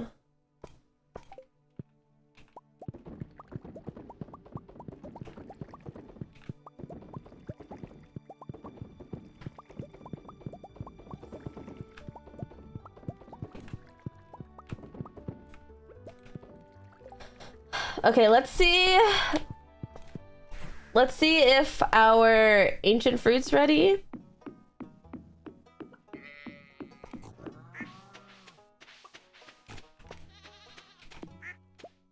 And then we'll see if... Okay, this is fine, actually. Yeah, we're harvesting wine.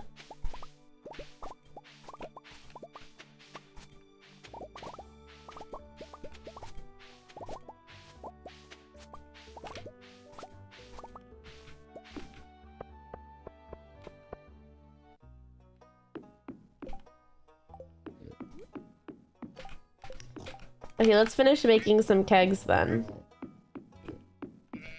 Bum, bum, bum.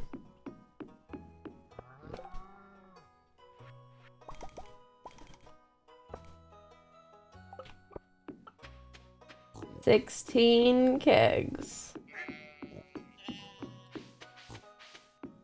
Dun, dun, dun, dun, dun.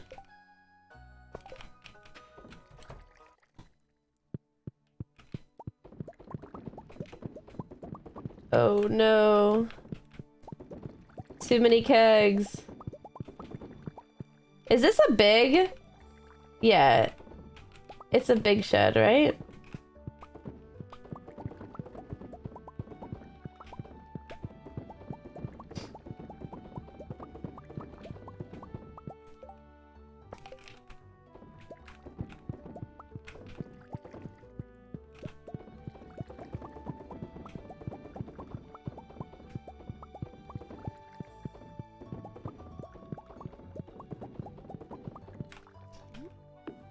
Okay, 3 to fill up this one.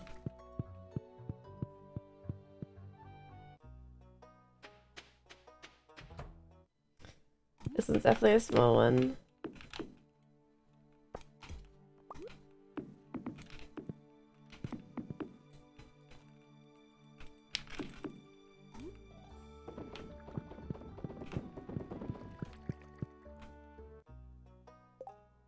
Dun, dun, dun, dun, dun, dun. 1 fruit. Damn, we got a lot of wine. Okay, let me...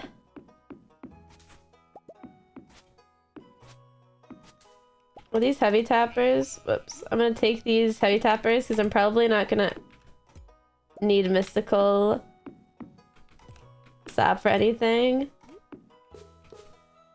3, 4, and now I need... I think 4 more.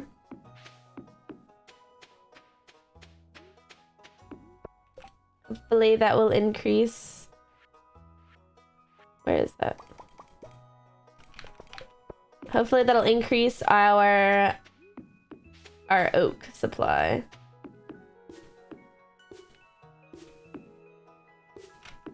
Perfect.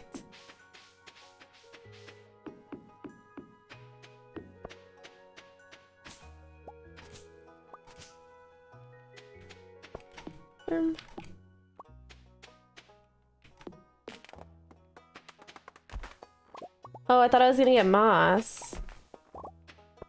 I guess I wouldn't have cut it down if I was just gonna get that, but whatever. Dun, dun. Oh, I can't wait until we sell everything. Bum, bum, bum, bum.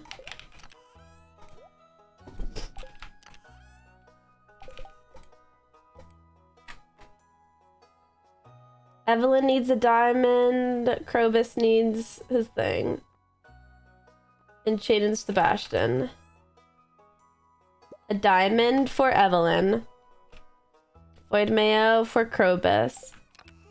A beer for Shane. And a... Who else is on the list? Is it? It's not Sam, is it? No. And a cherry for Mario.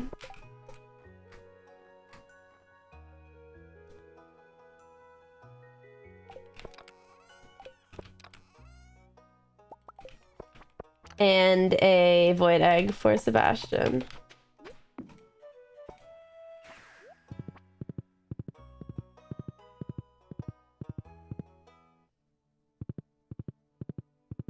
Well, I'm at the start of year 4 now.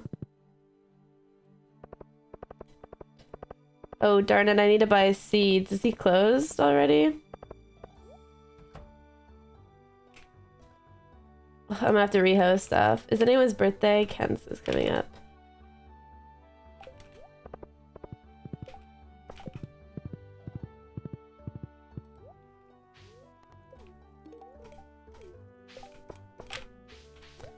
For you. For you.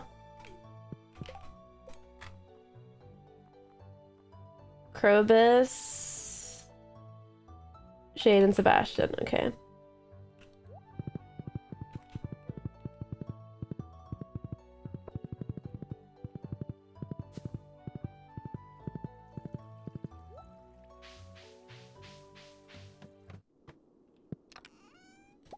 Some void mayo. I'm just really like sweaty. Krobus means bridge crosser in our language. Okay.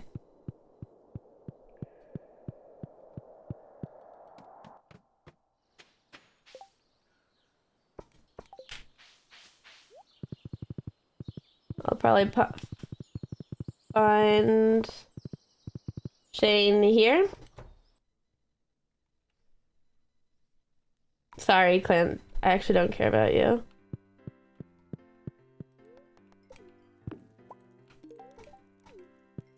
How'd I know it was your favorite?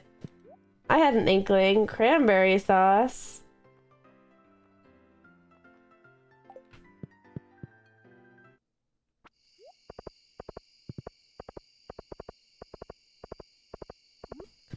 A void egg for Sebastian.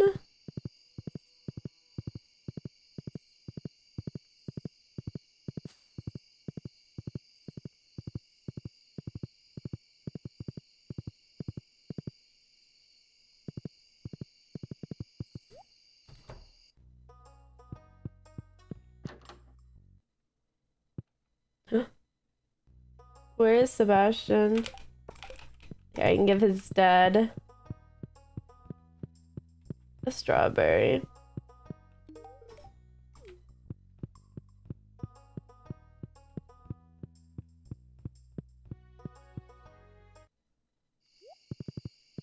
Sebastian.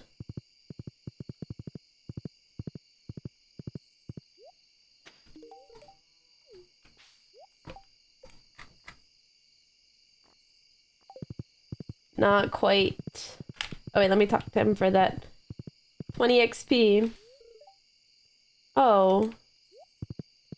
Why are you so depressed?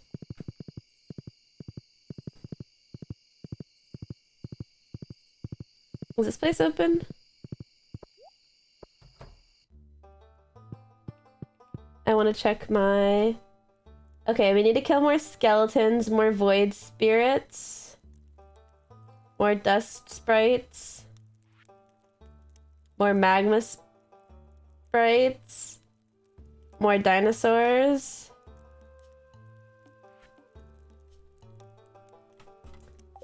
Okay, I guess I need to go to the normal mines for a minute.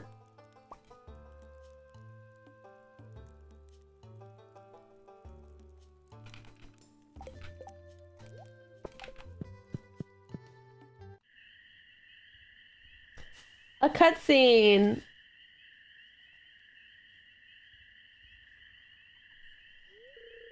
Sylvie, I'm surprised to see you here so late. The night sky looks so amazing right now. Come over, I want to show you something. Here, take a peek.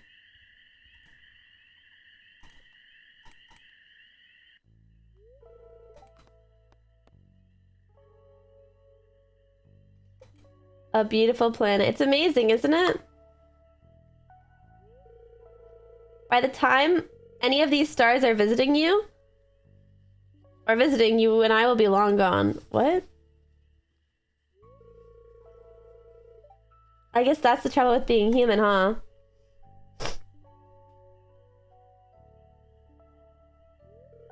Sylvie,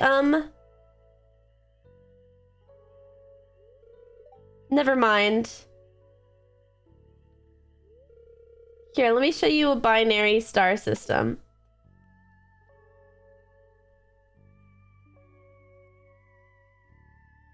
Show me.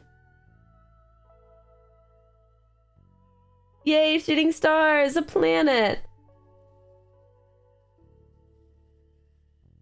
Wow, what a beautiful night sky.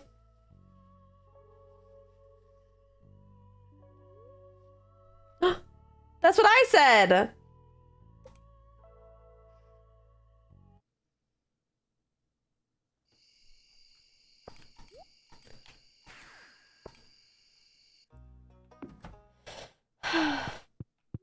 Oh wait, let me plant some of my kale. This fall.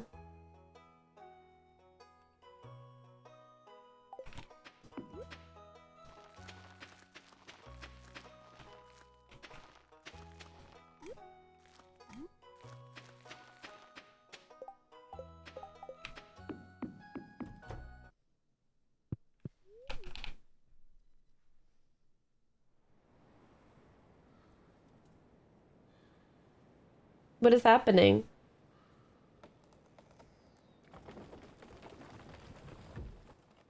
Oh!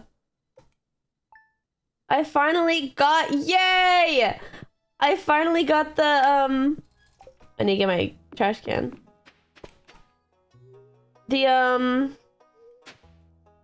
oh my god, I'm so good at talking. The raccoon thing. I played like the whole year without getting it, and it finally gave it to me.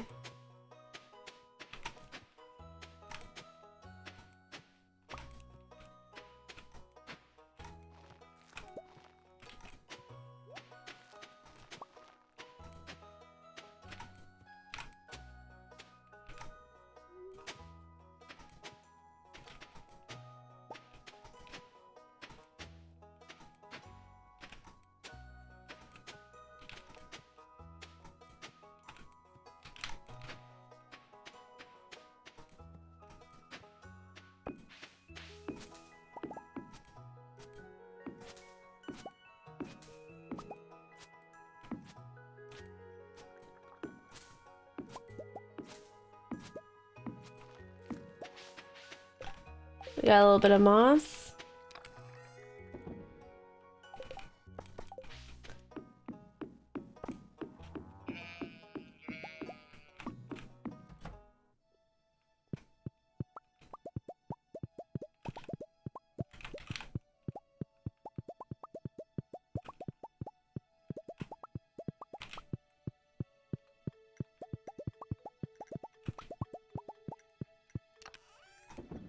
Pew, pew, pew, pew, pew, pew, pew. Putting some of those. There we go.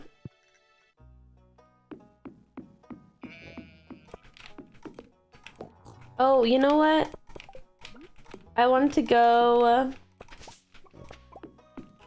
to Ginger Island. Oh my god, so many truffles.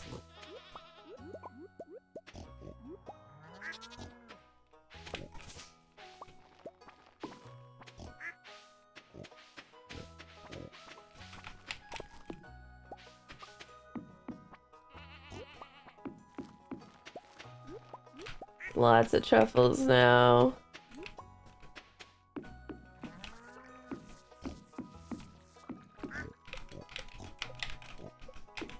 Move! Oh my god, I'm irritated.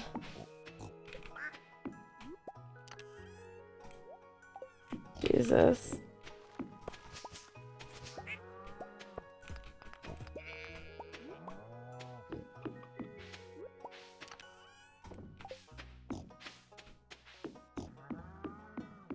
Yeah, a lot of rubies, huh?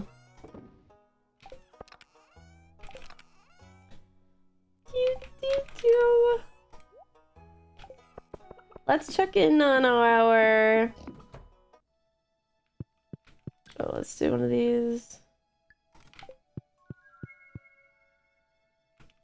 Okay, they need a little bit longer to cook.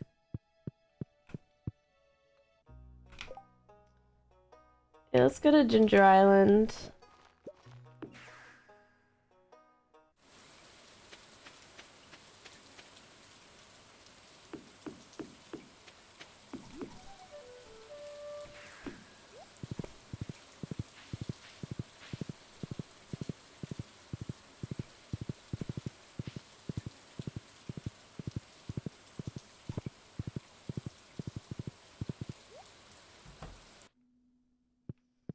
We'll select one of these. Legendary fish. Or danger vines. Yeah, we can do that. That'll be an easy one. And then this, we need to buy one of those.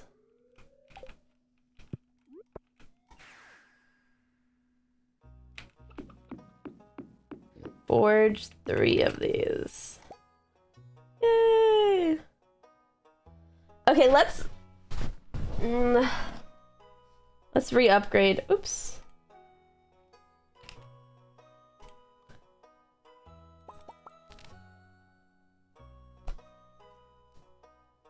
I think we do rubies. Let's re-enchant. What's the best sword buff to get? Do you guys know?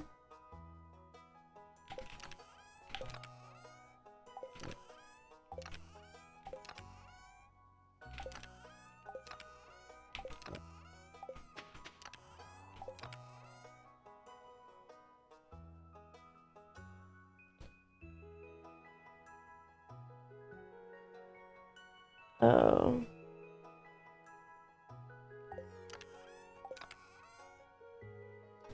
Bam, bam, bam.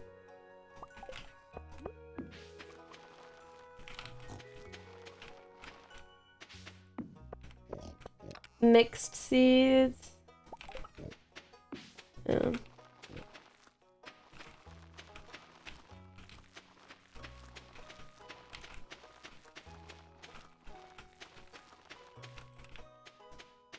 Yeah, wait, let me buy a little bit of everything so that I can make sure that I sell a little bit of everything.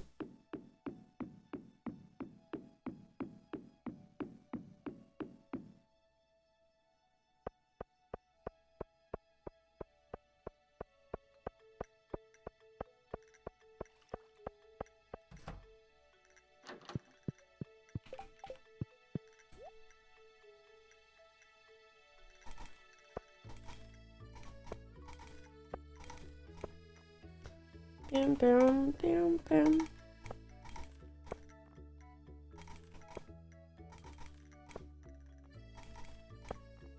I mean, I've definitely sold blueberries.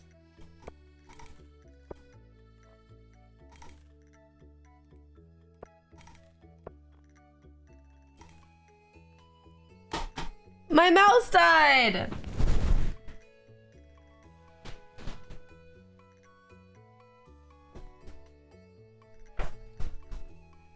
Oh no!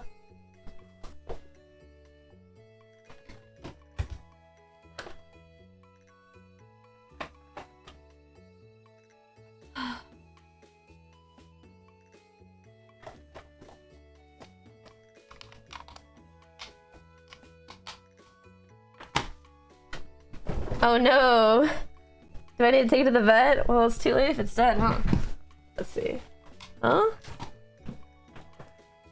Is this not plugged in?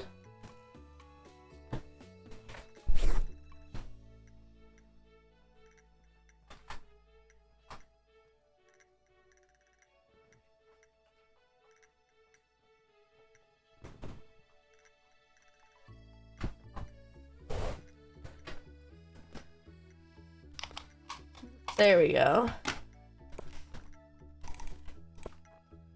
Some red cabbage. Oh my god!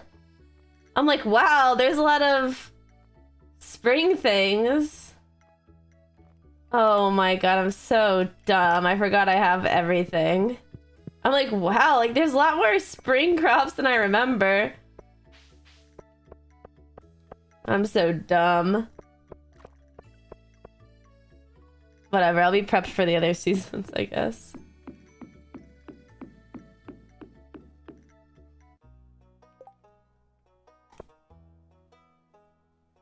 Your spring, your spring, your spring, your spring, your spring.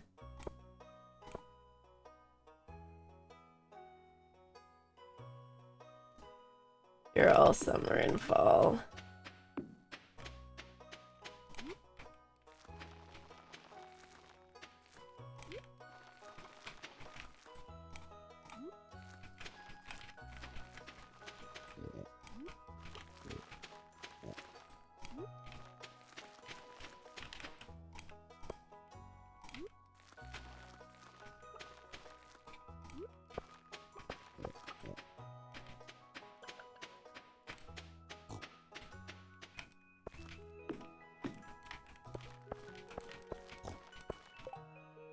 Damn.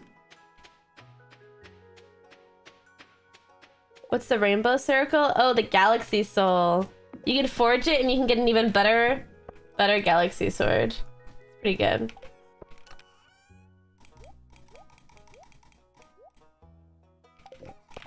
Again, do you need to plant the rice though?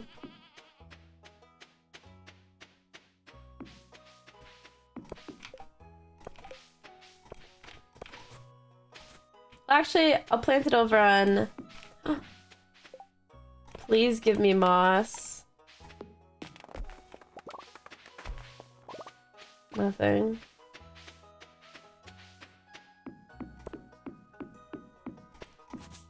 I'll plant it on the island.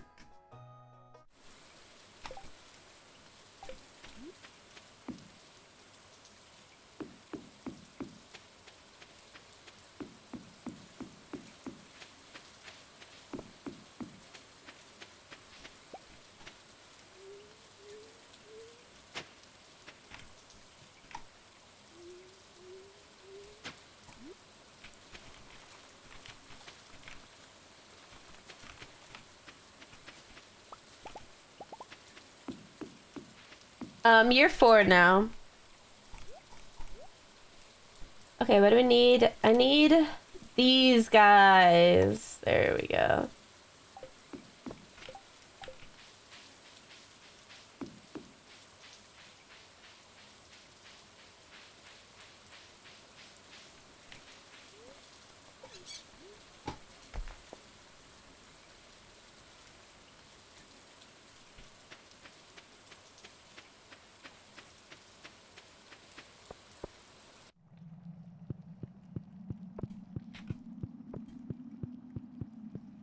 Glad I could just go here.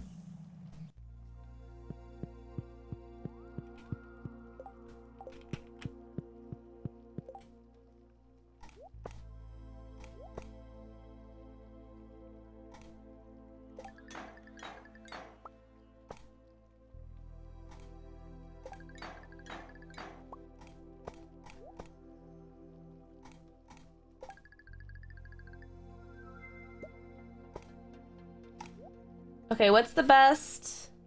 Can I look it up? Here. Stardew. What's the best? Sword. Enchantment. Oh. Crusader.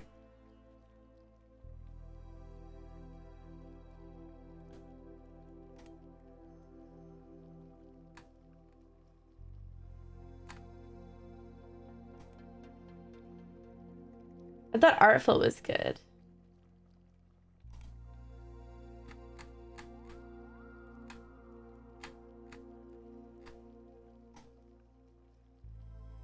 More damage dealt, or...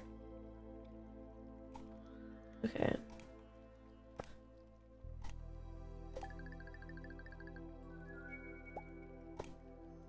I'll keep Crusader. Well, how do I forge them?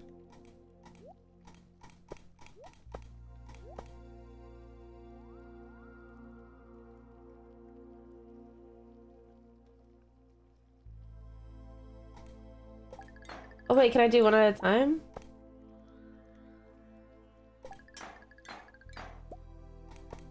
Holy shit. I need more cinder shards. Okay, well, let's go.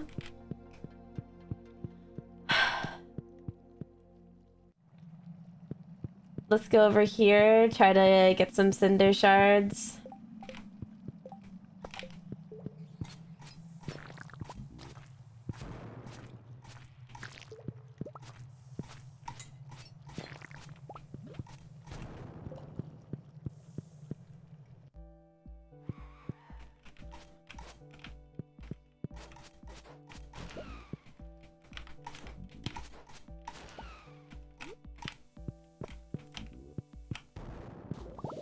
How many cinder shards? I think I need 20 total.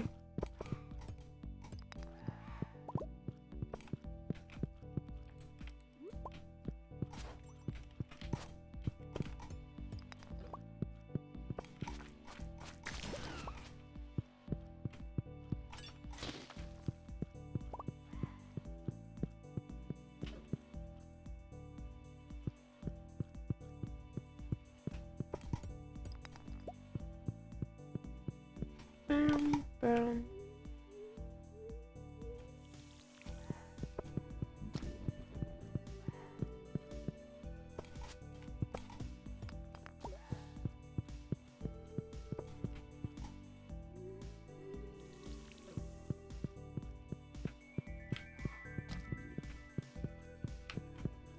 Where's the end? What is this? Are you gold? Oh.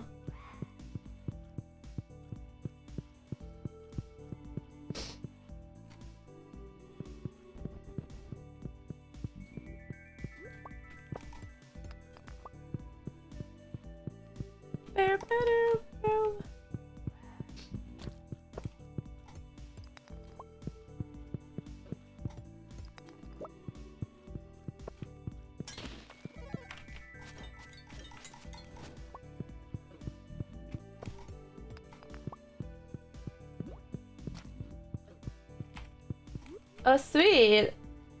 A dragon's tooth.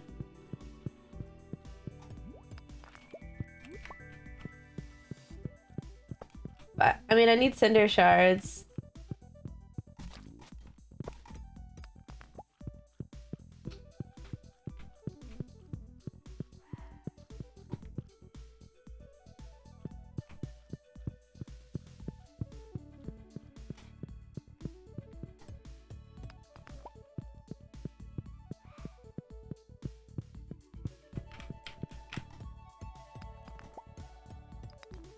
Nice. There, now we can, I think after this, it'll send us back.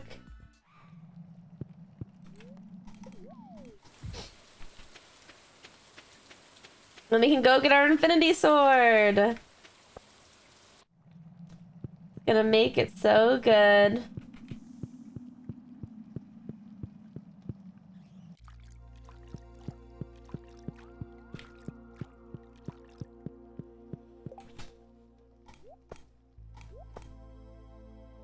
Yay!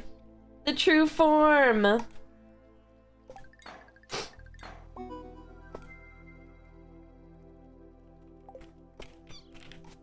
Very nice.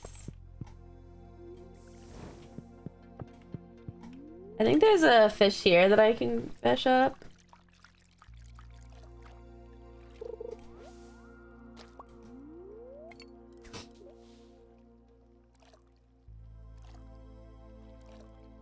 Yeah, I stream full time.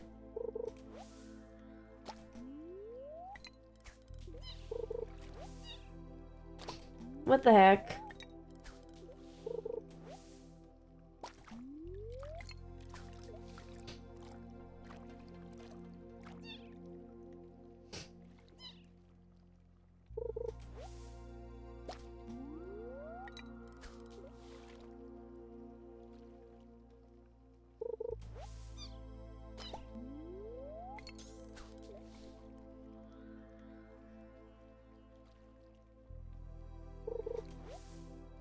I thought that there was a fish I can get here. Am I wrong?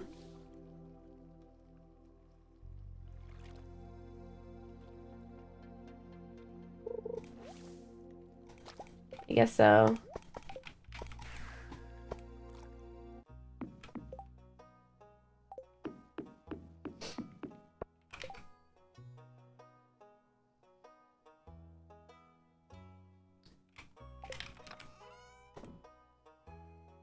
Bam, bam, bam, bam, bam.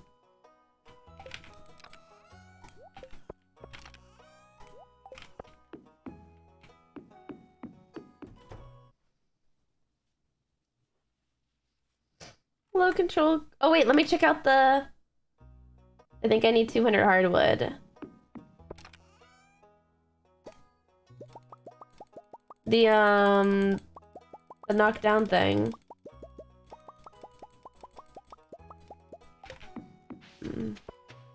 I'm gonna cut down these trees too.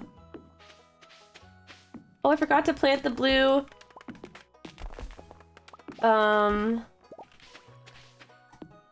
The bluegrass.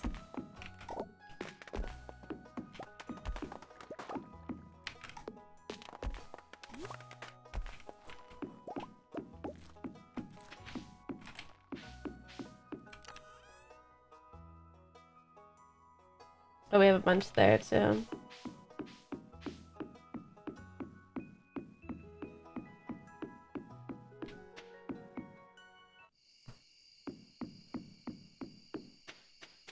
The spawn rate isn't great. Oh. Oh, it's only 100?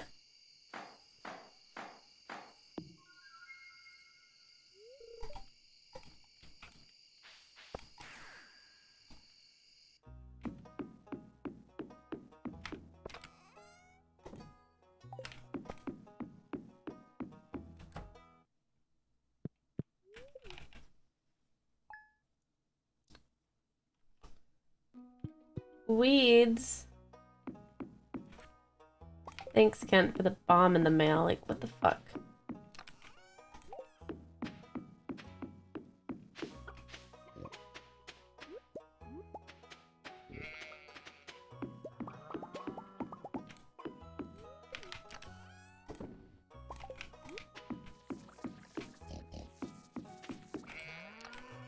Bam, bam. Bam, bam, bam, bam, bam.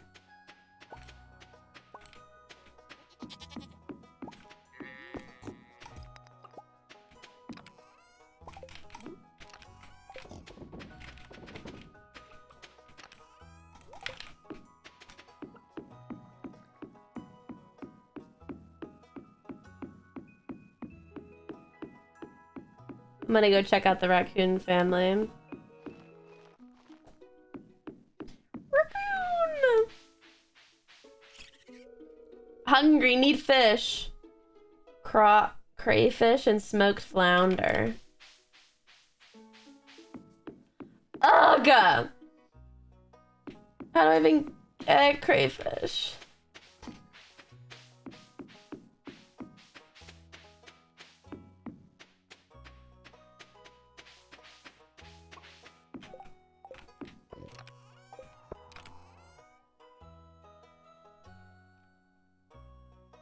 I don't have a fish smoker.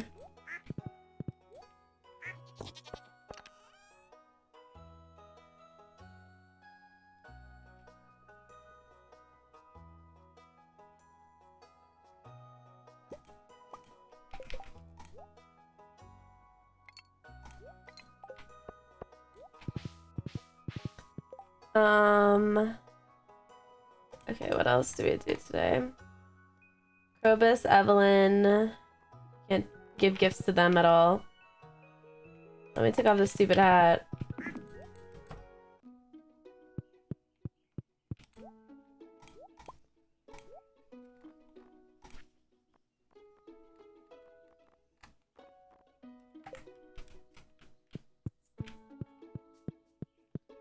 When are these gonna be purple?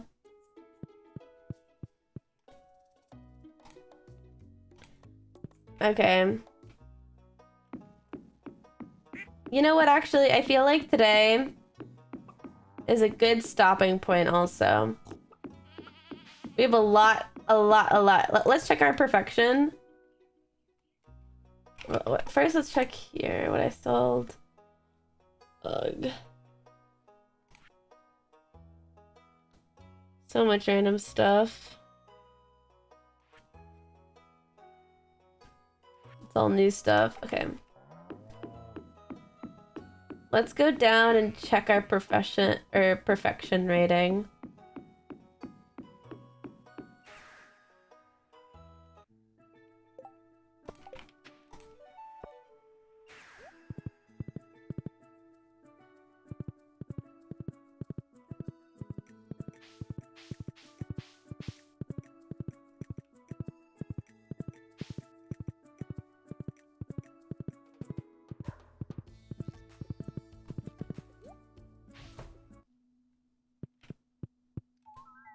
Not there, here. 40%. We need to cook recipes, craft recipes, catch fish, become friends with everyone, finish the monster slayer. Okay, we haven't done a lot. Oh god, there's so much to do. The obelisk on the farm. I know that we're gonna get the golden clock real soon. I think once we sell, because I'm saving up everything to sell. I haven't sold anything in a long time. Once we sell all of that, we're just gonna be so rich.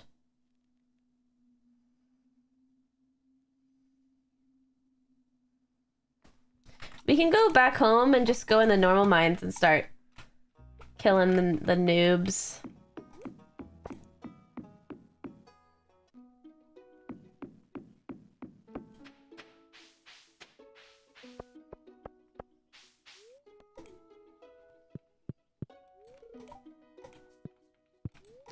What?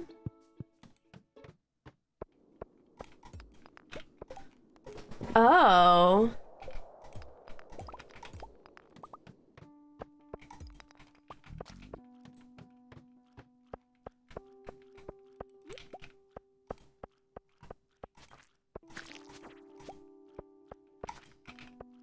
This is kind of nice.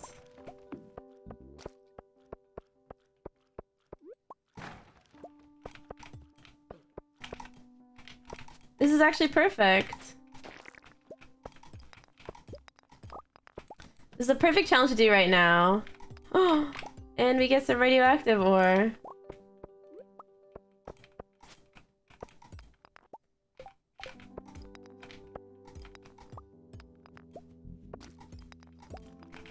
Okay, once we get to...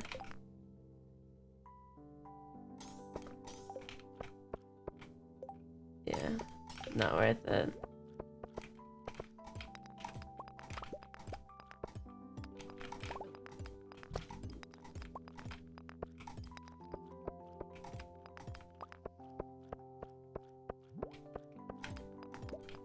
Okay, good. Because I need to get an elevator so I can buy some bombs.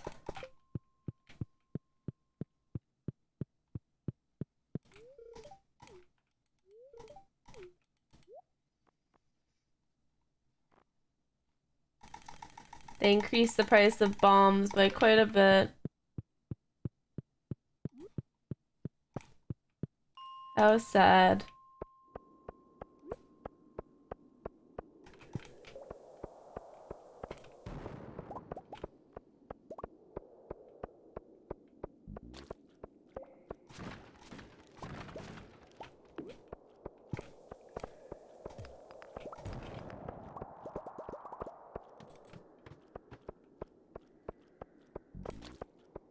He has some loot for me. A peach sapling.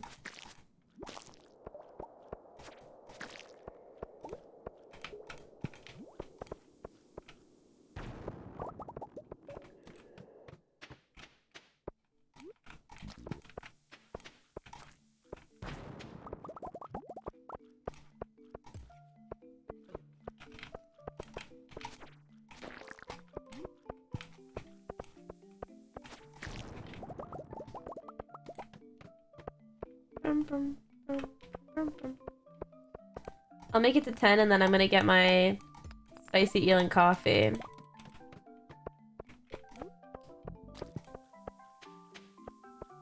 Maybe some ladders too.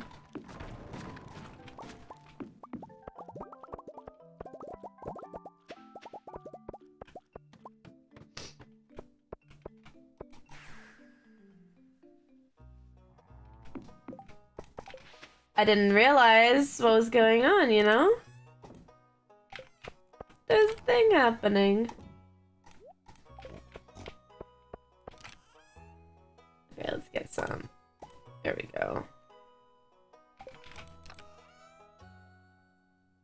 That'll be good.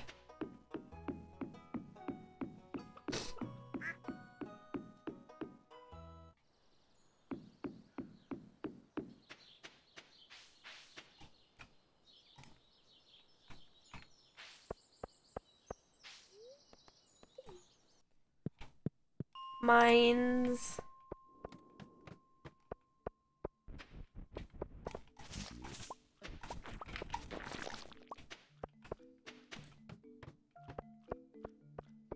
Oh wait, I forgot to eat my stuff.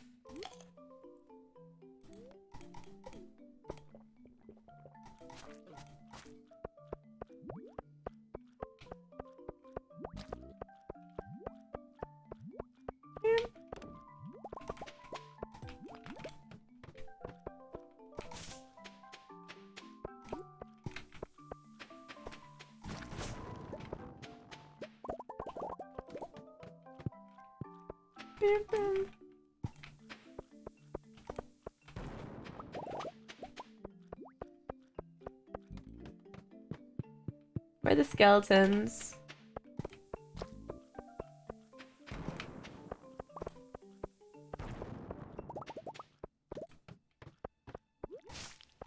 Whoa! What the hell?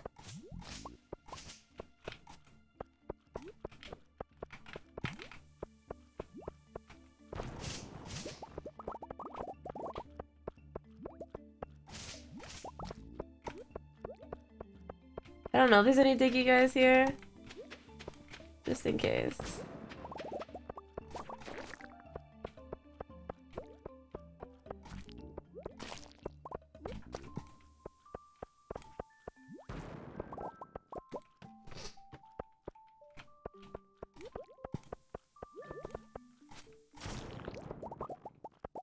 Very cool.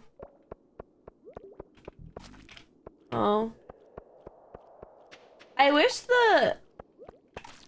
the frog dropped the loot for me so I could have the loot still.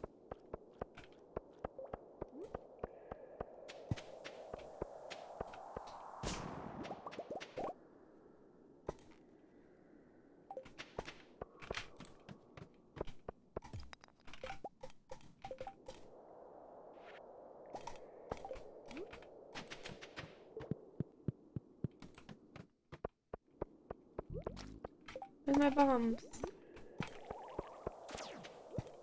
The hell? It's trying to ink me.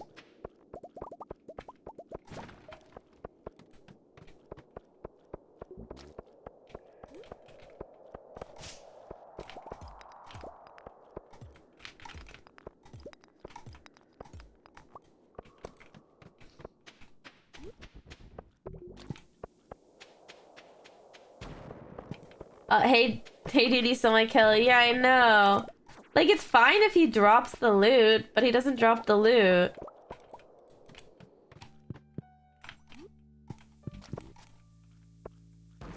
Oh, see, I wanted to see what happens when I kill the 3-stack.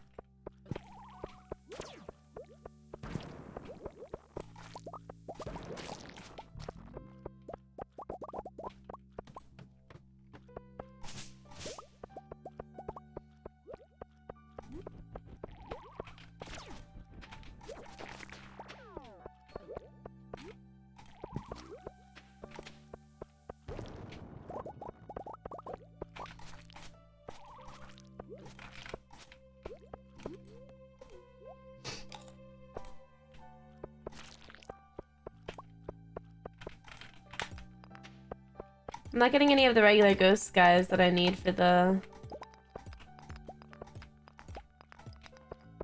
challenge though. Or for the whatever the fuck.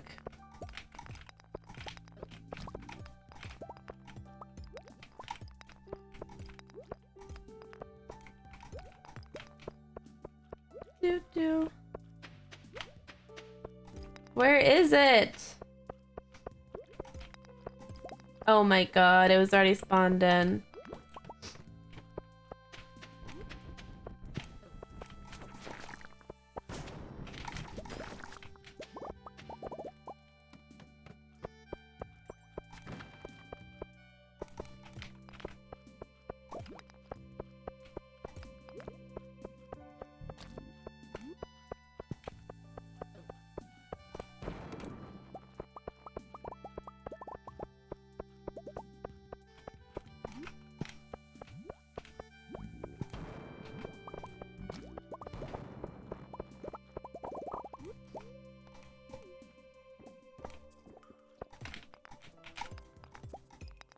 I don't have to go all the way down all at once, but I feel like I want to.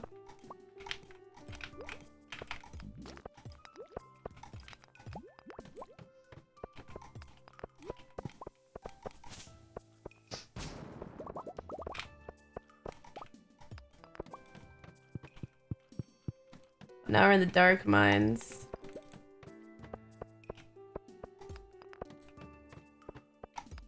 Oh, here's the...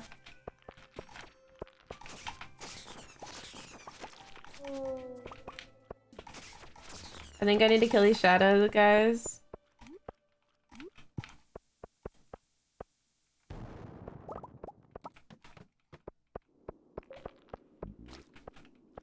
Dude! Like, I don't want to take you off, but I might have to.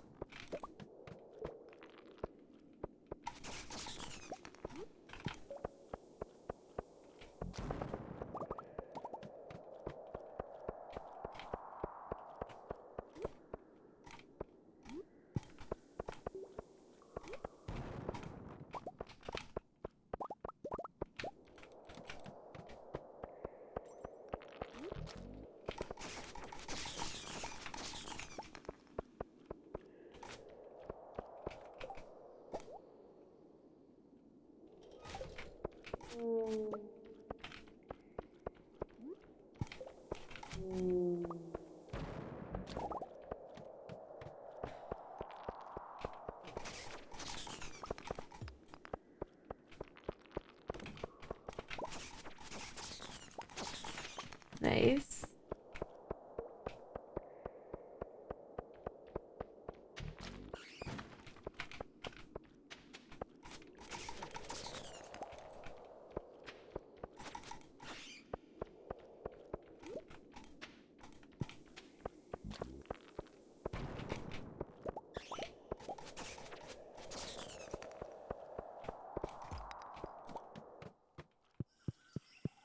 Do frog kills not count? Oh my god, I have no idea, but whoa!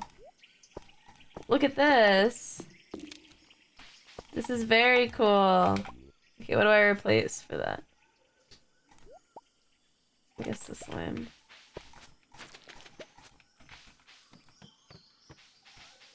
Who are you guys? Oh, those are dust sprites, I think.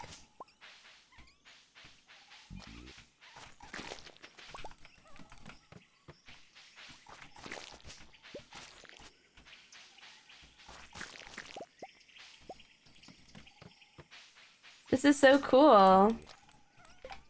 Okay, I think I need to pick this up, so I'm gonna trade out the dwarf scroll.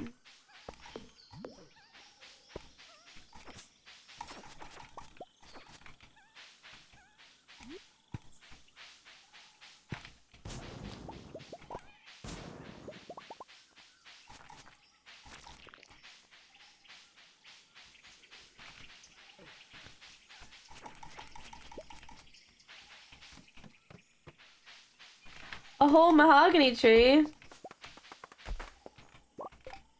Well, I would want the seeds.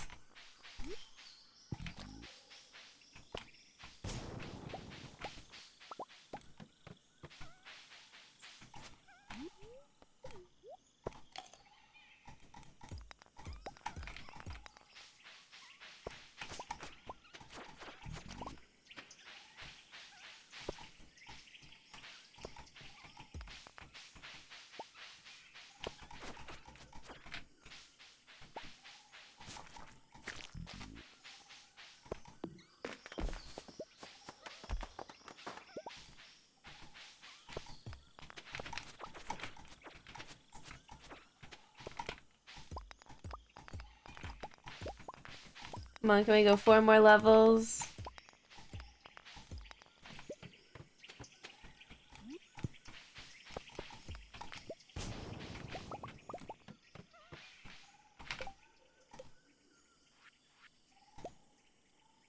Instead of that.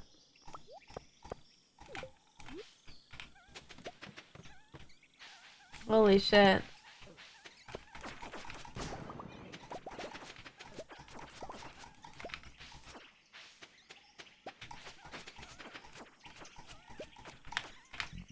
Okay, I need to go down just to claim my spot.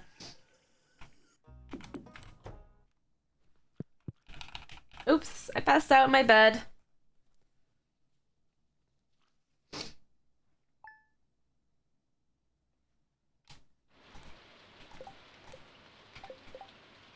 Damn, that was kind of fun.